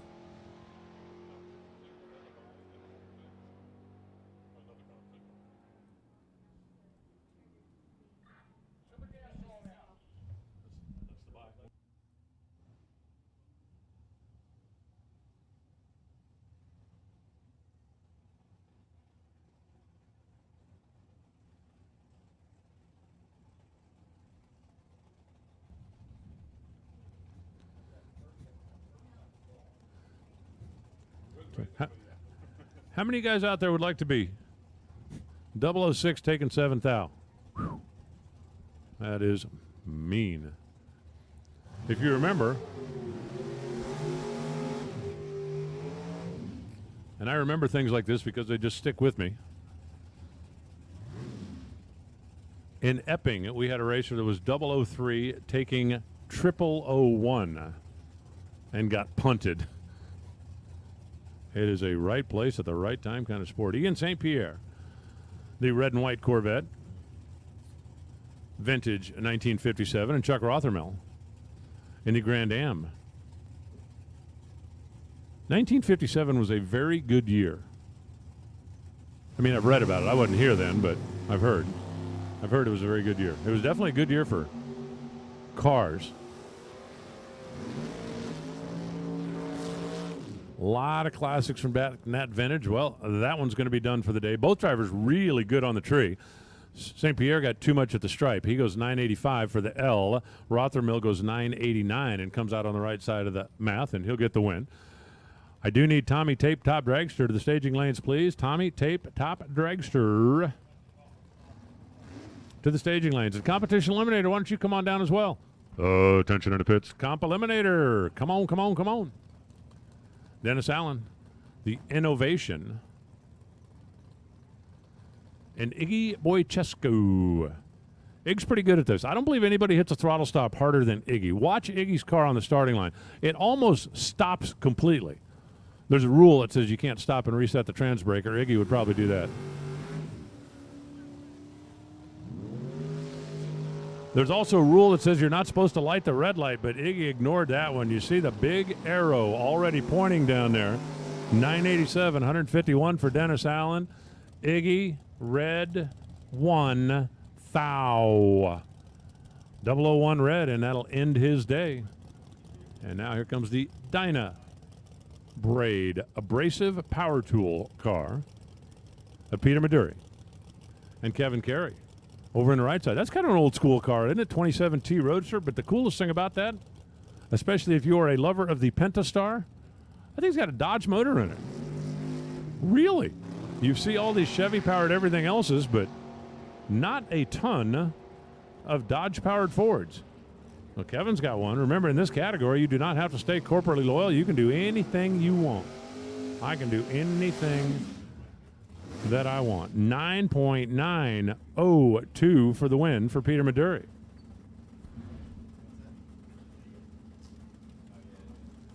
A tick better on the reaction timer was Kevin Carey. However, he got there first by a chunk. Goes 983 and done for the day. Now it's T.C. Smith. What does T.C. stand for? Can we make up stuff for T.C.? Tim Quinton over on the right side with that topless 1970 Barracuda. And that thing's all Dodge, too. It's really kind of an interesting car. Hey, you know what? The guy's a Dodge guy. He likes Roadsters. Everybody else got a Corvette Roadster. Why not build a 70 Barracuda Roadster?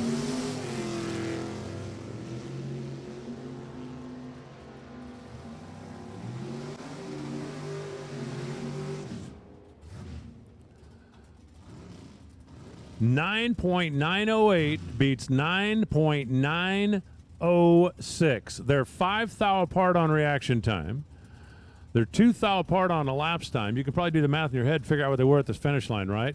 Man, that's a good race that somebody's got to win, and it happened to be TC. I just figured out what TC stands for. When you're within 2 thou on reaction time and a couple, TC stands for tough cookies.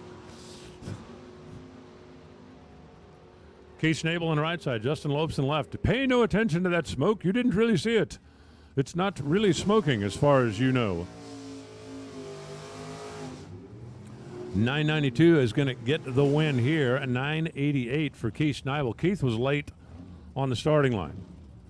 And even though they snugged her up down at the stripe, he was not going to come out on the right side of that. The margin at the stripe, less than a thou.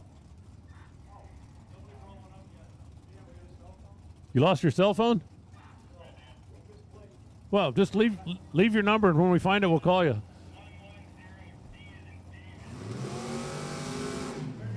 Lucky Luciano in the left lane. Brenda Hunter in the right lane. Lucky's out there ways, but Brenda's got a whole lot more mile an hour closing in at the finish line, and she got him. 991 with an 018 bulb to go with it. 985 for Lucky.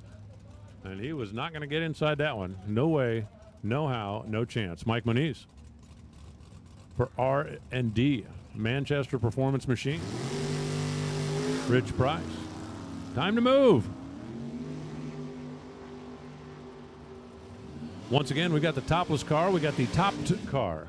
One with windows, one without. Down to the stripe, 9.908 at 162 miles an hour. 993, 166 for Mike, and he's going to come up on the short side of that. Reaction time was close, and dead on beats 3 above.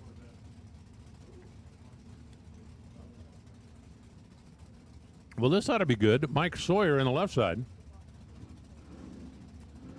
And it's not exactly breaking news that in this part of the world, he's one of the big hitters.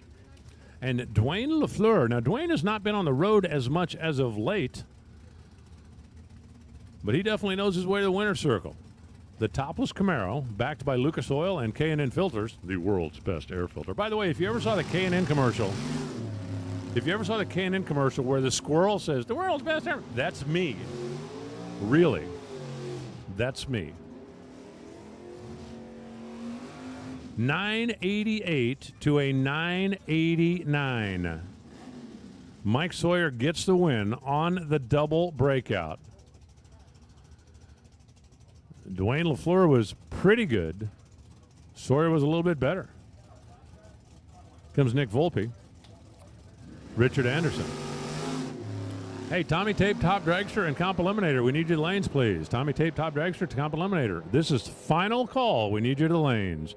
Nick Volpe goes 003 RED 988. 141 miles an hour for the dub for Richard Anderson. Making it happen. Nick goes 991. That part was good. But he was 003 red, and that part was not good. No good. Not good. Nada. Yeah. I still can't get over that 006 taking 7th out. Oh, that was cute. Yeah, nice try.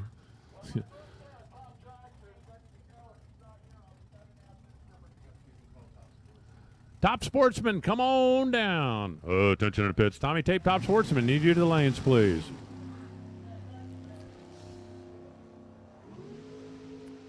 Ray Sawyer gets the freebie. 992. 176 miles an hour. If there's ever anybody that doesn't usually need a free ride on his way to the winner's circle, you can put Ray Sawyer's name pretty high on that list. But you know what? You take them when you can get them. All those Sawyers are tough. All of them. So what commercial did you do? Did you ever see the K&N commercial where the squirrel, the little squirrel at the end says, the world's best air filter? That's me. I'm the squirrel. Actually, it's funny. I did the voice of the whole commercial. I did just the voiceover for, and at the end of the deal, they go, hey, we got the squirrel thing. And I said, I can do a squirrel. They said, and I said, the world's best air filter. And they all went, ha. And then when I saw the commercial, I said, so who'd you end up using for the squirrel? Because they had a couple of other people in the studio that had specifically come in to do the squirrel voice.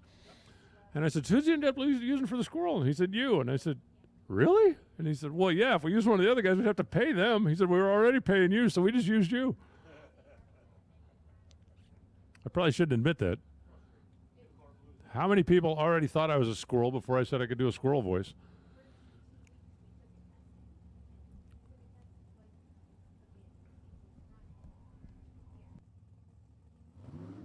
Took that long for my phone to buzz. That long.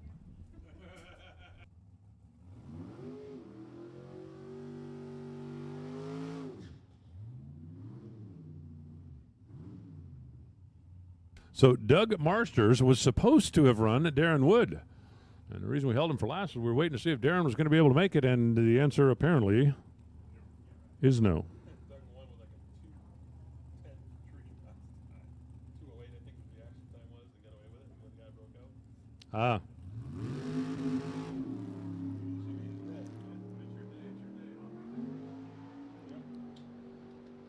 I just got a message from Joe Santangelo, said his dad found his phone. I didn't realize it was your dad that lost the phone. I thought it was somebody else that lost the phone. I'm so confused. 987, 157 miles an hour for the W. For Doug Marsters. who was pretty confident he was going to win that round. Because usually when you pull up and there's nobody in the other lane, I like your chances. It is, however, possible to lose those rounds. I don't think anybody will ever forget Brandon Bernstein, #1 qualifier at Denver with 15 top fuel cars. He comes up in the first round, did a burnout, and the car quit.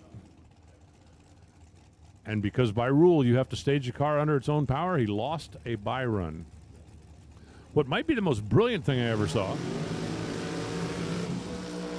as we get into our Tommy Tape Top Dragsters, no freebies here. 31 cars on the property. The only bye run was the first round. True story. Frank Manzo had a bye run one time. I'd fill in the name of your favorite racetrack here. And Frank Manzo's not a tippy-toe guy. You know he always wants to go up and break everybody's back. But he rolled through the water box. He hit the throttle, and the thing went boom. And he had the presence of mind to lock the brakes up and slide it into the beam. So even though the car was not running, he did stage it under its own power. Tree flash green, and he was declared the winner. We got Nick Willard on one side. We got Rick Bell on the other side. We only have one invitation to come back and race later in the day. I have an invitation for whoever gets the arrow to point to their side. It's as simple as that. The T Motorsports machine is Nick Willard. Rick Bell is the other machine. You probably figured that out, right? Side by side as they're dialed just a couple of ticks apart, staring each other in the eyes down the racetrack. And how about dead on 9? Dead on 9 beats one above, a 7th-hour reaction advantage for Bell, and then he runs dead 9, and that was that.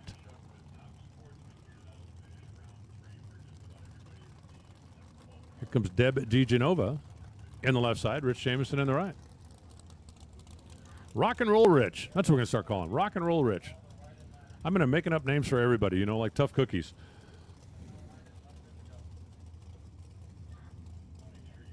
Like the Hemi lady in comp. I might take over for Chris Berman. He made up nicknames for everybody, and some of his were really silly. Unlike me, mine all make perfect sense. Perfect sense. You're good. You're good. All you got to do is stage and take the tree. The question was just asked in the tower, what if you cross the center line on a single? You are still good. Because by rule, if you take the tree, I'll explain the rest of that later. Debbie's out front. Here comes Rock and Roll Rich. Boom. You're supposed to tell me about the loud cars. Ugh. 645 on the 645 for Rich Jamison. Wins it by a hundo. Down there, her speed was down just a tick and let him sneak by. Al Kenny now and Sean Fournier on the left side. No, the rule is, and it's not written like this, but the intent of the rule is if you stage the car, you cannot lose to a ghost. So if there's nobody in the other lane, there was a time when on a solo run, crossing a center line would be a disqualification. But since it is not considered a safety infraction when there is nobody in the other lane to be imperiled, I texted yesterday, congratulated him on the Xfinity win, and he said, hey, I'll see you at Indy. He's coming out for the Nationals next week.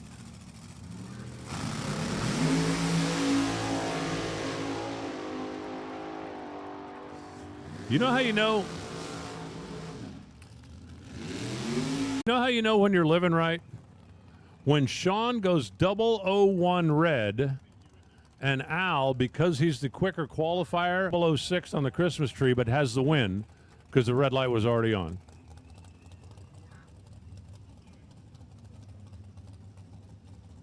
Now it's Austin Loban and Dave Petrovsky. Now, I'm not trying to tell, Dave how to run his operation or anything, and I get it, the car's blue, but think about this. If you're sponsored by a fire equipment company, like, I don't know, let's pick a name out of the sky, Glick Fire Equipment, why wouldn't you paint your nitrous bottle to look like a fire extinguisher? I would do that. It would probably work perfectly until somebody's car was on fire and they ran over to your car, grabbed the nitrous bottle, and tried to put it out. That would not work well at all. Hey, juniors. Attention to the pits. Juniors, come on down. Junior dragsters, to the staging lanes, please. Win light. to the Firematic. So the Glick car in the Firematic lane lit the light. Neither driver is going to brag about the reaction time because they both, what's the word I'm looking for? Sucked. But Dave, 1 over the dial, gets the win to Austin's 3 over the dial. What?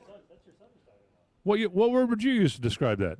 They were both terrible. In this class, let me tell you, if you're in top dragster and you go up there and go, okay, I'm set up to be 30, you ain't going to win very many rounds.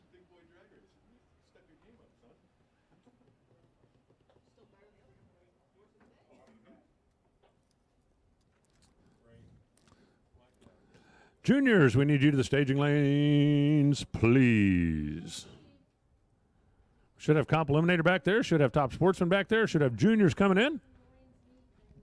And we're rocking our way right on through it here. By the way, in the grand scheme of, just because I think this is funny, I don't know how many of you people have been following along. There was a little drama surrounding the Jet Car 4th of July fireworks show at Bandimere Speedway last night. The officials at Bandimere Speedway had been working very close with Jefferson County, which is where their racetrack is located, as far as, you know, what they could do with the crowd and what they could do. And they'd been, you know, running races and running shows and doing what they were supposed to do. Apparently, somebody from the state was less than impressed with that. One of the local news affiliates did a story that said basically Bandimere's breaking the rules, which was not true because they had been working with. So they went through a whole bunch of drama and a whole bunch of blah, blah, blah, blah, blah in order to be able to run their 4th of July Jet Car fireworks show last night. At one point, there was a question about whether or not it was going to happen. It did. They had a great show. They had a great fireworks show. They had a good crowd. They had social distance. They denied media access to everybody that asked for passes. So in order to put them on the news, they had to send a helicopter. I just think that's funny.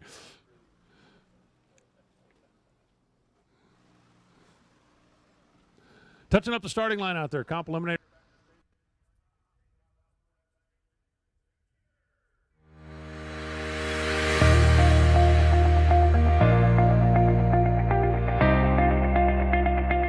MicroStrategies has been transforming business through innovation for nearly 35 years. Our core focus is to help our customers manage, mine, and monetize their data and informational assets. Whether it is an enterprise content management, big data and analytics, IoT, cloud, or security solution, we have the skill and the experience to help our customers disrupt their markets and lead in their industries. America's ability to feed our citizens is in jeopardy, and some of our most basic freedoms are being threatened. Extremists and lobbyists with their own agendas are trying to strip away the fabric of American liberties. Freedoms like fishing, hunting, and even owning a pet are targets of these extremists. Protect the Harvest can help safeguard our American way of life. It's time to wake up, educate ourselves, and protect our freedoms before they're taken away. You can learn more at protecttheharvest.com. America.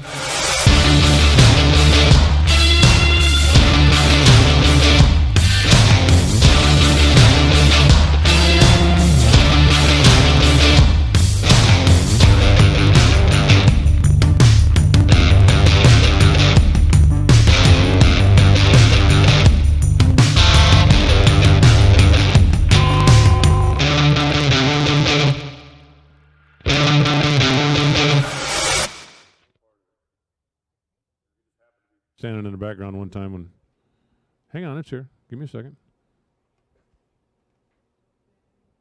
There it is. Deer shows up, manager feeds it. Half hour later, deer comes back with more deer. Yeah, that's like leaving cat food out.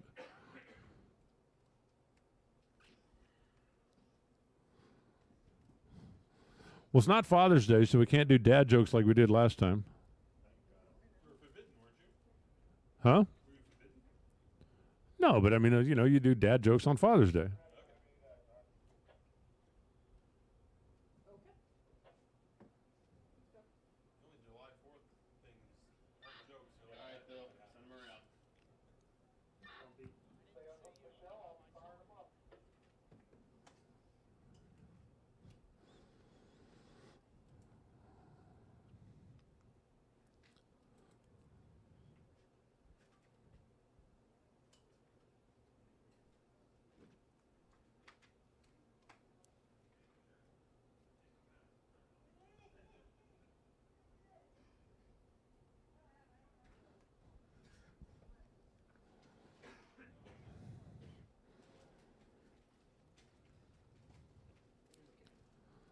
How about this? The Florida police use Krispy Kreme donuts to lure a black bear off of the city streets.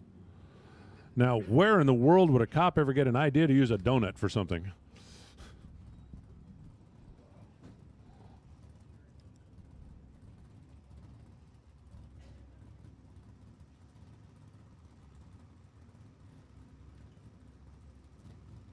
Okay, I got race cars. We'll talk about race cars.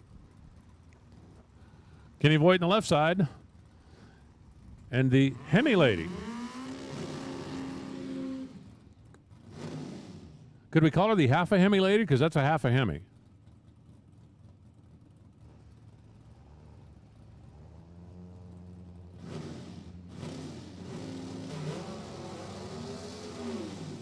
I wouldn't swear to it, but I believe that car at one point in time was part of the Aragona fleet. I can swear to the fact that the Aragonas at one time were running cars powered like that. Now, Ken Voigt, as a general rule, doesn't do like the big, wild, smoky burnouts out to half track and all that, but he normally does a bigger burnout than that. And that has me wondering. I wonder. So Michelle Costa with a little four-cylinder G Econo Altered. Her index is 882 because that thing is a flyweight. Like two guys could pick that up and load it in the back of a truck. But watch Voigt. Nope, Voigt gets way off the starting line clean, so everything looks good at this end. Nope, now it goes silent. Anybody want to bet he broke transmission in a burnout? 885, 116 miles an hour from Michelle Costa. Voigt did a very, very short burnout, and normally, because that's a clutch car, okay? So normally what you do with one of those is start the burnout in second or third gear and then run through the gears. And if he plugged it in fifth and it didn't have a fifth, that would explain the short burnout. At that point, what are you going to do, right? I mean, you stage the car and cross your fingers and hope for the best, and that's what he did, but it really looked like going down the racetrack. It did not go into high gear. I am purely speculating, but I've been doing this for a while, and occasionally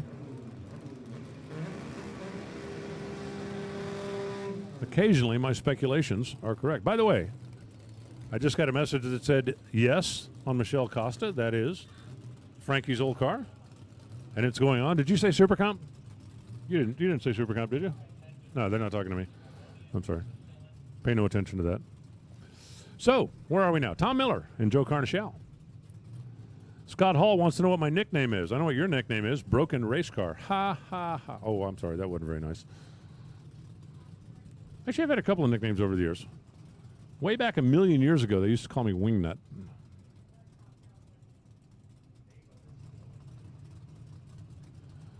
And then I've had a couple of nicknames that I probably should not repeat over a public address microphone. Fortunately for me, I've got Tom Miller getting ready to stage on the left side and Joe Carnichal over on the right side. Handicap, a full Christmas tree. As Carnichal, the six-cylinder super modified, will be off and running. Here he comes. Oh, you got to be kidding me. Carnichal's car died moments before Miller went red. Oh, that's painful if you're Tom Miller. Now, if you're Joe, hopefully whatever happened to that car is something they can fix. Because that thing quit before he saw the red light and quit. And hopefully it is not wounded to the point where they'd be unable to make repairs, because that would just make one more person sick. Mark Hopkins and Frank Aragona.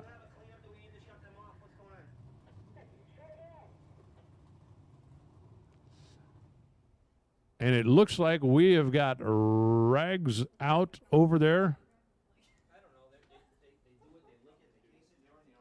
in the right lane. Now, it doesn't look like it's going to be a major, long, horrible cleanup, but it does look like there's a couple of drips and drops over there. So let's see, what else can we talk about? I could tell snail jokes. Do you guys like snail jokes? Most of you have heard my snail jokes. I've spent enough time up here. Most of you have heard my snail jokes. You've never heard a single snail joke? Maybe one. Which one did you hear? What did the snail say when he climbed up on the turtle's back? That might be the one I heard. Whee!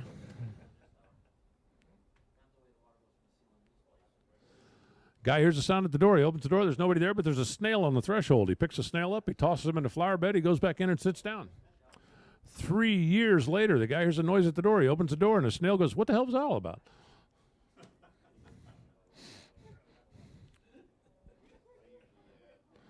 Snail walking down the sidewalk. Turtle comes by, kicks him off the sidewalk. The snail police show up. He says, "Tell me what happened." He goes, I don't know. It all happened so fast. Oh, look, we've got cars running.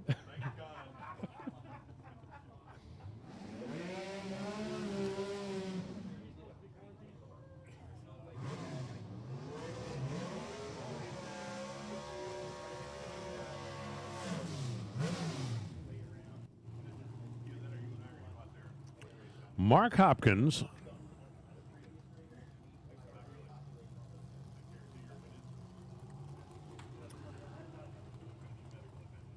in the D altered.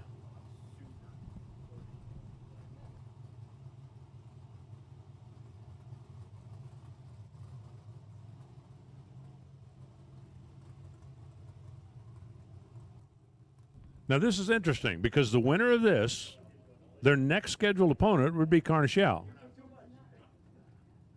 who, at least in my mind right now, is a question mark. The 6-cylinder Aragona machine out of Eman Electric, International Motor Company, and Mark Hopkins. Whoa, where are you going? Wow. Aragona was way over by the center line. 0.13 on the reaction timer, 7:55 on the racetrack, so he keeps his index intact. But, man, that thing was out of the groove and way over by the center line. But Frank will get the win, and now he'll come back in the semis where he is supposed to run Carnichal, assuming that car comes back. Here's Rich Schoenberger, who will make an appearance momentarily, and Don Eckel.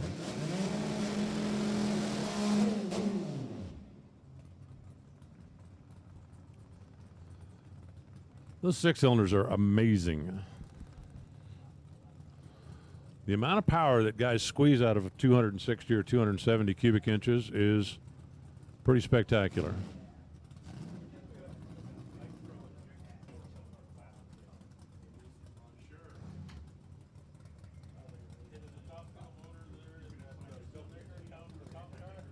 What's that? No. No, you're not allowed to run nitro in comp. Just ask if Scott Palmer could run in comp with a Studebaker. No, it would be the answer. Now, the 6-cylinder you're talking about for Schoenberger, I mean, that literally is just like a 350 with 2 cylinders cut off. I mean, so there's a lot of technology there. And when NASCAR was running those things, man, the cylinder head technology went through the roof, and it's gotten even better since then. That's why you can make so much power with those things. Red light, Don Eckel, and Schoenberger shuts off. Now, in this case, Schoenberger either saw or potentially was told, "You're good." But Don Eckel goes 0.18 on the wrong side of the tree, and Schoenberger goes 11.78 at 78 MPHs.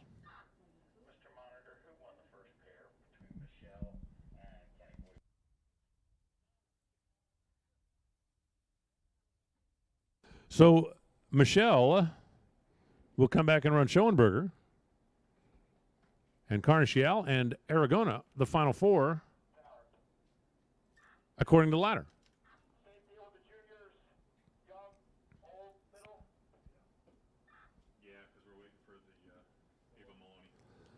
And we should have our Tommy Tape Top Sportsman cars roaming to life here. Yes. What can I do for you? Listen up in the pits. Attention in the pits. Stock and Super Street. We need you.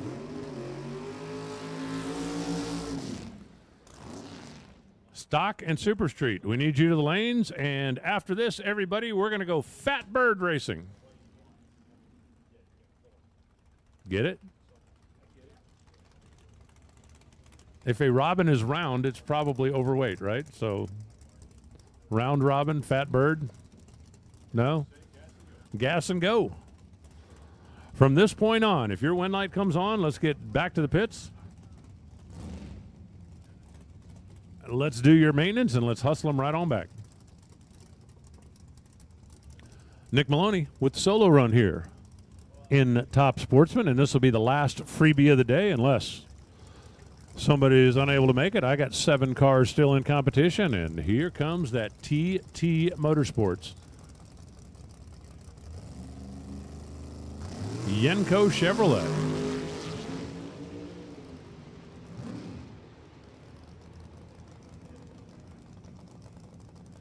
.733 off the throttle at 158 miles an hour. Your basic 1,000-foot time run down there.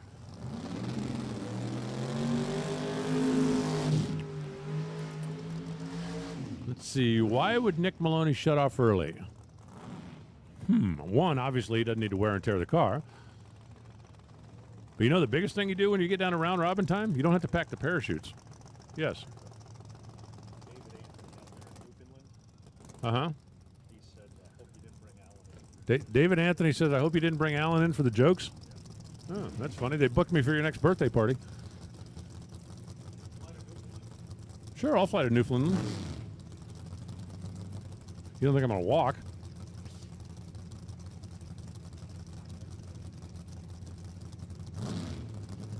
Brian Conroy on the left side, Cliff Hager on the right side.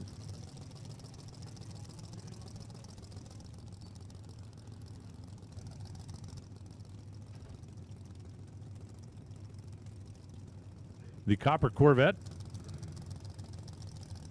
dialed in at 706. The AC Racing Engines car, dialed in at 728. Less than half a bulb is going to be the difference in the countdown. Now let's see what you got for me headed down the racetrack. Good side-by-side run to the stripe, especially if your name is Brian. 707 on 706 for the win, 29 on a 28 for the non-win. The drivers run within a thou from a performance standpoint based on dial-in, but the real difference was 12 thou in reaction time, and that was the margin at the finish line stripe. 0-1-2. Now it's Gary Bonnert in the left side in that Pro Mod looking. Chopped and channeled and stretched and smooshed. Actually, that's you know what that looks like? That looks if a 1970 Camaro was a peep and you put it in the microwave. That's what it would look like when it came out. What? Am I wrong? Over on the right side is Dave Miller. Think Brandon's talking to him yet? You've never put a peep in a microwave in your lifetime? Wow. You need to get out more.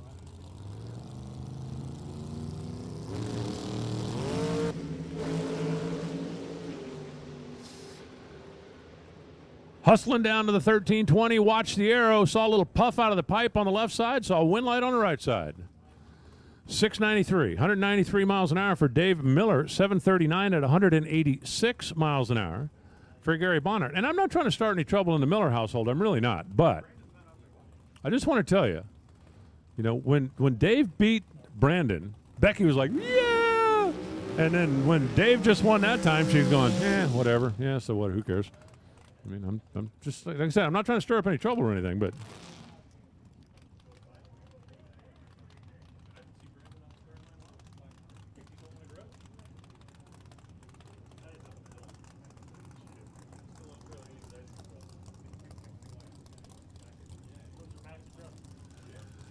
And this, I do believe, it's final pair, right? Yeah, because I can count to 7 sometimes. Not always. I don't want to put any pressure on myself. But yes, sometimes I can actually count all the way to 7. So Frank Volpe, what do you think? You like the Ford? You like the Dart? The Duster? You know, of all of the color schemes you could go through if you're going to do a classic Duster, right? I mean, they had all the wild colors that Mopar used to use back in the day. I think the matte black just looks mean. I don't think you could pick a meaner looking color. You could pick a flashier one. You could pick one that glows more, but I don't think you could pick a meaner one.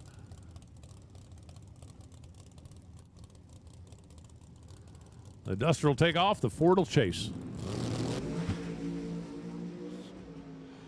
Did you guys see everybody on the starting line? I swear when that top yellow came on, 6 people down there let go of the button. The wind light comes on, 004 from Monroe, and a 734. He's 004 taking 006, and that's a nice job. Somewhere back in the pit, Sant'Angelo's going, yeah, I did that. Didn't work for me. An 012, 702, not going to work for Frank, but for Craig, 004, taking 006, and that was the winner. No, it's funny. I'm telling you, I've seen a couple of times, but that time I swear there was like 6 or 7 people that all let go when the top light came on. Everybody on the starting line went, bit. So where are we up to now? We're up to juniors.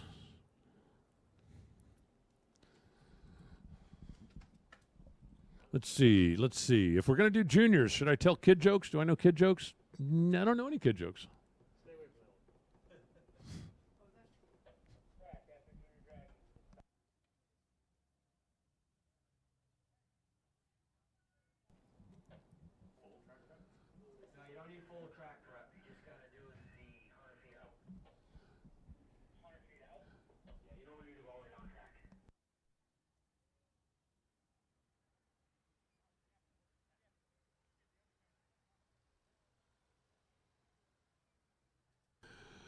All right. Much to the chagrin of everybody who was really enjoying my snail jokes and other silliness.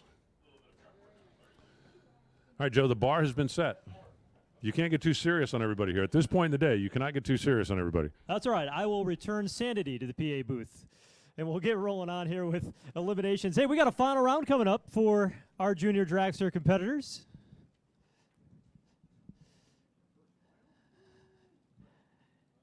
For the 6 to 9-year-olds.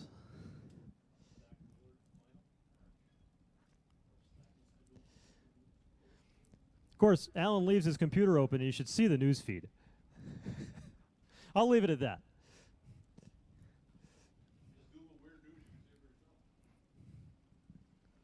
There you go. That's a good idea. All right, here we go. Our final round for the junior category here, 6 to 9-year-old drivers out on track. Here is Emma Sadlowski, left side, 14:25 to dial in for Emma. Kendall Willard, right side, 12:36. Emma's going to have a 2-second head start here in the left lane. Kendall going to have to work on patience. I don't know how many 8-year-olds are good at patience. I don't know how many adults are good at patience. I'm one of them. They're staged, they're ready, final round. Kendall goes in deep. There's a green light. There's another green light, and we're going.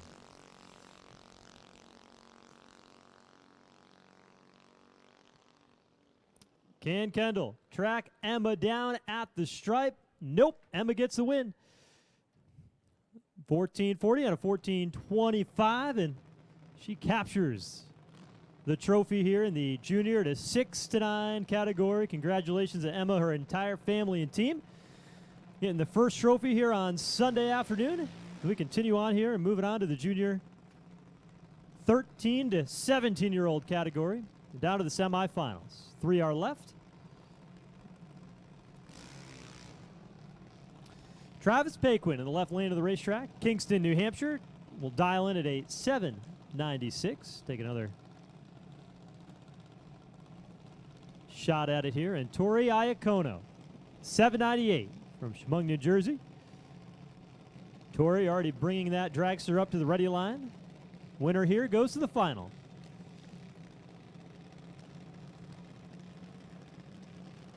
Oh, updating the ladder as we go, and there are actually 4 dragsters remaining here in this semi-final. So Travis left lane, Tori right lane.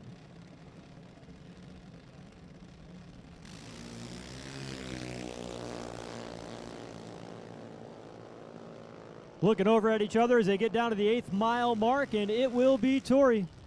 0:14 on the tree, 8:029 on the 798 dial-in. Travis was 0:37 off the starting line, 8:05 of the 1. And Tori is marching on. We'll go to the final round. So here we go.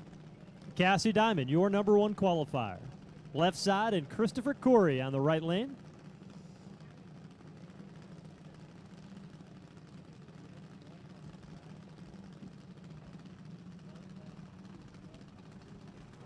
On this lane, Cassie Diamond just wants to say, peace out. March her way to the final round.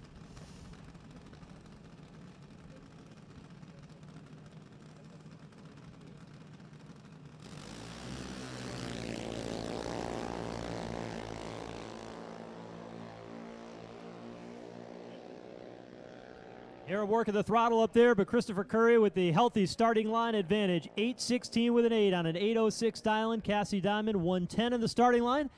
8:10 with a 2, 77 miles per hour. And Christopher Curry will go to the final round.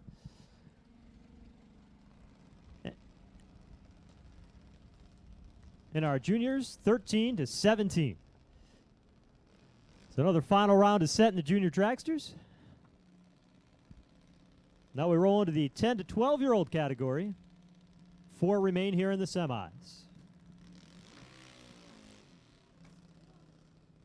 Boy, I cannot count. There are 3. BYE is not a number. Attention to the pits. We need Super Street back to the staging lanes, please. Super Street. We need you to the staging lanes now, please. You'll be coming up behind Stock. Super Street. We need you to the staging lanes now, please. Haven Spring. Got that 2-for-1 deal. In round number 2, it's the bye run into the final. One final opportunity to fine-tune. Of course, with the round-robin racing. Shorter time between rounds. See how much the weather and track conditions will change between now and the final round for the juniors. But Haven gets a practice run. 9:04 the target.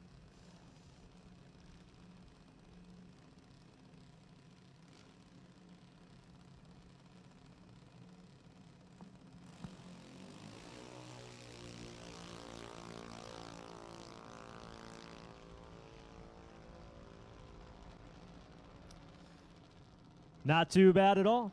Haven goes 9:04.6, so dead on 6. Not too much adjusting needed there on that dragster. Well, of course, the 2 in the water box just saw that and said, well, you know, the final's not going to be easy. Ava Maloney here in the left lane, 9:20. Will be the dial-in for Ava and Aiden Baker. From Cumberland, Rhode Island, to the right side, 8:98 the dial-in. So Ava will leave first by a little bit more than 0.2 of a second.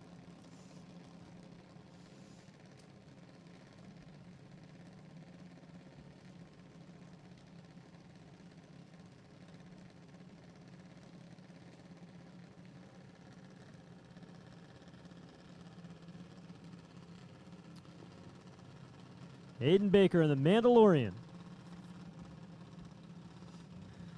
Blue on the right.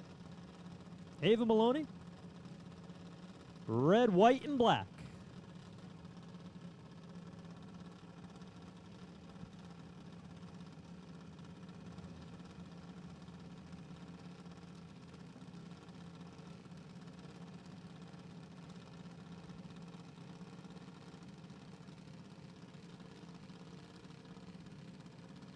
Winner here takes on Haven Spring in the final round.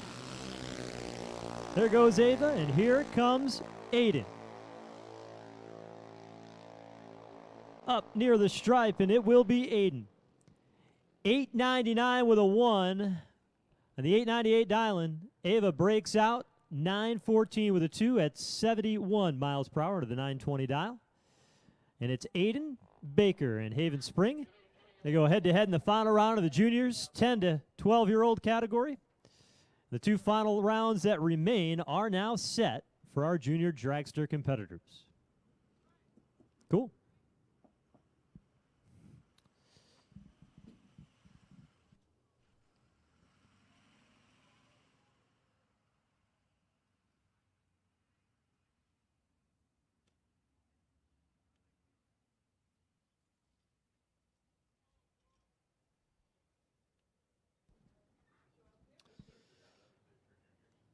All right, we're starting to fill into the staging lanes. We'll have Stock Eliminator next, followed by Super Street. We are in round robin competition. So bring them on back.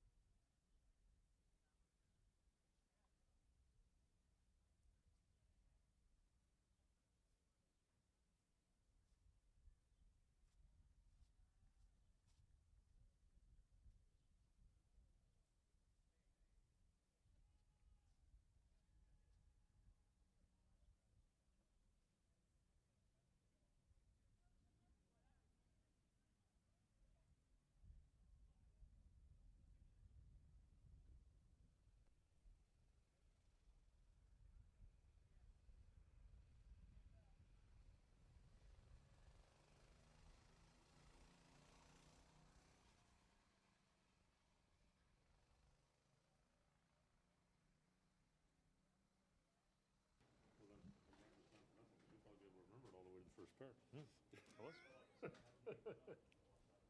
How much confidence I have in you. Well, as Stock Eliminator gets ready back in the staging lanes, our first pair out will be an interesting one. As they say, a 2-for-1 deal. Matt Lisa and Mike Farrell. Winner here gets a bye run in the next round based on the ladder.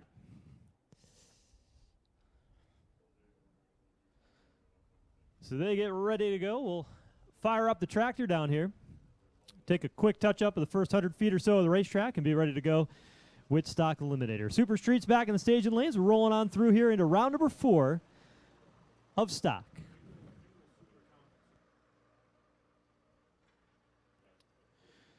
And we could use Super Comp and Super Stock back to the staging lanes. Super Comp and Super Stock. We need you to the lanes for your next round of competition. Again, Super Stock and Super Comp to the staging lanes now, please.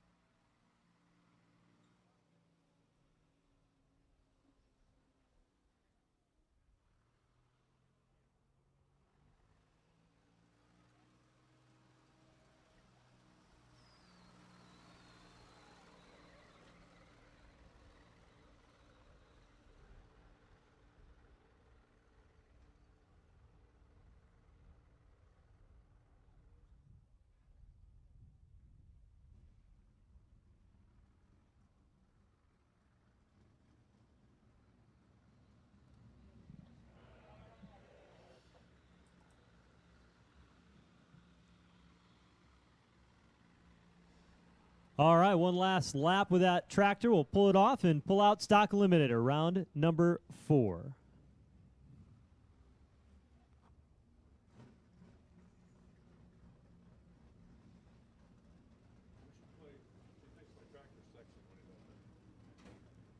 Yeah, that's good. I know the words to that one.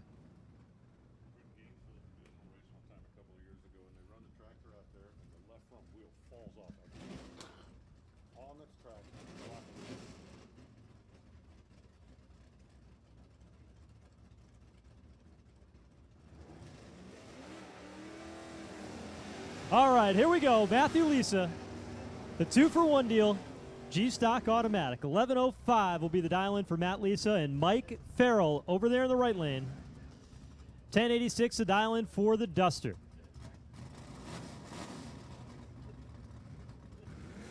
Mike Farrell, innovative automotive performance, right lane for the Duster. Matt Lisa, G-Stock automatic. Mike Farrell, E-Stock. Automatic. They're in, they're ready, they're set. Stock eliminator round 4 is green. Lisa out in front. Takes a peek over that right shoulder. Here comes Farrell, charging hard to the big end of the racetrack and not going to do it. Breaks out. Farrell goes 10.81.5 on a 10.86. Breakout is Matt Lisa just too good on the starting line. 0.16 on the starting line, 11.07 on an 0.5, and Matthew Lisa gets the bye in the next round and gets 2 in the opening pair. Daniel Lynch, El Shaddai, 11.30. H-Stock automatic, and Charles Weber, 10.89 in the Corvette.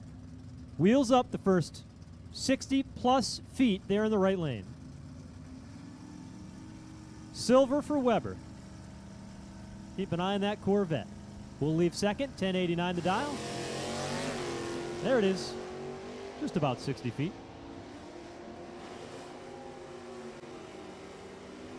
Can El Shaddai hold on when they get to the finish line? Well, it's going to be Charles Weber, 10.92 with a 6 at a 48 reaction time, and Daniel Lynch left 1:08 here on the starting line. And Weber's just a little bit too strong for that. Chris Butcher in the H-Stock automatic Camaro. And Ryan Herensky in that 68 Ford Shelby. Should be a good pair here. 10.41 for Herensky. Butcher in the Camaro, 11.22. And by 0.28, Chris Butcher knocks himself out of round number 4 by going red. Ryan Herensky in that Ford Shelby is going to come back again. The 10.41 dial-in and goes dead 0 here in the 4th round.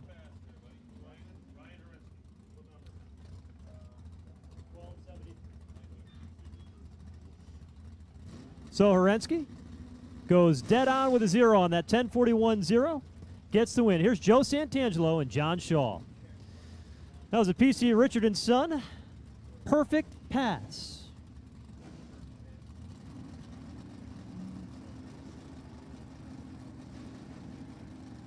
Joe Santangelo, 10.36 left lane. John Shaw, that Plymouth, 9.93 will try to track him down. Well, John Shaw goes red, spins the tire. Santangelo gets the win light. Of course, PCRichard.com. If you are the round winner in your category against an opponent in stock and super stock and the first to run exactly on your dial into 1,000, you'll receive $200 from PC Richards & Son gift card if you've got the program decal on your car. So, hopefully, Shelby had the decal on his car, and he'll cash in on the $200. Or $100 if you don't have the decal. All right, Lenny Williams here on the left side, 10.98. Katie Sapanik, 11.52. The Chevy Chevelle iStock automatic. Lenny Williams in the Buick. 71 Buick. 72 Chevelle.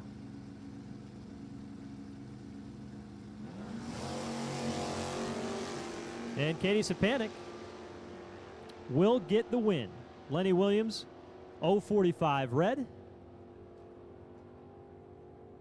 And Katie goes down there to an 11.57 with a 3. Lenny Williams was 10.999, but it didn't matter. It was over at the starting line.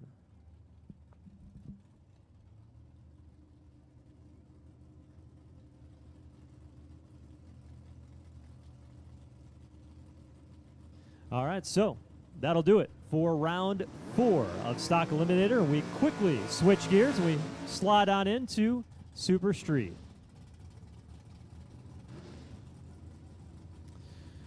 $10.90 category, Neil Vaccaro left side, the 99.91 Oldsmobile Cutlass, and Brian Sawyer.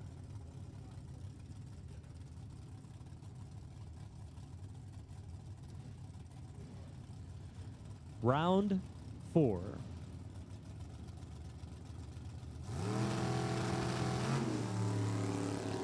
Well, Vaccaro, 009 red light start, and Brian Sawyer with an 018 gets that win light on his side of the racetrack, goes 1090 with a 7, 25,000s package for Brian Sawyer. Wasn't going to make it easy on Neil Vaccaro, who goes 1085.7, 142 miles per hour with the red light. Here's Eric Corey. 94 Chevrolet pickup, exactly as it rolled off the showroom floor. And Jonathan Leahy. The Chevy Nova. Oh, they are different. New Hampshire. Not exactly how they drew it up at GM headquarters, but looking pretty good today here in the 4th round of Super Street. But not good enough. A lot of red lights here in this round of competition, and Eric Corey is the next to fall victim as he goes red by 001 red. And that one hurts big. You got to go to the 4th number to get that one. It was 0001 for Eric Corey. And John Leahy is able to move on. And, boy, we've seen a lot of those today. We saw him in Top Dragster. We saw him Super Comp. What's about the 4th or 5th? 00 red light with a 1 at the end of it. That sent somebody home. Shaving it just that close, but too close. Here's Robert Loans. Frank Volpe. Robert, the father of NHRA on Fox, a public address announcer. Brian Loans. Of course, Brian from this part of the country. Frank Volpe over there on the right side trying to get a Super Street round win, and does. 1091.6, 127 miles per hour. And Robert Loans breaks out 1088.7 at 128. And here's Dave Markle. Gets the free pass into round number 5 in the Chevy 2.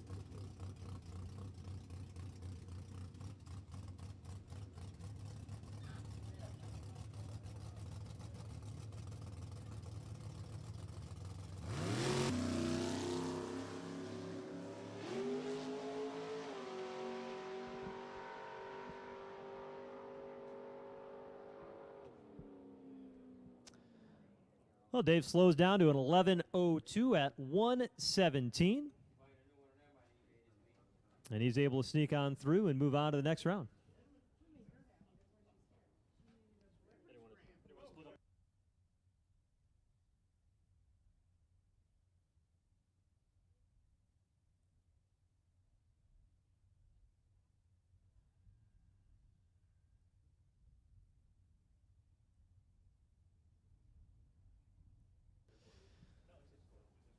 All right. Super Comp will be coming up next. Super Stock to follow after that. Everybody buckling in back here in the staging lanes. And remember, we are round robin. Wind lights on. Roll it right on back for us.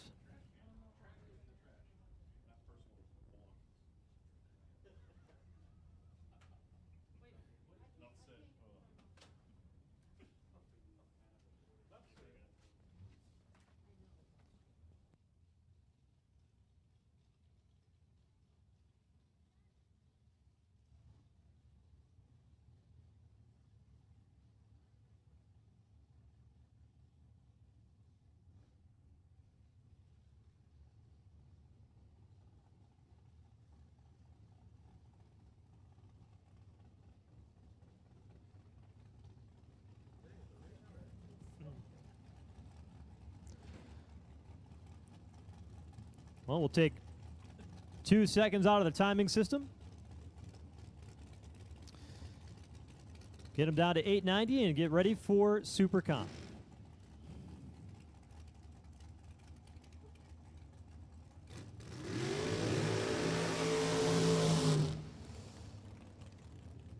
That'll be David Markle left, Mike Robolato right.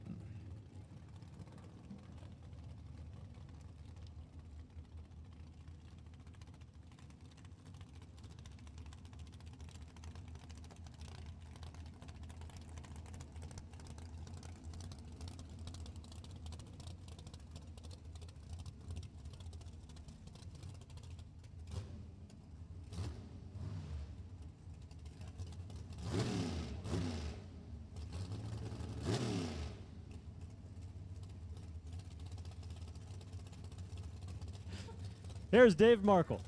Left side, just saw his son go down with a bye run in Super Street to advance into the 5th round.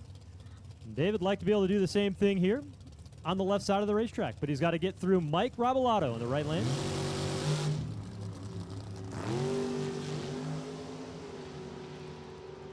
A little back and forth. Get up towards the finish. Will it be Dave? Will it be Mike? It'll be Mike. 892, 173 miles per hour. Mike was 009 in the starting line. Dave Markle 043. Mike Robolato knew exactly where he was. Took a lot of stripe up there at the finish line, 13 feet, but was confident in what he had that delay box set at and was able to dial it right in. 892. Takes the win. And we need Super Gas. Back to the staging lanes, please. Super Gas. We need you to the staging lanes for your next round of competition. Super Gas. We need you. Philip Molicella, Westchester, Pennsylvania here, left side. Orange, purple, flames. Miranda Marsters, black dragster on the right side. From Dixfield, Maine. Just waiting for the top end to clear. And we'll roll them in.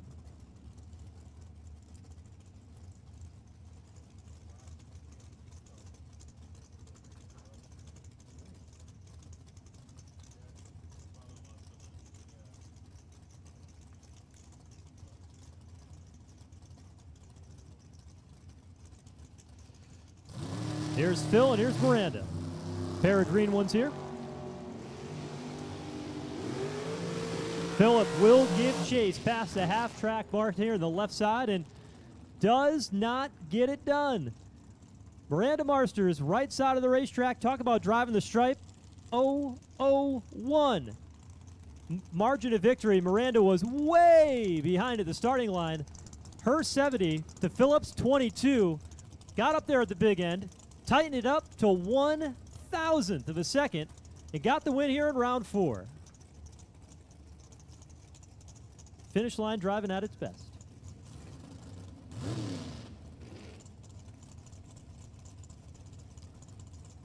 Sean Frick, left side. Daniel Bisbano, right side.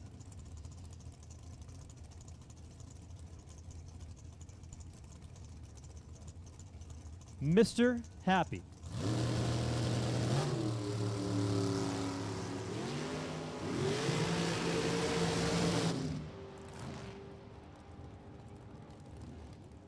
Mr. Happy is going to be smiling big as he just put Sean Frick on the trailer. 893.5, 168 miles per hour.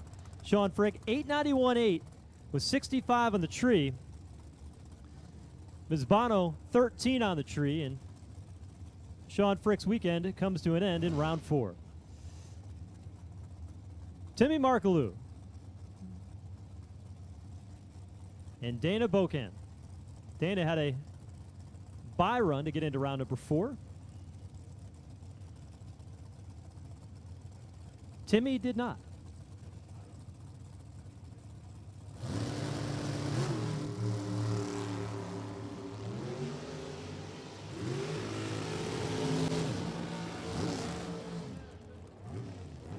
Timmy uses a double 08 reaction time, goes 893 with a 2.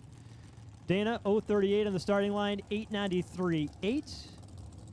And Timmy Margaloo is going to continue on in Super Comp. Here's Kyle Bigley and Joey Cambria. Now, Kyle Bigley, throughout eliminations, has been in the right lane. But not this time. He's over here on the near side of the racetrack. Joey Cambria claimed that right lane.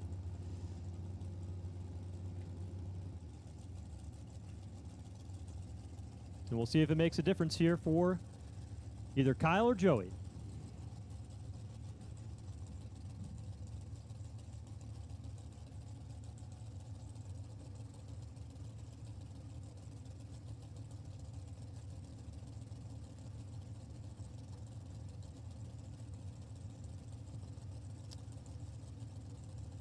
Both taking their time down here on the starting line. And it'll be Cambria sneaking it in. Light came on for a moment, then it came out. Kyle Bigley goes in. Cambria is going to sneak it in. And they're off in green.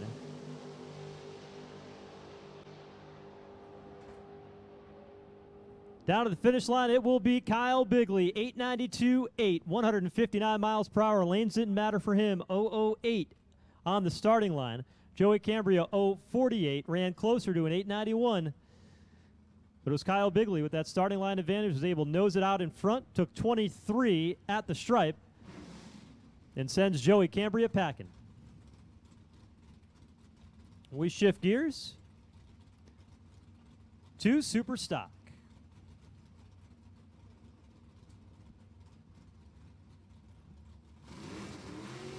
Shane Oates and the Rough and Ready team here on the left side. Pontiac Firebird, Trans Am, and Dean Mowry. 96 Dodge Avenger, GT-H automatic. Shane Oates and the GT-I automatic for the Rough and Ready team.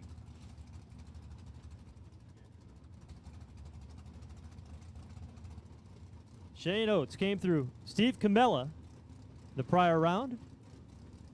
Dean Mowry beat James Daniels to sneak in here to round 3 in Super Stock.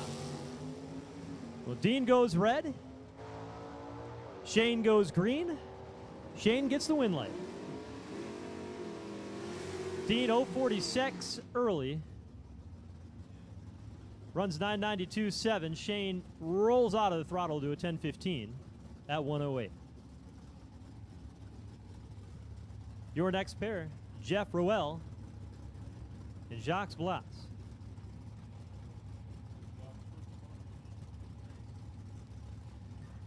And just by the way it's gone today, Jacques has had a competition signal and a bye. And he got a red light.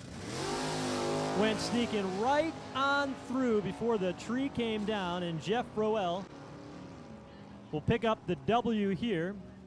Runs it out to 1,000 feet. Goes 961.9 at 119 for Jeff. And Jacques' luck ran out. Brought it up on the RPMs and just did not hold in the right lane. I'll tell you, the Warner boys have been pretty stellar down here on the starting line today. This is Byron Warner, Super Stock I automatic.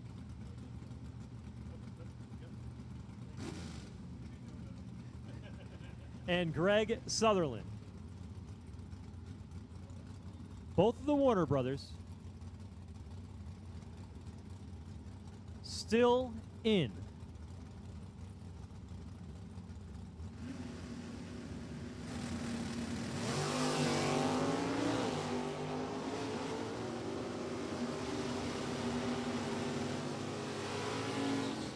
Up towards the finish line, here comes Byron to get the win, 989.9. On a 982 dial is Greg Sutherland off the pace at a 1026. Gave Byron all the room he needed to turn on that win light. Here's Marty Reinhardt. Had a 10-pack in round number 2 to better Joe Santangelo and William Kennedy over to the right side. 10:39 the dial in the Pontiac Marty Reinhardt, 67 Camaro.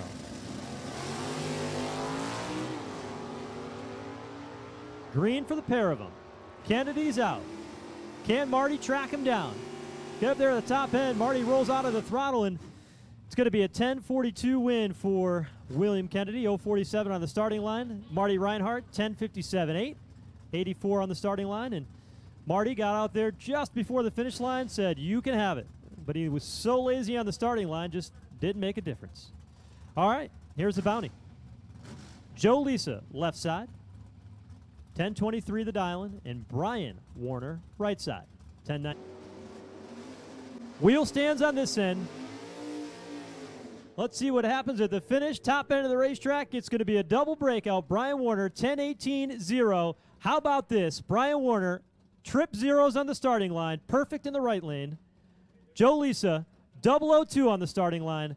Doesn't get much closer than that. Lisa goes 10:20 with a 1, breaks out by 29. Brian in the right lane only goes under. 18 under is 19. Gets the win for Brian Warner, and he's sticking around, going on to round number 4. Joe Cunningham's going to go ahead and get the bye run in his 68 Ford Mustang. He'll be moving on to round number 4 here in Super Stock. 9:54 with a 0. Legs it on through there to 138 miles per hour, and Joe is coming back to play some more. Super stock 1125 is stuck at the top end. Well, Super Stock competitor, car number 1125 is stuck at the top end of the racetrack. It's Marty Reinhardt needs a tow back. So Marty Reinhardt in 1125 needs a tow back from the top end of the racetrack. The Warner brothers, by the way, are on opposite sides, so they couldn't possibly race unless they beat the final. Oh, and even cooler, Byron Warner and Brian Warner are on opposite sides of the ladder here in Super Stock, and we'll see how far they can go.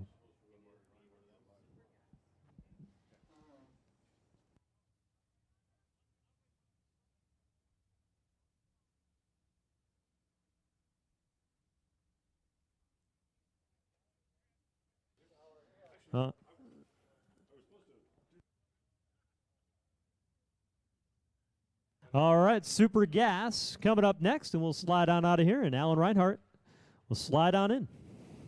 Yay, me. I was looking for more snail jokes. I couldn't find any.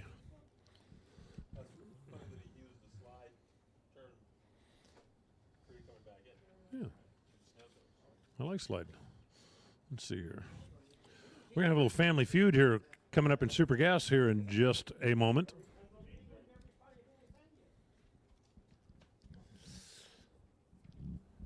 As the Sawyers will race each other.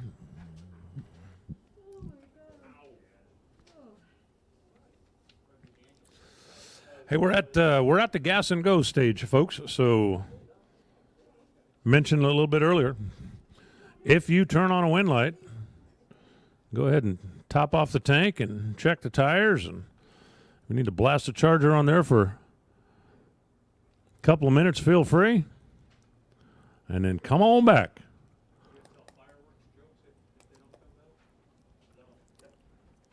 As we are getting closer and closer to trophy time.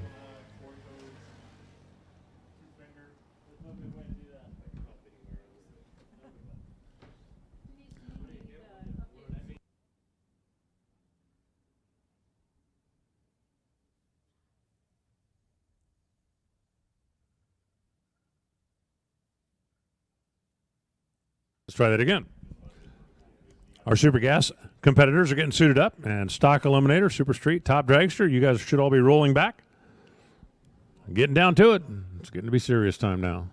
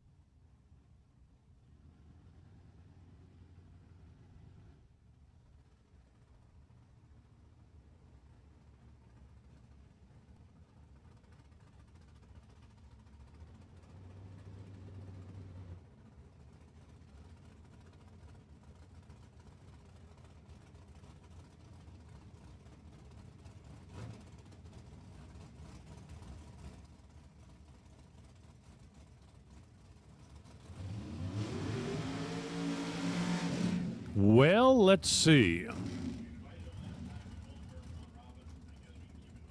The Miller family earlier had a father-son matchup that went to Dad.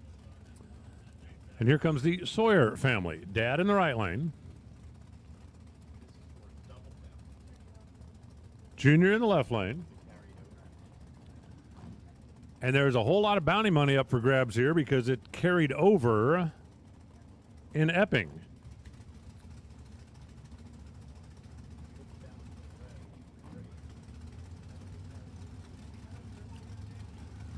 So, if the kid can beat Dad, not only does he get to keep racing, but he gets to pick up a double bounty. Man, that's nasty. Really? Really? They put a price on your dad's head, so you smacked him? $9.91 for the win, and 0.10 reaction time helped. Ray Sawyer goes $9.87, and Mike Sawyer goes to the next round. Peter Maduri and Brenda Hunter. Yes. Why are your staging lanes empty?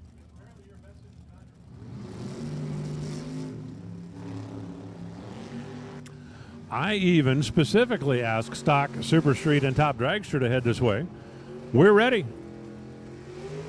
We are ready. 9.906. 006, dead on 6 for the win. Simple as that. 006, dead on 6, taking 2 thou. I don't care how you do that math. It's going to come out that Brenda Hunter wins it. Pete Maduri goes 989.8, getting their second. After being, well, not really tardy, but he did leave the starting line second.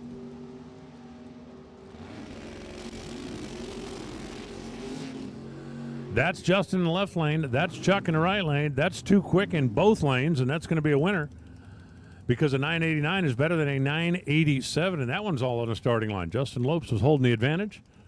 Got the stripe by 007. Came out on the right side of the math. And basically, Chuck followed him across and came out on the wrong side of the math. Now it is Doug Marsters and Rich Price.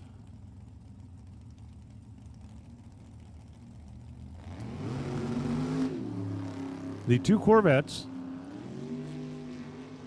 that have basically nothing else in common except the fact that they both are Corvettes. 991, 157 miles an hour for Marsters. That is the winning Corvette. 989. Crossing the line second was Rich Price. And now we got the black car against the white car. Rick Anderson. Let's roll. And T.C. Smith. I'm looking at TC's car. I think they have a decal on it anywhere, does it? Which begs the question, how do you get through tech? I'm just asking.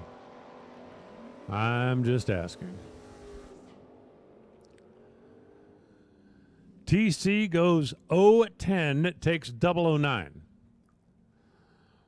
And at that point, Richard Anderson had no chance. Not with an 067. No way, no how, no chance. And now it's Dennis Allen. There needs to be another A in there, doesn't it? I mean, I get you're trying to work in the Nova into innovation.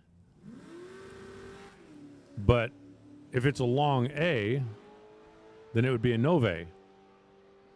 And if it's a short A, it would be innovation.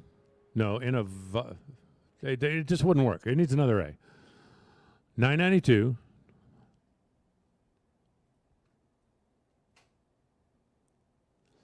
It'd be innovation. That's what it would be. Yeah.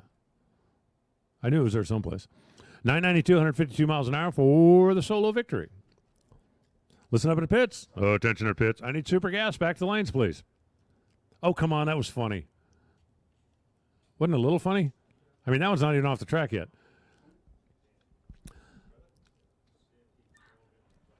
Stock, Super Street, Top Dragster, Comp Eliminator, Top Sportsman.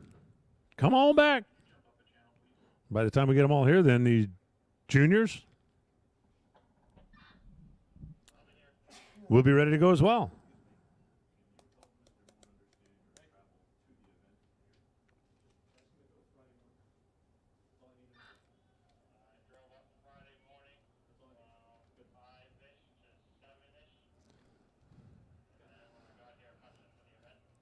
Okay, you guys are going to make me wait on cars, so I'm going to put away weird news, and I'm going to Google snail jokes.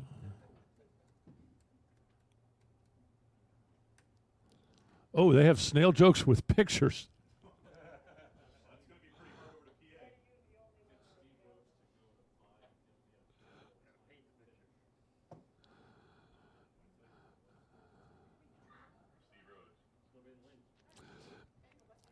Here we go.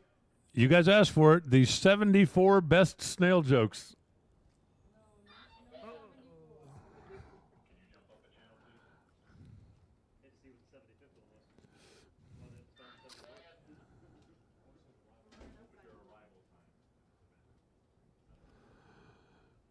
I took the shell off my racing snail, trying to make him faster, but if anything, it made him more sluggish.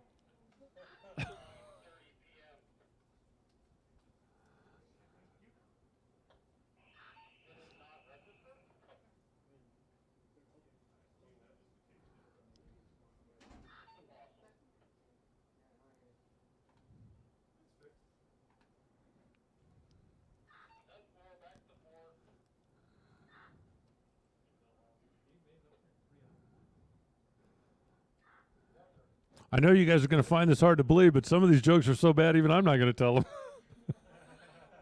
And you didn't think I had any standards, did you?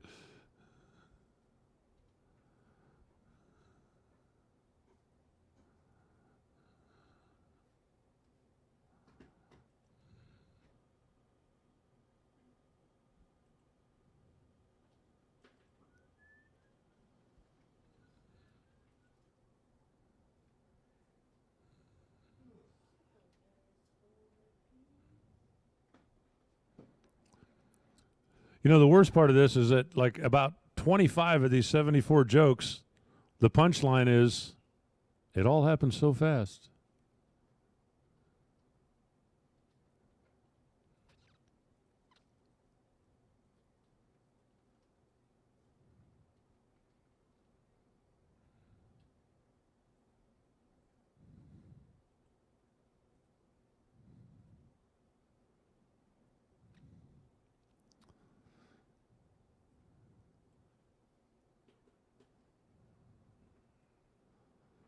Okay, now I'm going to have to come up with something else. 25 of the 74 are, look at the S-car go.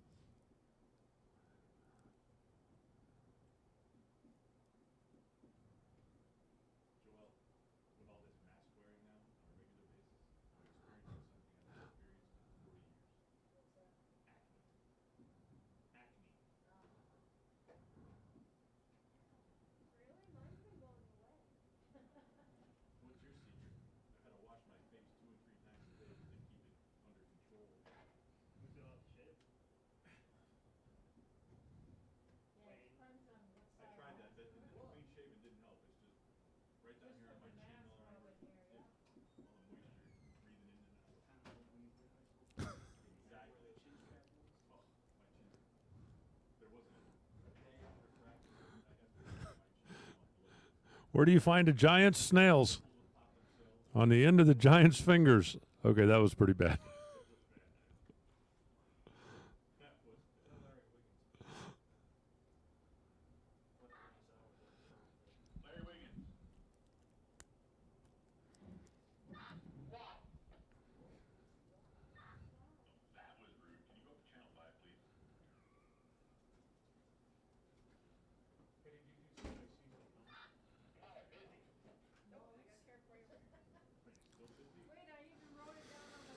Oh, man, that's awful.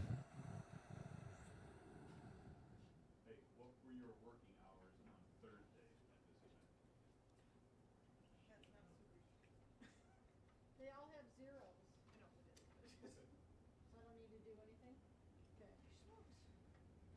Nothing at minus 5100. 9 a.m. till, No, the violations are all .507 size. Thank you. All right.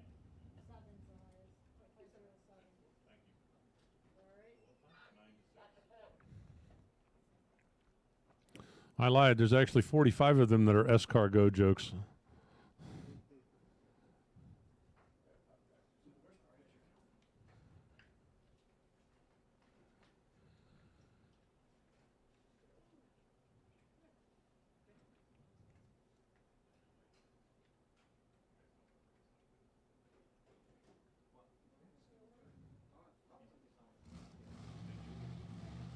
Okay, I'll find something else before we get to the next break, I promise.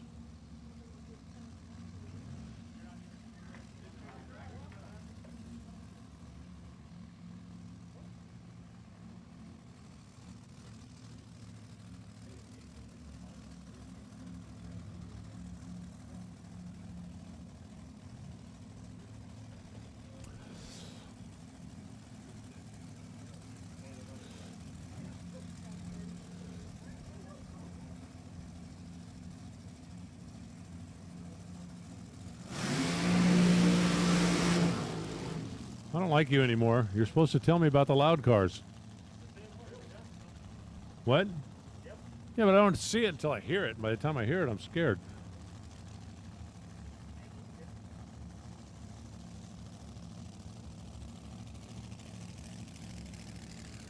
Al Kenny. Dave Petrosky. At this point, we're all on a first-name basis, right? I mean, shouldn't I just be able to go, that's Al and Dave? You guys all know the rest? That's my story, and I'll do it. Al got away with one in the last round. There's no doubt, no question.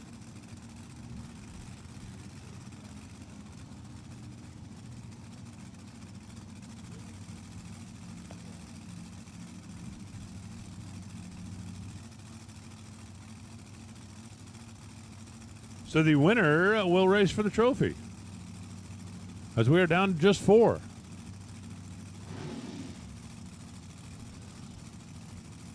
Kenny's dialed in 623. That's where he's been all day. As a matter of fact, that's where he qualified, if memory serves. Petrosky at 668. I'm doing the math on my fingers, but that's about 45 difference, almost 1 full bulb. They both leave on the green. Dave is out there. Al is coming. Al is coming. Al is going to the next round. 625. 219 miles an hour, and he had some room. He backed off the gas down there, 6.70. On the reaction timer, Al was 1 better. At the finish line, he was 1.5 out in front. And Al Kenny will go to the final again. He's been there a time or two. How many times, you ask? Well, I'm glad you asked. For Al Kenny on the regional trail, talk amongst yourselves for a second.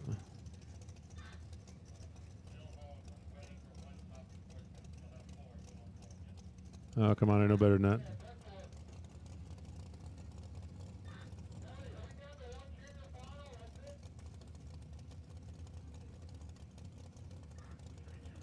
Hang on, I'm going to find it. I promise you I'm going to find it. Meanwhile, Rick Bell and Rich Jameson. That's actually says Rick Jameson on the side, isn't it? It's Rick and Rick. That could be a morning show. It's Rick and Rick in the morning. Bell turns loose. Jameson feeding that baby oxygen right straight out of the bottle, but can he catch? The answer is no. 692 on the 690 after 005 reaction time. 064 on the bulb was Jameson. And you just can't get away with that in the late rounds around here. So Rick Bell and Al Kenny for the trophy. A little bit later on today, and that final is set.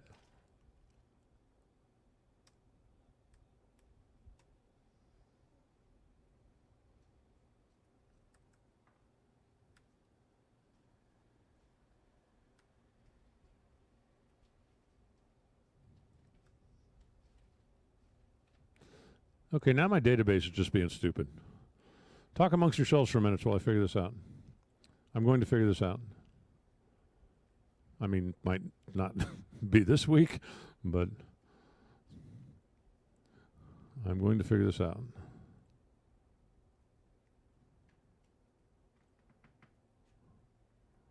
Let's just try it. Close it all out and start all over again. Ah, that was the problem. I got it now.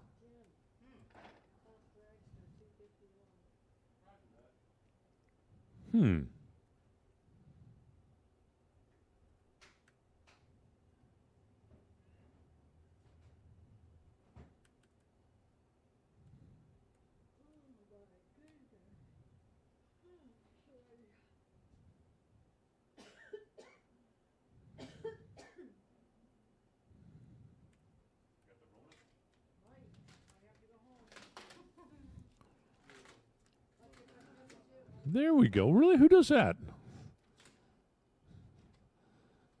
Now, see, now it's all making sense to me. Al's in my database under Alan Kenny.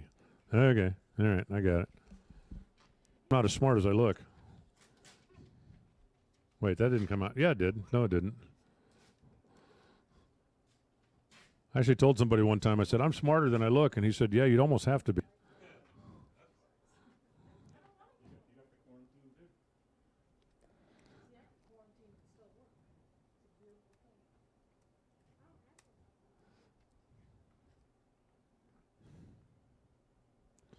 Where's my stalkers? Shouldn't they be back by now?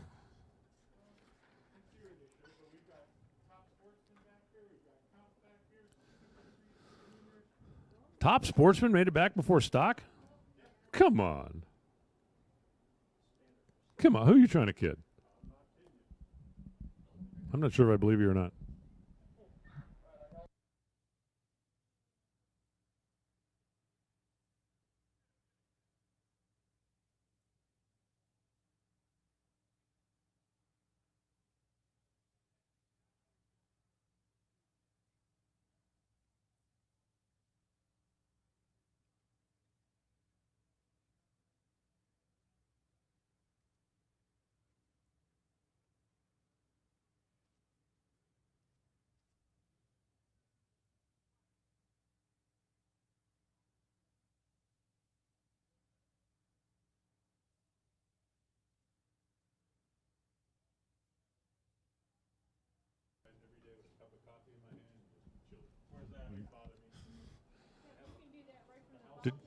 Did you just say if you were on vacation, you'd be sitting out in the yard every day with shorts and a cup of coffee? That'd keep the kids off your lawn.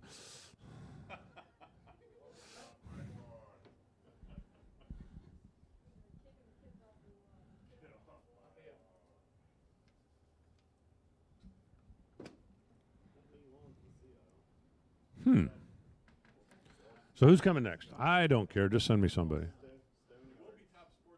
It will be Top Sportsman. Tommy Tape Top Sportsman. Yay. It'll be the semifinals for them too. Our juniors, you said, are back there? Hey, let's get the rest of the juniors, if you would, please. We've got some of you. And Stock Eliminator, we have a need for you. So we've still got 3 rounds of stock. Come on, gas and go. Everybody, if you're still in competition, first one here gets a trophy. That's not true, but I'm just trying to get them moving out there. An absolutely beautiful day. It is a little warm out there, but everybody's staying hydrated and everybody's staying social distance, and that's a good thing. And I don't know about you, but I am really, really, really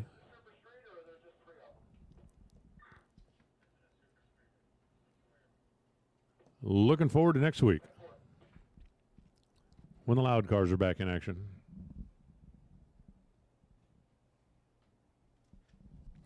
I made the offer yesterday. I'll make it again today. If there's anybody out there on D1TV or anybody here, if you got a question, you got a comment, you got something you want to share, and you don't know who to send it to, blast it to me. Announcer at NHRA.com will come to me. I won't answer you in 5 minutes, but I will answer you. I came in this morning and answered all my questions from yesterday, and let me maybe save myself and yourself a little typing. If your question is, what's the real story going on at John Force's place? The answer is, I don't know. I have not spoken to anybody over there. I don't have any inside information.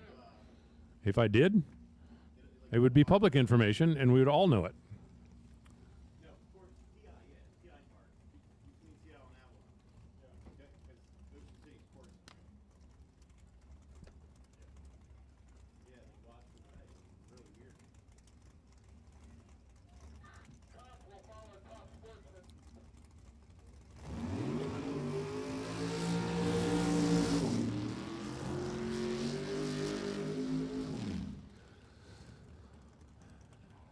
Nick Maloney and Dave Miller.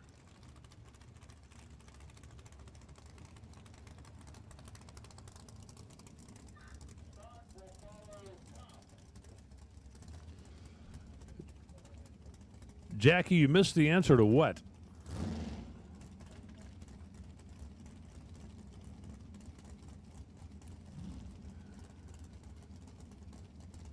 So Nick Maloney in the Enco with 665 cubic inches. Dave Miller was talking to him back in the staging lanes. He goes, what's that, like a 4-cylinder? Because Dave's got way over 700 in the S10. No. Between these two, they have over 1,400 cubic inches.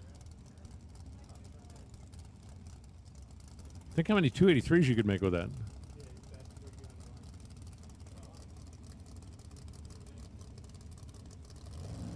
For a trip to the trophy round. Both drivers away on the green. Nick out there, out there. And in the final, 719, 184 miles an hour. He is 010 and threw an egg at him. Man, that's nasty. Dave Miller goes 025, 691, had no chance. Miller hits the reaction timer at 025, and he was done. Nick Maloney goes 010. Dead on 0. And does a spectacular job earning his way in the final round, where he will race whoever the arrow points to next, because the arrow knows.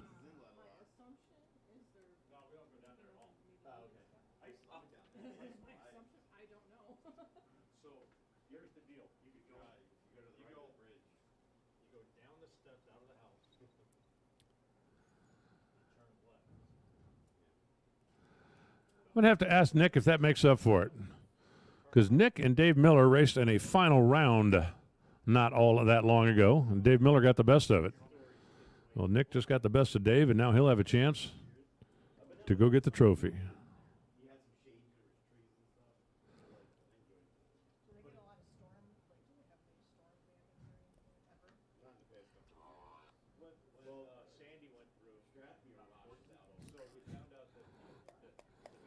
The answer to that, Jackie, is that I do not have the answer.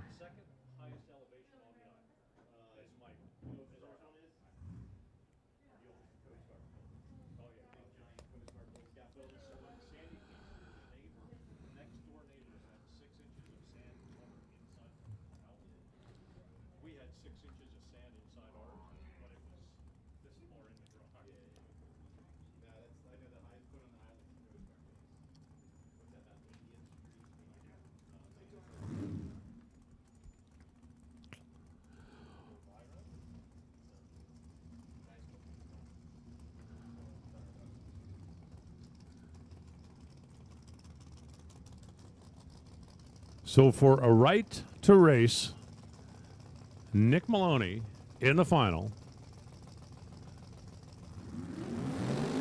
Here comes Brian Conray and Craig Monroe. It'll either be all classic Chevys all the time, or if Monroe can dust off the Corvette, he'll go head-to-head with the Camaro. Get it? Dust off.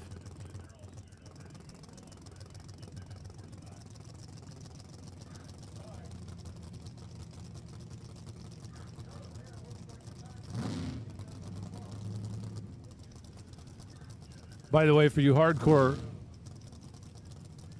Chrysler fans, I don't want to be the one to burst your bubble or anything, but that Duster's got a big block Chevy in it.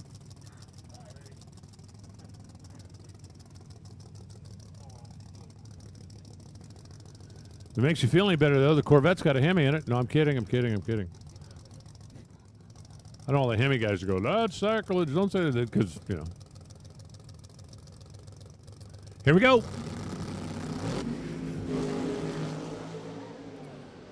Monroe let go too early. by 6,000ths of a second. So the Chevrolets will go head-to-head. It'll be the Corvette against the Camaro in the final round, 708 on a 707 with an 029 reaction to the flash of the bulb, a 006 red light. Comes up for Monroe, and then he runs dead on with a 4. No, I did not. You've been hanging around me too long.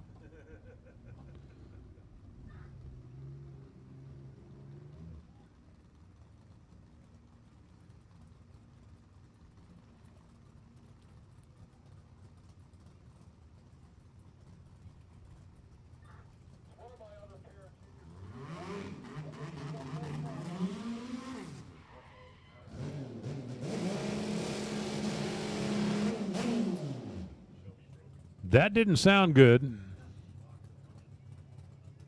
And the Ladybug pulled over out of the groove. And that doesn't look good.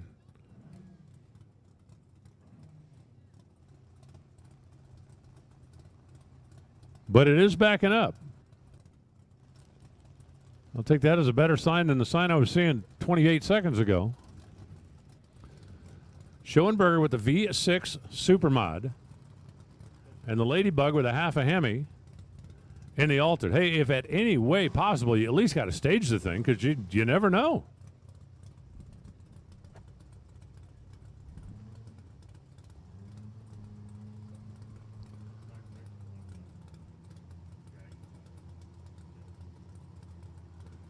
You saw Michelle's car at the end of the burnout. That just looked really kind of odd, but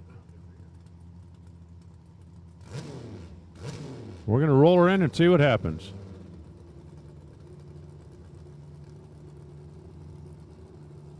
Schoenberger will see the tree first. I wonder if he thinks she's broke. That could make him relax.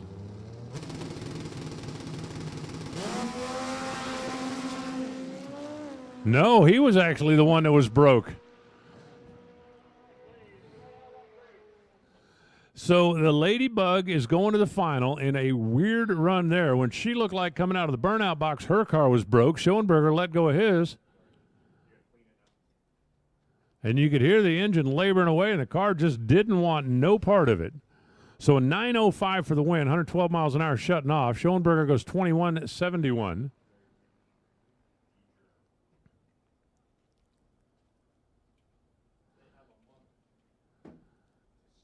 And that looked like the classic. Whoever's car is going to actually run when the tree flashes is going to be the one that wins the round, and that's what happened. So Michelle Costa for the win.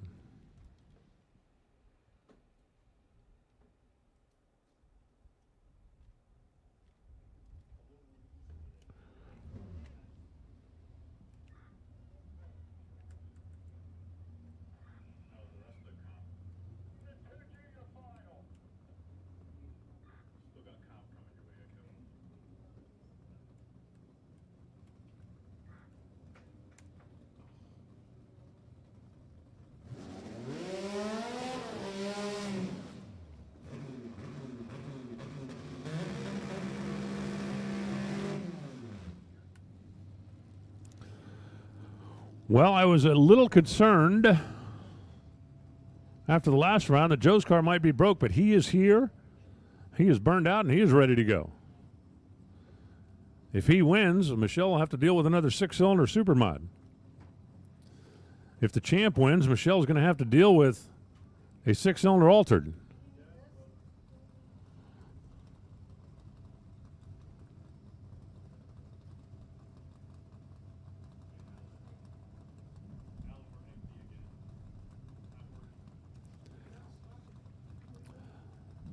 Hey, if you're still in competition, come on back as quick as you guys can. I know Stock just ran. Let's get Super Street back here. Or Stock is there, right? Super Street.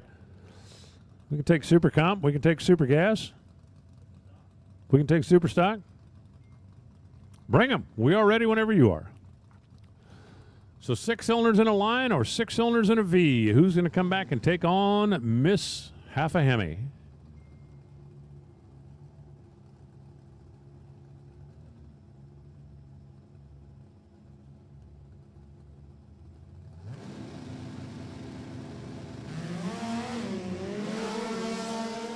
Oh, and a red light start for the champ. Wow. He had been playing the game well all day, kept his index solid all day, and he goes 0-17 red. And Joe Carnichal will bring his V6 back to see if he can do anything with a half a Hemi in the final round.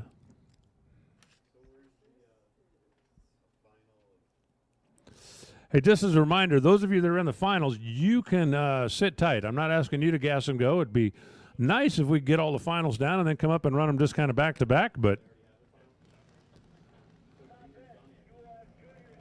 everybody else, come on.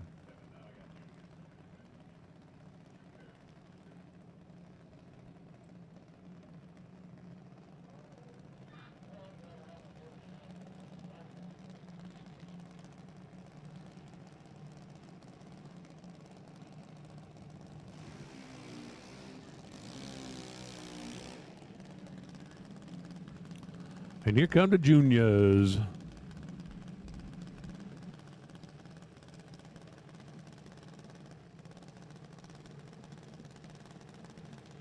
We have got the finals in our big juniors. Left lane is Chris Corey, and the right lane is Taylor Iacono. They're both dialed 8-0 something, but they're going to be close all the way down the racetrack. The fastest of little cars ease in and go. Chris Corey car. I'm going to move first. Taylor right there alongside. They are staring at each other as they head down the racetrack, figure out what to do with the stripe, and there it is. It's a double breakout. 807 on the 808 for Corey. That's a winner. 798 on the 801 for Taylor, and she comes out on the wrong side of the mass. So for Chris Corey, congratulations on taking home the trophy. And now we've got Haven Spring left and Aiden Baker right in the final of the 10 and 12-year-old juniors, the Mandalorian, which means he's from out of this world.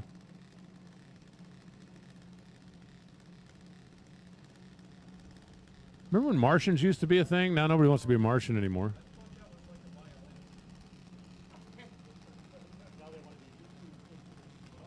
That's a mandolin. I thought you were going on a SpaceX trip.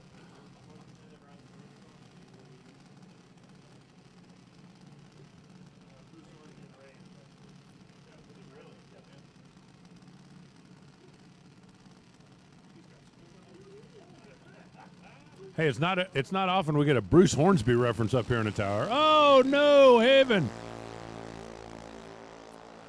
Haven jumps early. Aiden wins it. And the family is overjoyed.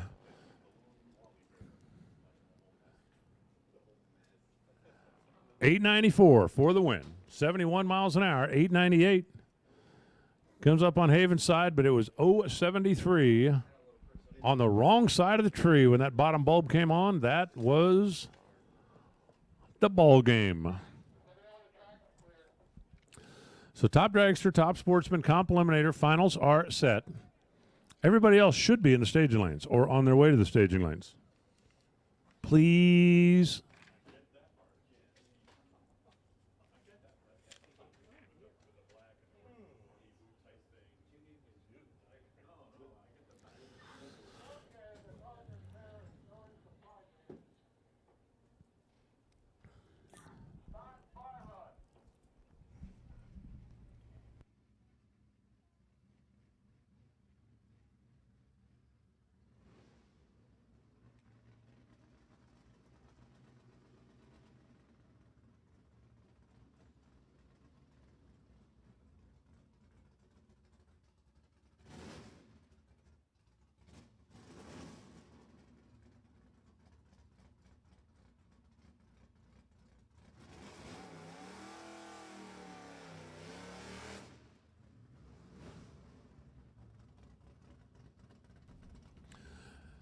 Matt Lisa, who earned the twofer last time.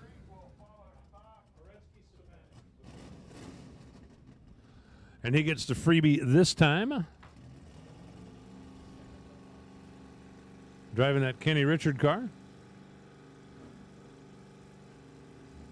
Bumps.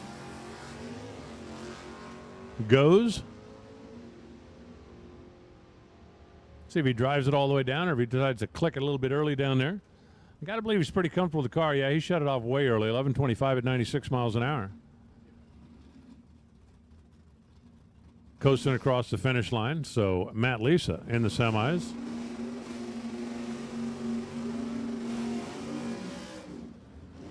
And Matt Lisa will race whoever wins this. Either Joe Santangelo driving the Bertozzi Mobile or Charles Weber driving the Weber Mobile. You know, all things considered, for a Corvette, that silver car does huge wheel stands. But for Santangelo, he's like the wheel stand king of stock eliminator. When you do something like this on a 9-inch wide tire with a 396, I am impressed.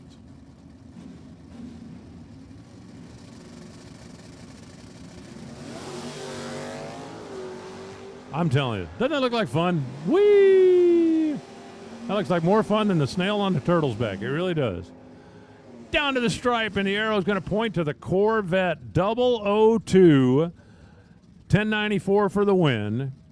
Santangelo got there first by 7 thousandths of a second, and he broke out by 2 of them.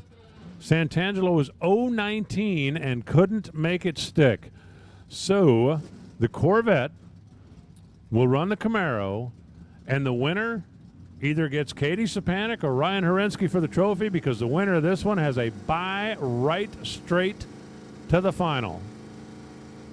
The SS Small Block Chevelle or the 1968 Shelby Cobra. Oh, and he blows the tires off. Horensky's car spins the wheels, and unless Katie does something really silly, 11:79, she'll have a bye run on her way to the final. And Ryan Horensky is driving down there thinking about what might have been. But that thing just knocked the tire off of it. And our final 3 in stock eliminator are all Chevrolets. A Chevelle, a Camaro, and a Corvette.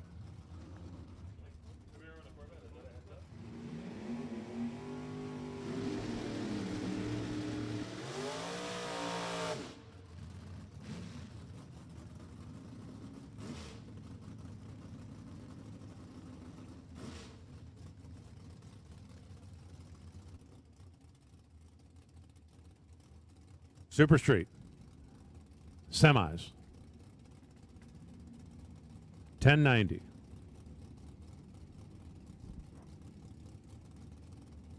Chevy, Chevy, Chevy, Chevy. 2 square Chevys and 2 Camaros. 2 from the same generation and 2 from opposite generations. Actually, the Camaros are first and third. 3 of the 4 were built in the 60s.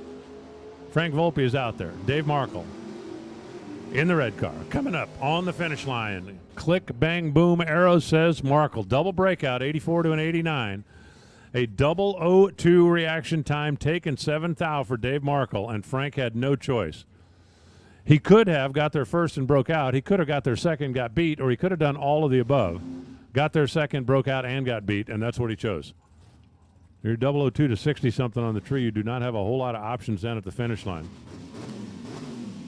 Jonathan Leahy now. That sounded a little weird coming out of the burnout box. You saw him waving forward, and see the gentleman standing down there on the start line with hands on hips. Let's just say that's not the most confident look I've ever seen in my life, especially when you got Brian Sawyer in the other lane.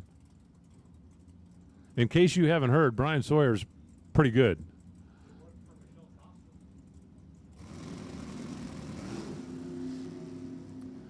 Both cars do what they're supposed to do so far. Throttle stops on, throttle stops off. Couple of big block Chevys singing down to the finish line stripe. Who's coming back in the final round? It's going to be Sawyer. So a double breakout on one side, a 1091 to a 1092 on the other. And it comes down to 2 thousandths of a second at the finish line stripe. Sawyer to the final again. And now it's Super Comp.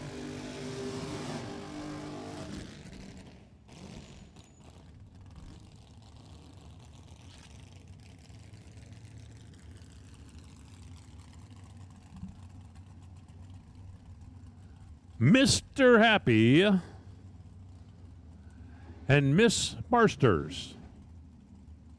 Winner goes to the final.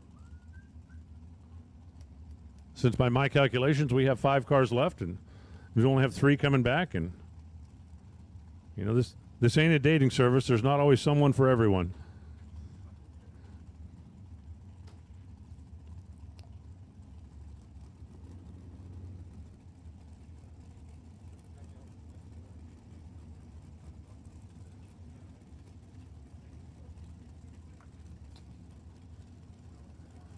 We are going to know 8.9 seconds from now.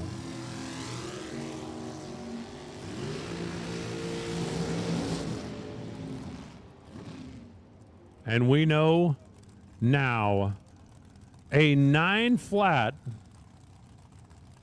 beats an 8.8 9.9. Miranda was way out in front. Looked like she was off the throttle, 159 miles an hour, and she broke out by 1 lousy thousandth of a second. And Mr. Happy dodged one. He should have been done. Now it's Timmy Markaloo and Kyle Bigley. I really like Markaloo's car, especially when the sun's out. I mean, that thing's like glittery and shiny, and Bigley's like, yeah, we came to race, not to polish chrome.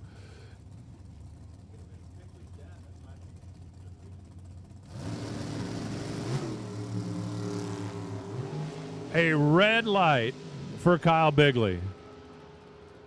And he missed it by 9 thousandths of a second. 888 for Timmy Markaloo.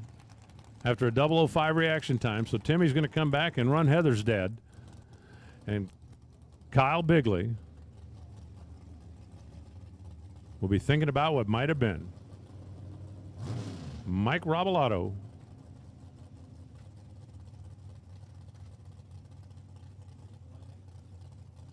Eases in for his buy run. And we will bring back 3.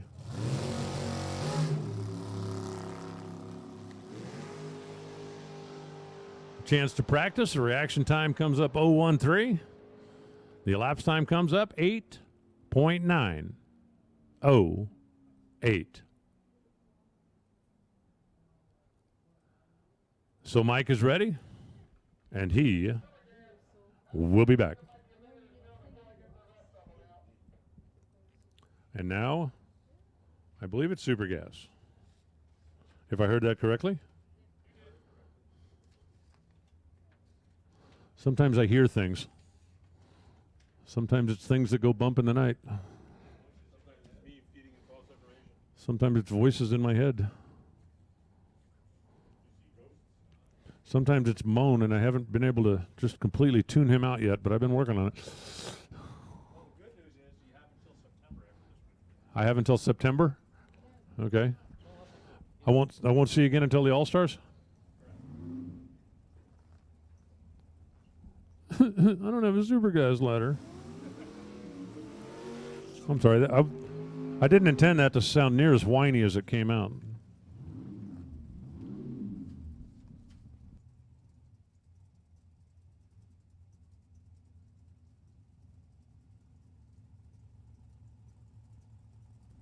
I was using my super gas ladder for a scratch pad on the back.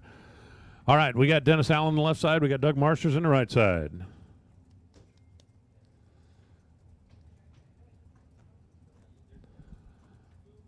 We got the Nova. We got the Corvette.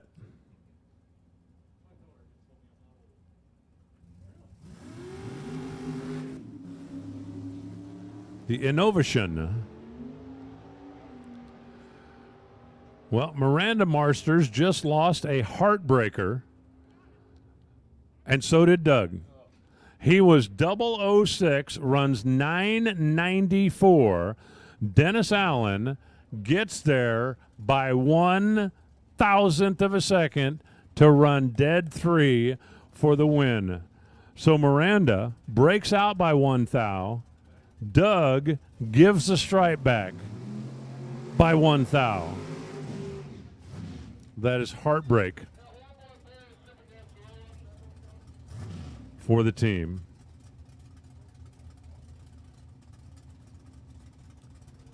Justin Lopes and Brenda Hunter. Winner of this one goes to the final unopposed.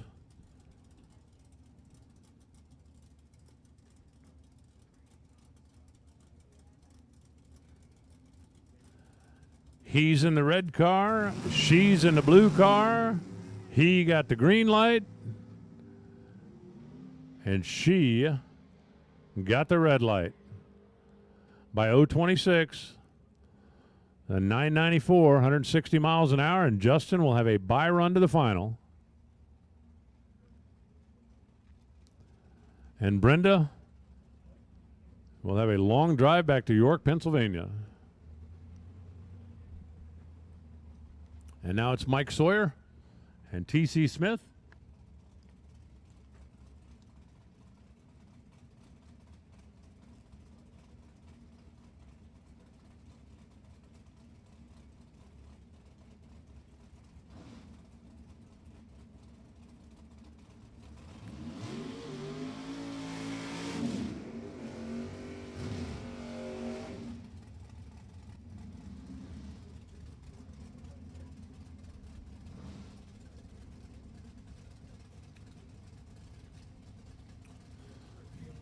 You know, it's kind of interesting. Sawyer beat his dad, Ray, in the last round, and Ray's down there standing behind Mike. I'm surprised Ray's not over there in TC's lane going, yeah, teach the punk a lesson.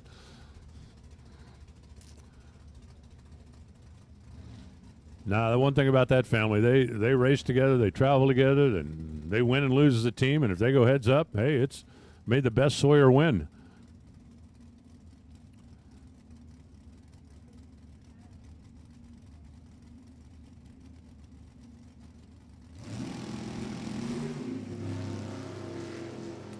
TC moved way early. I mean, when it's so early you can see it, that's pretty early. 991. 137 miles an hour for the win for Mike. And he is down to 3 after an 013 bulb. TC 091 red. That's pretty early.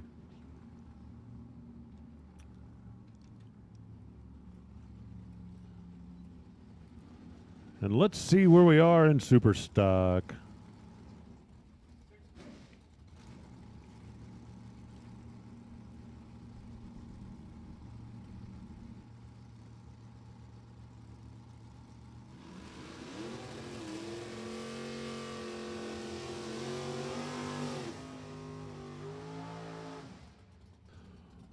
William Kennedy and Byron Warner. Winner gets a bye to the final. No, actually what I need is I just need to get them when they come down to the 8, and then I can like take it from there, but I'm not smart enough to do that. The winner of this one's going to go to the final. Now there's 6 cars left. 2 of them are named Warner. I think only one of them has a clutch. And I think these 2 have got a handicap of about 1 bulb, with Kennedy taking a head start.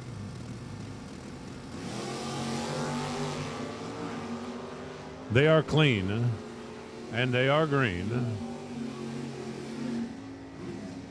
And as we close in on the finish line stripe, I mean, I don't want to say you could see that coming, but a perfect reaction time for Byron Warner. And a 986, he had plenty of wiggle room down at the other end. 10.4 seconds for Kennedy. But he was behind on the reaction, and that was that. So now it's Shane Oaks, the Rough and Ready team, and Joe Cunningham. An original 428 4-speed Cobra. That thing looked like it might have turned the tire a little bit. Cunningham was almost perfect on the reaction time last time, and this time he wasn't quite perfect, and he's not going to get away with it. 1 thou down at the finish line stripe, but Shane Oaks had the advantage on the starting line, makes it happen at the finish line. So now the last hope for Ford is Jeff Roll out of Jim's Welding Service with that factory super stock G 428 pushrod Cobra Jet car. and he's got Brian Warner to deal with in the other lane. This is going to be a bounty run. The Warner twins have this plan where they're going to race each other in the final. That's their plan. Jeff thinks that's the dumbest thing he has heard all day, other than maybe one of my snail jokes. Ford and Chevy getting after it. Warner's out there. Here comes the Cobra Jet. At the finish line, strikes him. 950 for the win. 1018 on the 1019. Warner got there first by 1 thou. And Warner broke out by 4 thou. Jeff had the reaction advantage by 8 thousandths of a second and did not leave Warner any room whatsoever. So I do believe that's the last of the bounties. And Warner now will hope that his brother can carry the day. And if you're still in competition, come on back, especially those of you that are in the semifinals. We need you back as quick as possible, if you would please. I'm not going to make you listen to any snail jokes, but what I'm going to do is I'm going to encourage you, go get some ice cream. You got a couple of minutes. There's nothing in the staging lanes. So, you know, it takes a minute, no matter whether you're racing in stock or top dragster, just to get things turned around, and that's what they're doing right now. So you got time. Go grab yourself some ice cream. Who is calling my phone? Oh, wait. I got to take this. It's the boss. Hi, boss. Everybody is here listening to you at Lebanon Valley. Actually, they're just listening to me. You guys talk among yourself. I'm going to talk to the boss.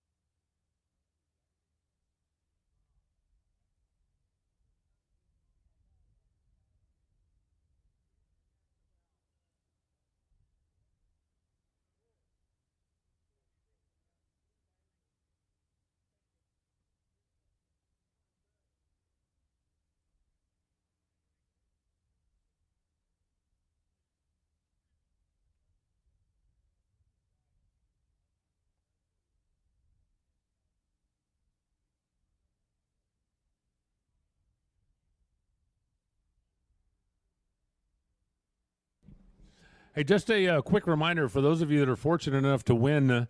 When you do go in the winner's circle and get your pictures taken, you are going to need to have a mask, please, and you have to keep your distance and keep all that kind of stuff. The New York Health Department wants that, and the NHRA wants that, and we just don't want anybody to get sick. If you want to go back to your pit and all get in a dog pile and take a picture, that's completely up to you. But when you come to the winner's circle, bring your mask and social distance, please. Everybody who is still in competition, come on down. We're ready.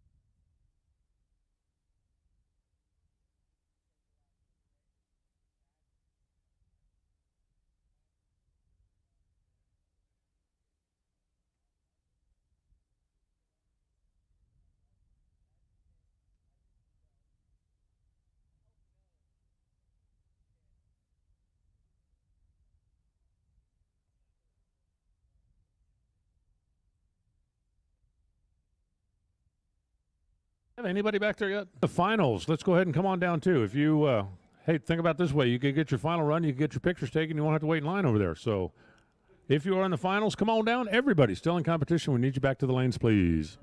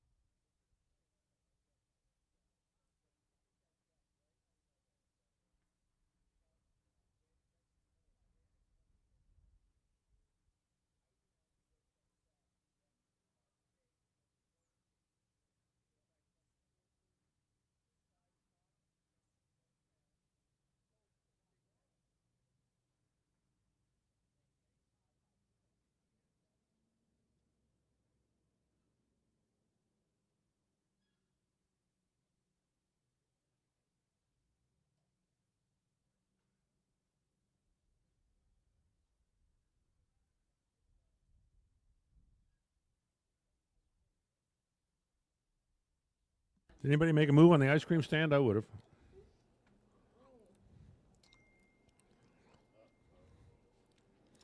Okay. Here's my new go-to. If we have cars in the lanes ready to run at 3:45, which is 6 minutes from now, then we'll run them. If not, I'm going to play Phantom of the Opera. You have been warned.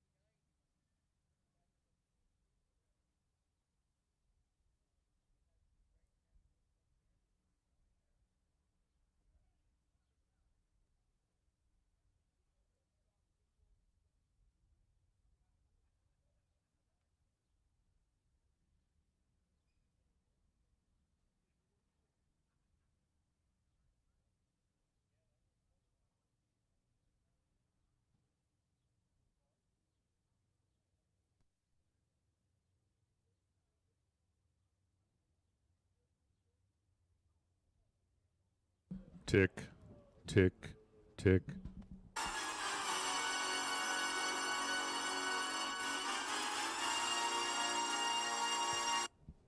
For those of you that thought I was bluffing.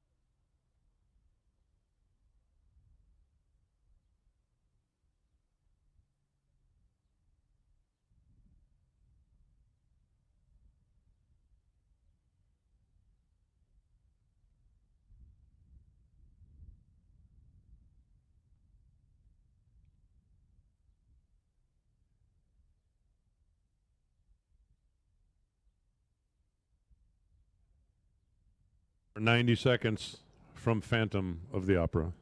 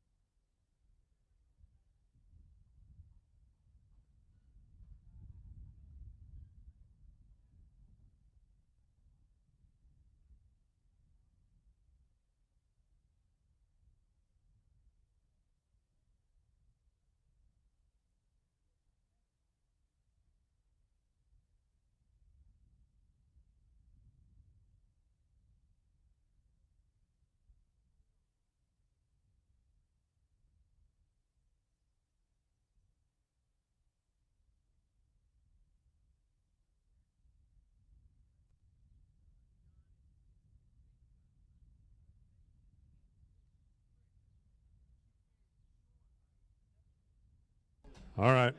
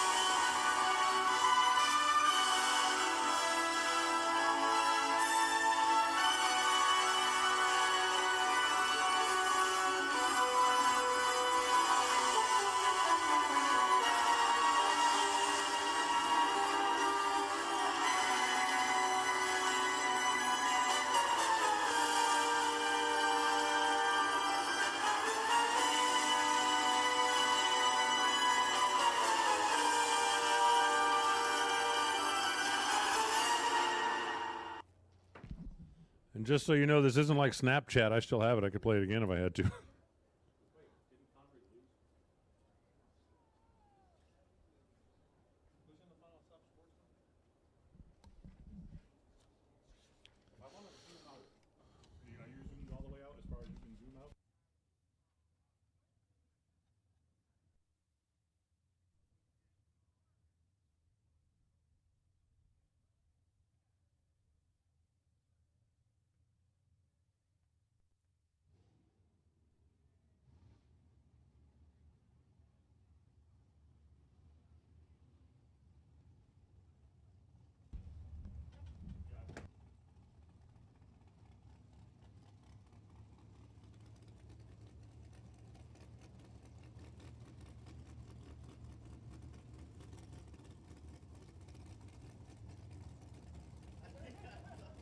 All right, let's roll in now to the semifinal round of Super Comp.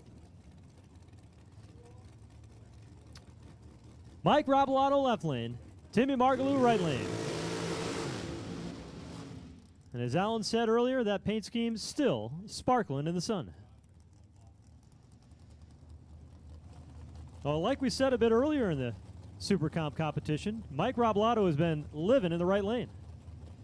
He got bumped over to the left side here in the coin flip back there in the staging lanes, and Timmy Margaloo, he'll say, I'll take the right and give you the left.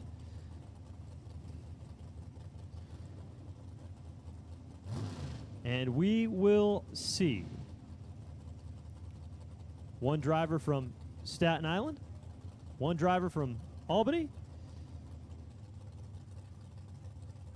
Winner here goes to the final.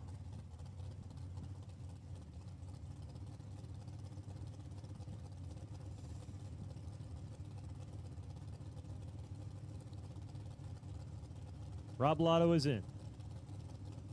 Margaloo is in. They're clean, they're green. Robolato out in front, but here comes Margaloo up towards the finish. Not enough. Look at the scoreboard. 890 the pair. 009 for Mike Robolato. Goes 890 with a 1. Timmy Margaloo 014.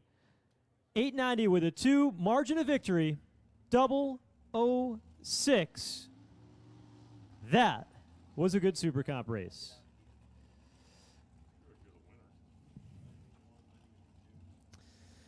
So Mike Robolato march on to the final round. He'll have Mr. Happy.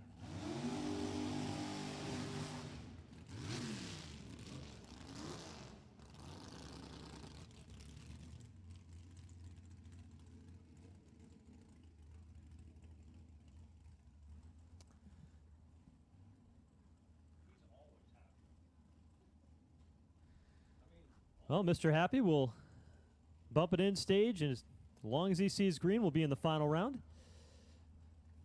Well, I guess technically you could see red as long as he's staged. He's undefeated in final round competition as well. And our statistician of the weekend, Alan Reinhardt, saying that Mr. Happy is undefeated in final round competition. He is 1 for 1. Batting 1,000. 027 on the tree. 886 to 168 miles per hour there for Mr. Happy. So the final round in Super Comp Eliminator is set. Mike Roblato and Mr. Happy. It's time for Stock Eliminator.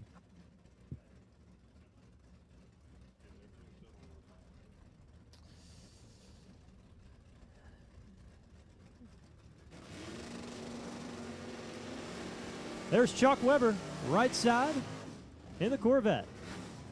Matt Lisa, the G-Stock automatic. 305 Camaro. 1105 the dial in for Matt Lisa. Charles Weber, 1089 right side. Semi. Winner here gets Katie Sitpanic in the final round. Pair of green lights. Weber trying to run Lisa down and can't get there because he left 165 in the starting line. Matt Lisa goes 003, runs 11:10, had plenty of room up there at the finish line, takes a ton and turns on that green light. So it'll be Matt Lisa and Katie Sitpanic here in the final round. And Matt Lisa will be going to his first divisional final round. Katie Sitpanic, she's been to a few, she's won a few.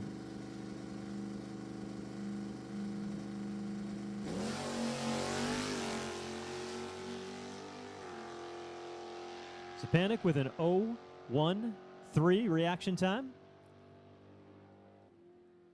And lets off early, 1161, 93.58 miles per hour. And Katie Sitpanic, Matt Lisa, make up your stock eliminator final round.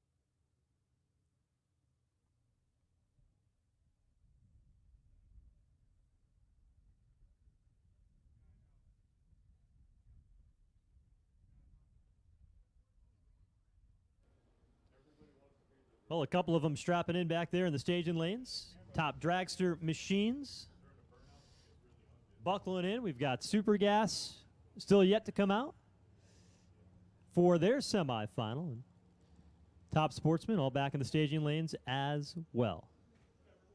Hey, Alan, it's the loud car. Don't say I didn't tell you.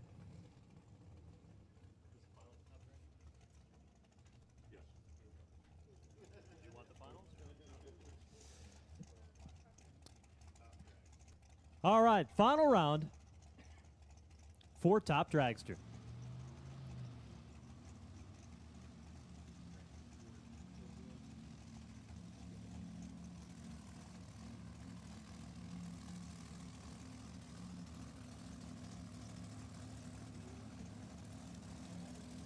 Superstock, we need you to the lanes, please. Superstock, we need you back to the staging lanes, please. Final round. Top Dragster. Al Kenny in the aforementioned loud one, and Rick Bell. The far side of the racetrack, the Firematic lane.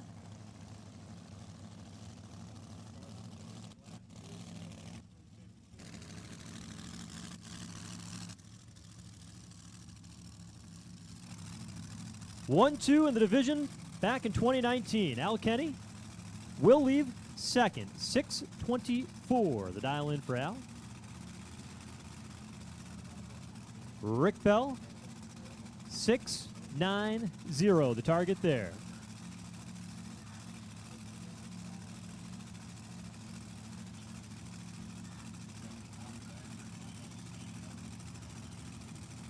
Bell will light that pre-stage bulb first. Kenny slides it in there, and here we go. Final round. Tommy Tape Top Dragster presented by Select Performance. Here comes Al.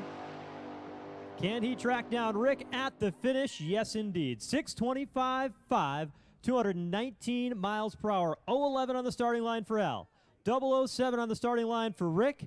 And Rick with a 6:92.7 and up at the finish line was Al Kenny, who took 8 thousandths, was behind on the starting line, but tightened up the stripe just enough, 2.5 feet, 8 thousandths, and the win, his 8th divisional win for Al Kenny.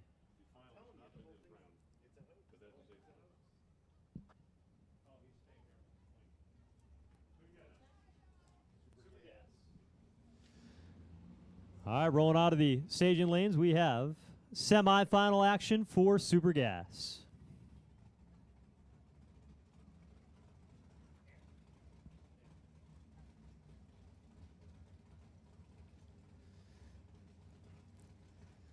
Mr. Sawyer over there in the right lane, Mike Sawyer, I believe, and Alan, you would probably remember this more than I would, but I believe that car a couple of years ago won Best Engineered or Best Appearing or one of those at a national event level up here in the Northeast, and it is just gorgeous.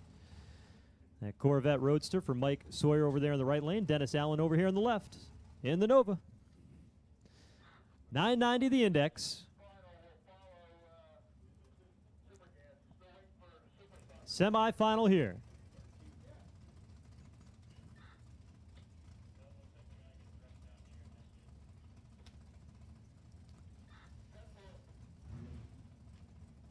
Allen taking his time getting into the pre-stage bulb. Mike Sawyer sitting there for a little bit, but Allen goes right into the stage.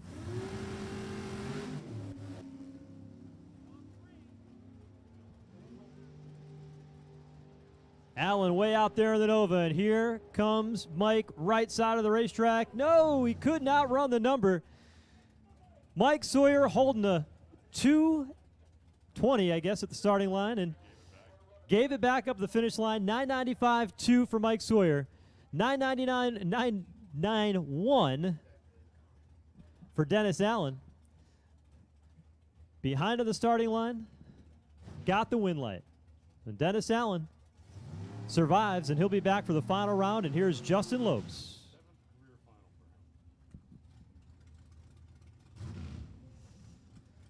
That'll be the 7th career final round for Dennis Allen. And he will race Justin Lopes, who will be in his 5th career final. Be a pair of Novas in the final round of Super Gas.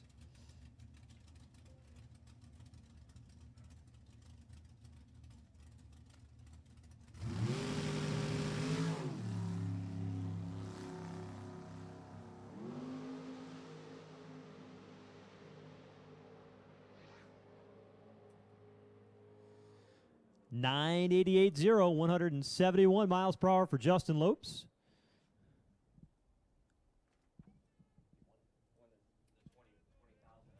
Wow. How about Nelson Belot Jr.? Won the big race, 20 grand out at Maple Grove this weekend. Well, congrats to Nelson. Nelson, who went out to Pomona back in the 2018 season, representing Division I in the Pro Eliminator category. Won out there. And now cashes in on the 20 grand down at Maple Grove.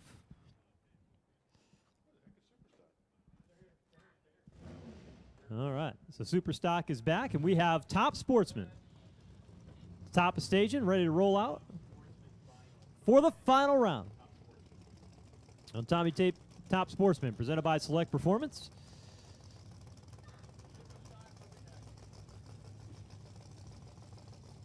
Brian Conray, and Nick Maloney.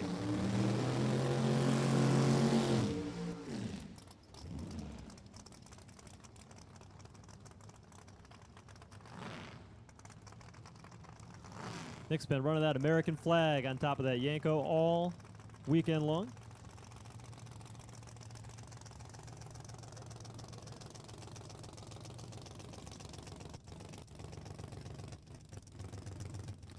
But they take it out in time for the run.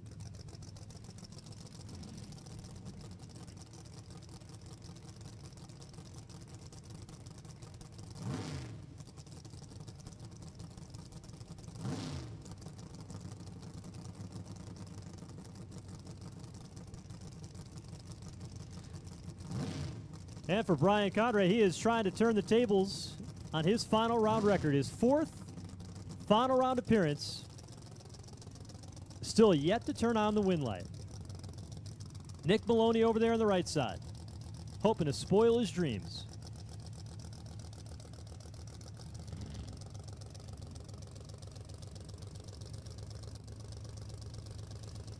They're ready. They're set. Connery 708, Maloney 718. And the pair is green. Maloney in red out in front and will capture the win, 721. 186, and the whole crew of red shirts down here on the starting line. Cheering him on, and his second win for Nick Maloney, getting the win here in Tommy Tape Top Sportsman, presented by Select Performance.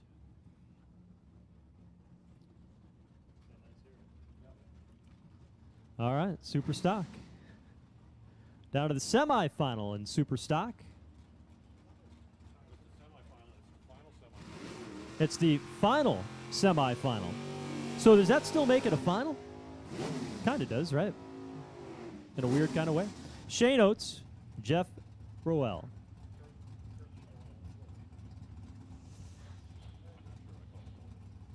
$10.01 for Shane Oates. Jeff Roel, $9.50 the Diamond. Factory stock G. GTI automatic for Shane Oates and the Rough and Ready crew. Pontiac, Chevrolet horsepower. Shane is off and running. And here comes Jeff to give chase. Shane is out there. Here comes Jeff. Shane looks over and says, I've got room. 10-10 is Jeff spun the tires down here. The first 60 foot was 008, better on the starting line, but Shane Oates 036, 10-10. Looks over, had 50 feet still at the finish line and ran almost a 10th over his dial. It'll be the 5th final round of his career for Shane Oates, and he will race Byron Warner. And the Warner brothers, all day long, been rock solid on the starting line. And remember, back at Epping, it was Brian Warner who won the event. And Byron Warner, on his way on down the quarter mile, will race Shane Oates here in the final round of Super Stock. Eases it up to a 10:05 at 107.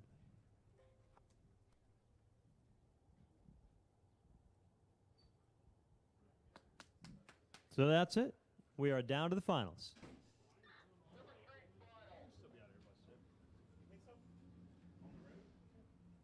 And we've got cars in the staging lanes, we've got drivers in the cars, and we've got engines fired.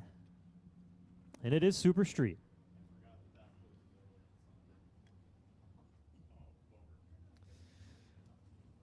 Well, a couple weeks ago they were up in Epping, New Hampshire, and Brian Sawyer had a pretty good weekend. Problem is, he was RU in the final round, and he wants to be W today. So Brian Sawyer, right side, against Dave Markle.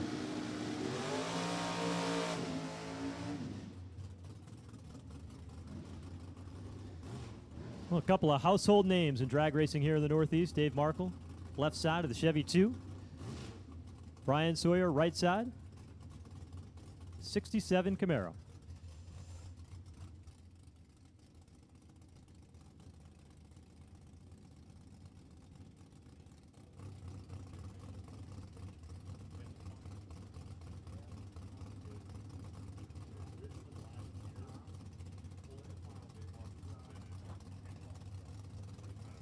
Dave Markle has been in one final round.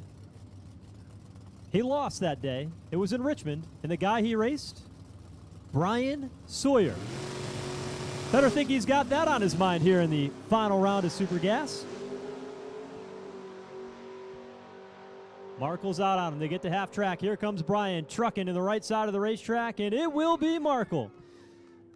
Double breakout, 10.87.5 for Markle, 10.86.8, and the whole family down here, all hugs. The Markle guys getting their very first win for Dave Markle. 0.26 in the starting line for Dave. Brian was 0.27. Double breakout goes to David Markle. And there is nothing in the world like your first win.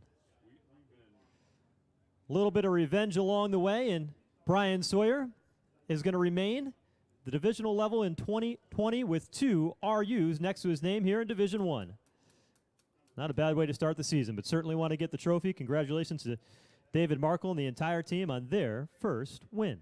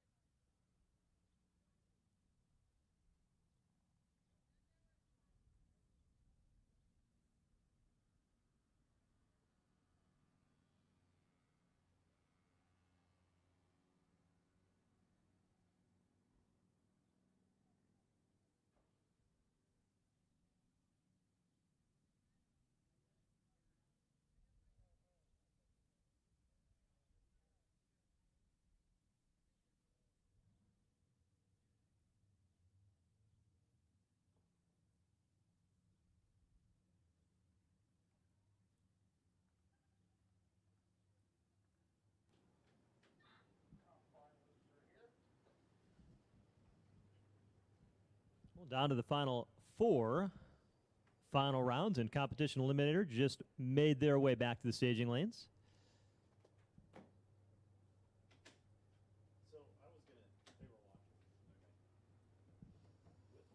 So they will be next.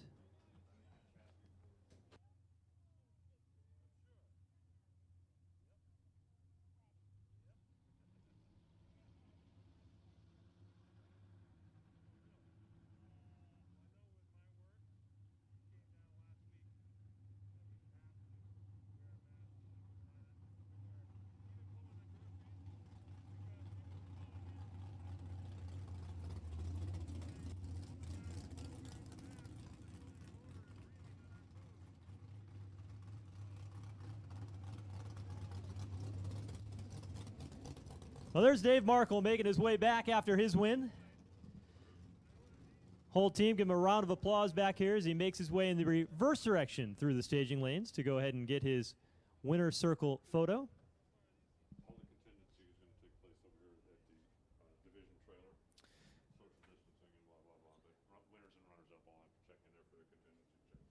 And keep in mind, winners and runner-ups, if you can check in at the Division 1 trailer for all the contingencies for today's event.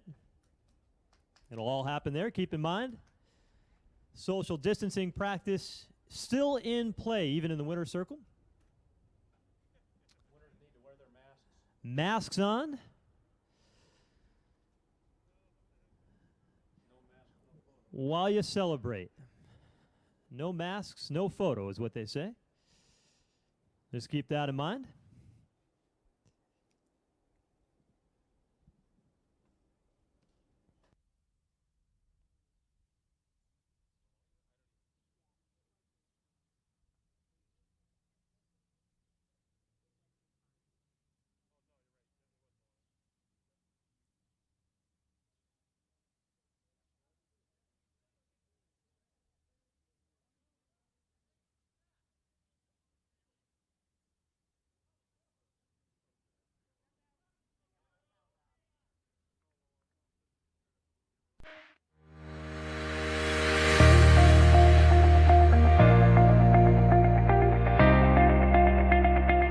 MicroStrategies has been transforming business through innovation for nearly 35 years. Our core focus is to help our customers manage, mine, and monetize their data and informational assets. Whether it is in enterprise content management, big data and analytics, IoT, cloud, or security solution, we have the skill and the experience to help our customers disrupt their markets and lead in their industries.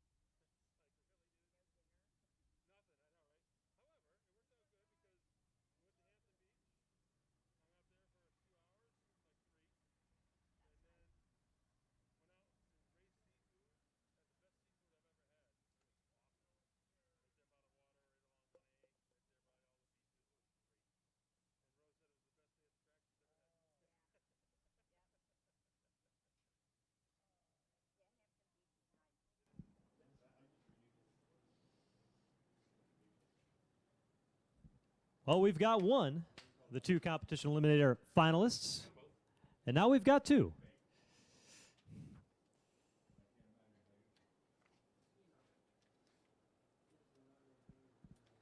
Well, as the conversation has gone all weekend long, two very different combinations.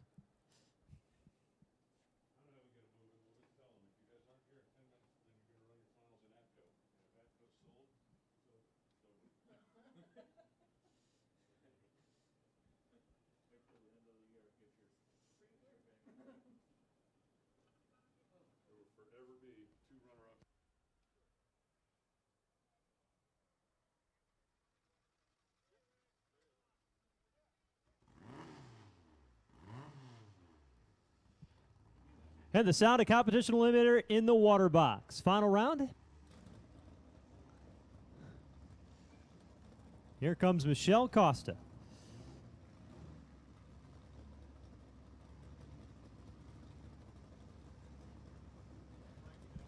The Bantam Roadster.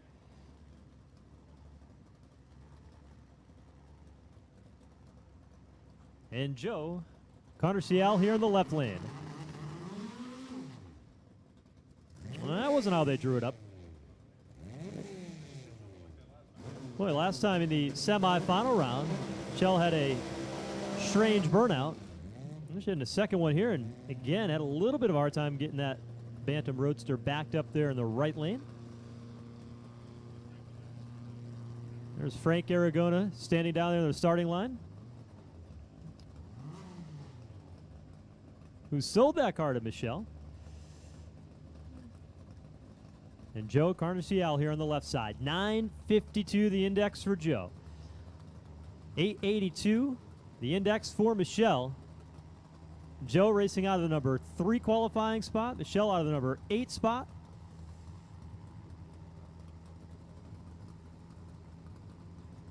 Here in the final.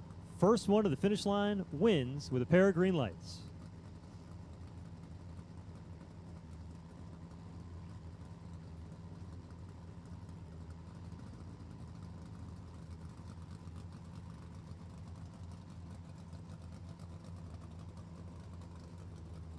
.261 cubic inches of Chevrolet for Joe. 206 cubic inches of Mopar power for Michelle. Competition eliminator final round here at Lebanon Valley Dragway.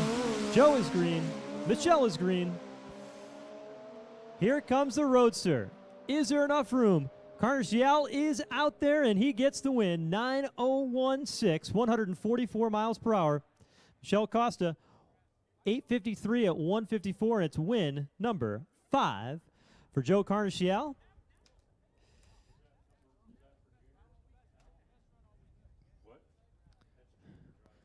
And he will hoist the trophy here this weekend.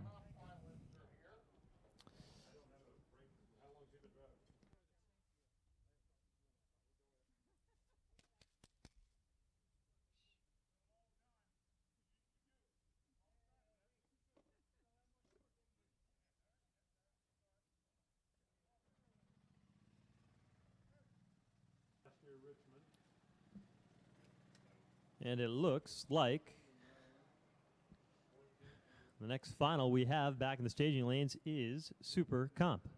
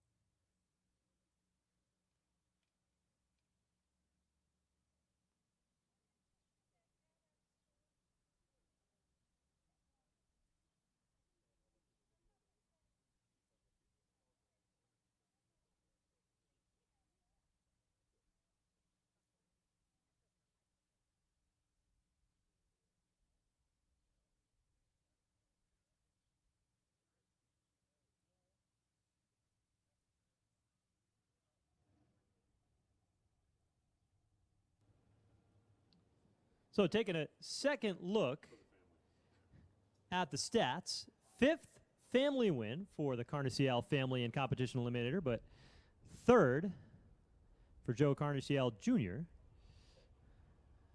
in competition eliminator that we just saw. But we're going to double check that, and we'll get all the numbers right for you.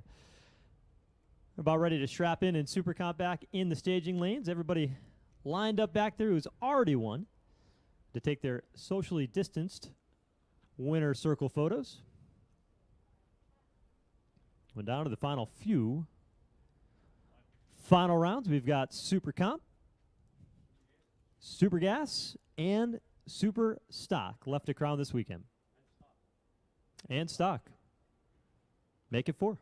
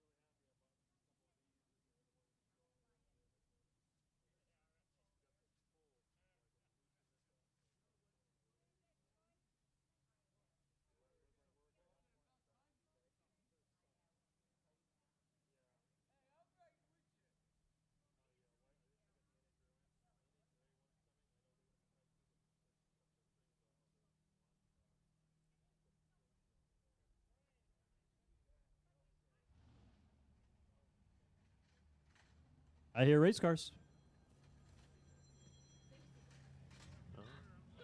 This will be Super Comp.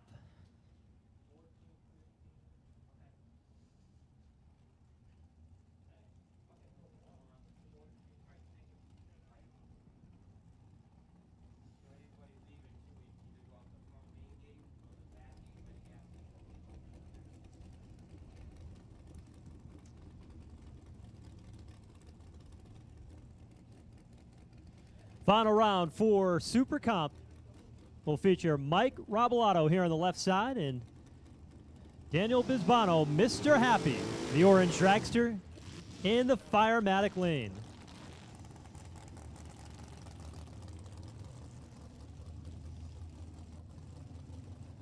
Mike Robolato, left side. Blue and black. Racing for number 5 in the win column. Bisbano on the right side. 1-0, undefeated in final round competition here at the divisional level.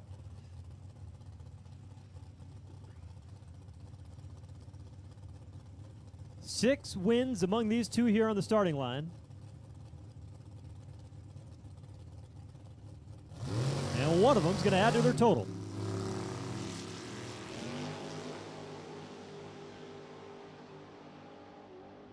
You hear those throttles on and off as they play the game at the finish line, and it will be Mike Robolato. 898 with a 3 was 004 on the starting line. Bisbano 035 went 902. Nobody wanted the stripe. Robolato got it. 898 got the win. Make it number 6 in the W column for Mike Robolato. Well, folks, we still have more final round action to go, but while you're making your way out, you can go out both the spectator gate over there by the circle track on this side of the circle track, or you can make your way out by the back gate over the fuel depot. If you're parked out in the back field, you can make your way out that way. Both of those gates will be open as you make your way out today. Just keep that in mind. Once you get all your equipment packed up and start making the safe drive home, a couple of ways you can get out of the facility here this afternoon.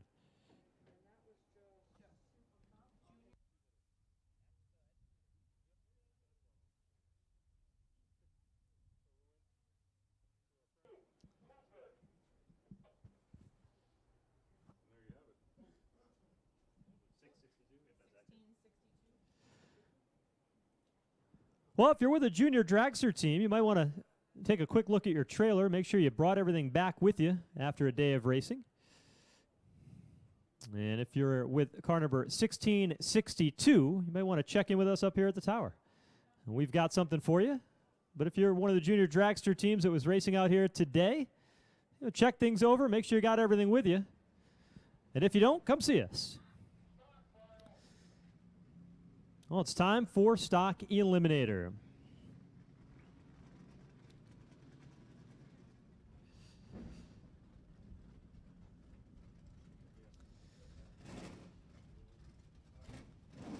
So Matt Lisa, bright red Camaro,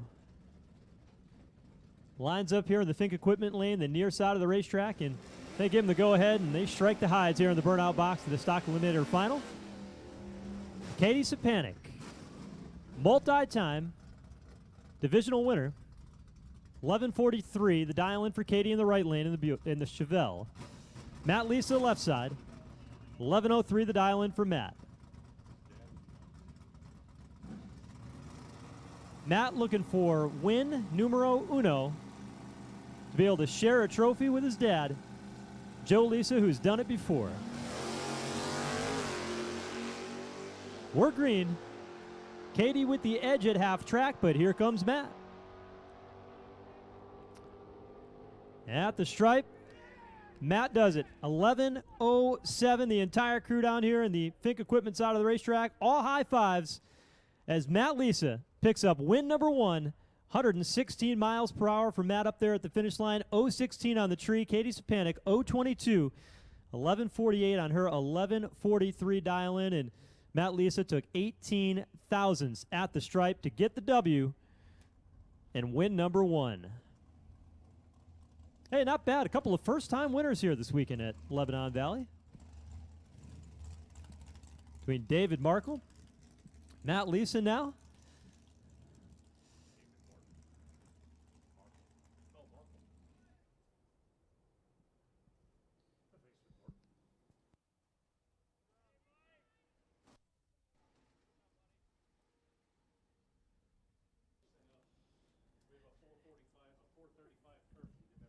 And we need Super Stock back to the staging lanes, please. Super Stock back to the staging lanes.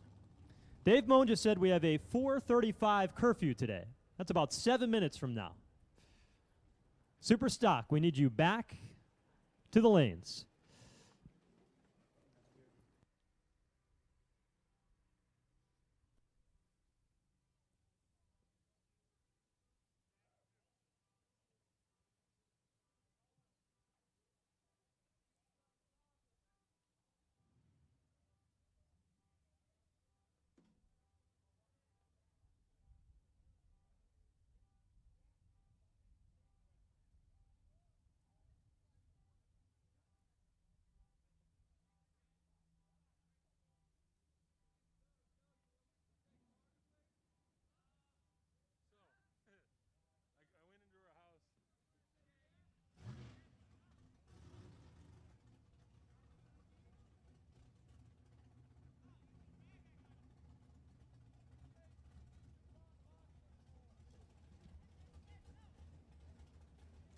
Next up, it'll be Super Gas.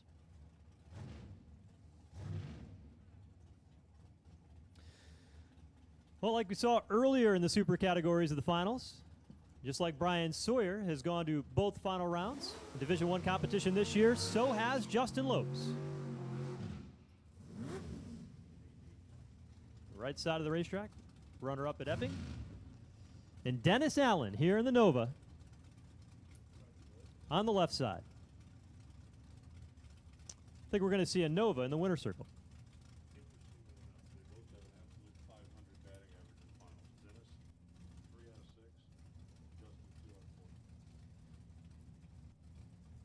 Dennis, 3 for 6 in final rounds. Justin, 2 for 4 in final rounds. And somebody is going to improve their batting average over 500 here in this Super Gas final round. Will it be Justin? Will it be Dennis? It's Justin. 991, 162 miles per hour. Had a little bit of an advantage on the starting line. Ran a little bit closer to 990. Took enough of the stripe to get the win. And Justin Lopes goes to 3 for 5 in final rounds. Win number 3 for Justin. Yeah, quick math, right? 500 to 600. There you go.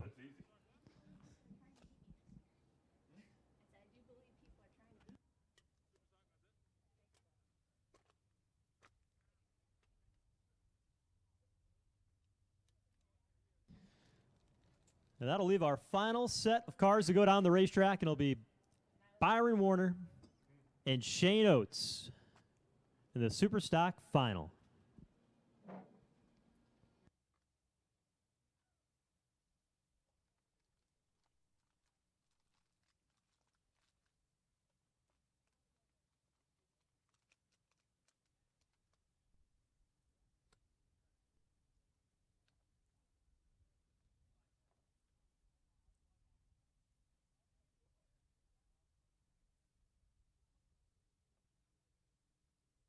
Hey, Joe Carnichiel, don't you want your picture taken? Come on, we need you in the winner's circle. We need a sticker check up there as well. Joe, bring your car to the winner's circle, please.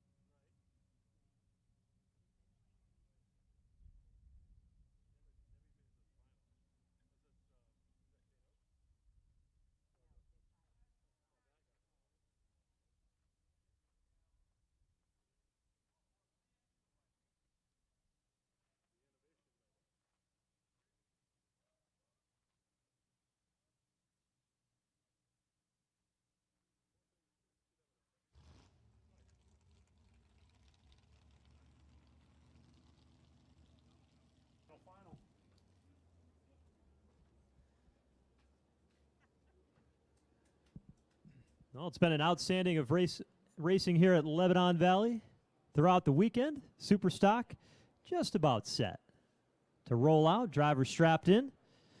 Be coming out here for their final pass of the weekend. Final 2 cars down the racetrack.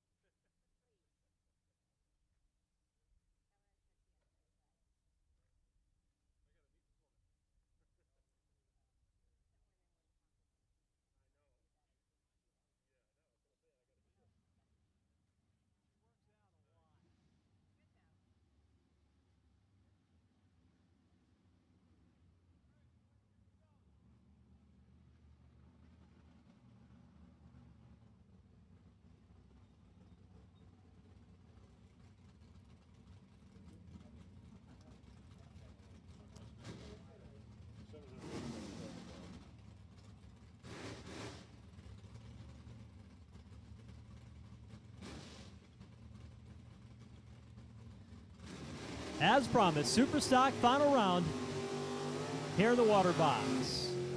Byron Warner trying to duplicate the success of his brother just a few weeks ago and keep it in the family. Shane Oates trying to spoil the party. 10:01 to dial in the GTI automatic machine for Shane in the Pontiac. Byron Warner, 985 in the Chevrolet. I-automatic, the classification. Reaping it in here in the staging beams. Final round of Super Stock.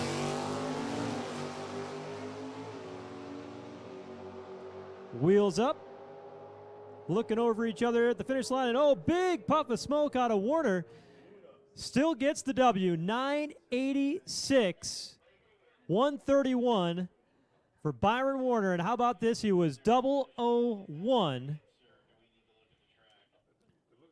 on the tree, and Shane Oakes, 044, breaks out by 9 thousandths, and Byron Warner blew something up in the left lane of the racetrack and still turns on the win light here in the final round. So it's good to be a Warner in Super Stock in 2020. He'll get the W on a 001 light. Man, those guys, both of them, were killer on the tree all weekend long. And they needed it there in the final. Well, once again, as you make your way out of the racetrack here today, you can go out through the main gate or in the back gate in the field. And come on back then, and boy, Brian Warner indeed did blow it up. Well, he blew something up in the left lane and still got the win. Well, remember all the winner circle photos that'll take place. Make sure you are social distancing. You're wearing your masks. Without it, there will be no photo taken. We do appreciate your cooperation in that. As you make your way back through the staging lanes of the winner circle, go ahead and swing by the D1 trailer for all the contingencies. And that will do it for the 2020 Lucas Oil Divisional event here at Lebanon Valley Dragway. We thank all of you for coming out, for competing, for watching and enjoying the action here at Lebanon Valley. On behalf of the entire team, NHRA Division 1 and the staff here at Lebanon Valley Dragway, we thank you for joining us. Wish you a safe ride home. I hope to see you again real soon here at Lebanon Valley Dragway.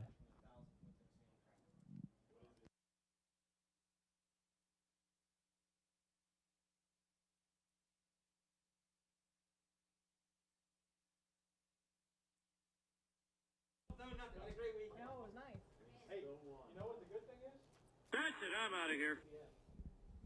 Very last pair.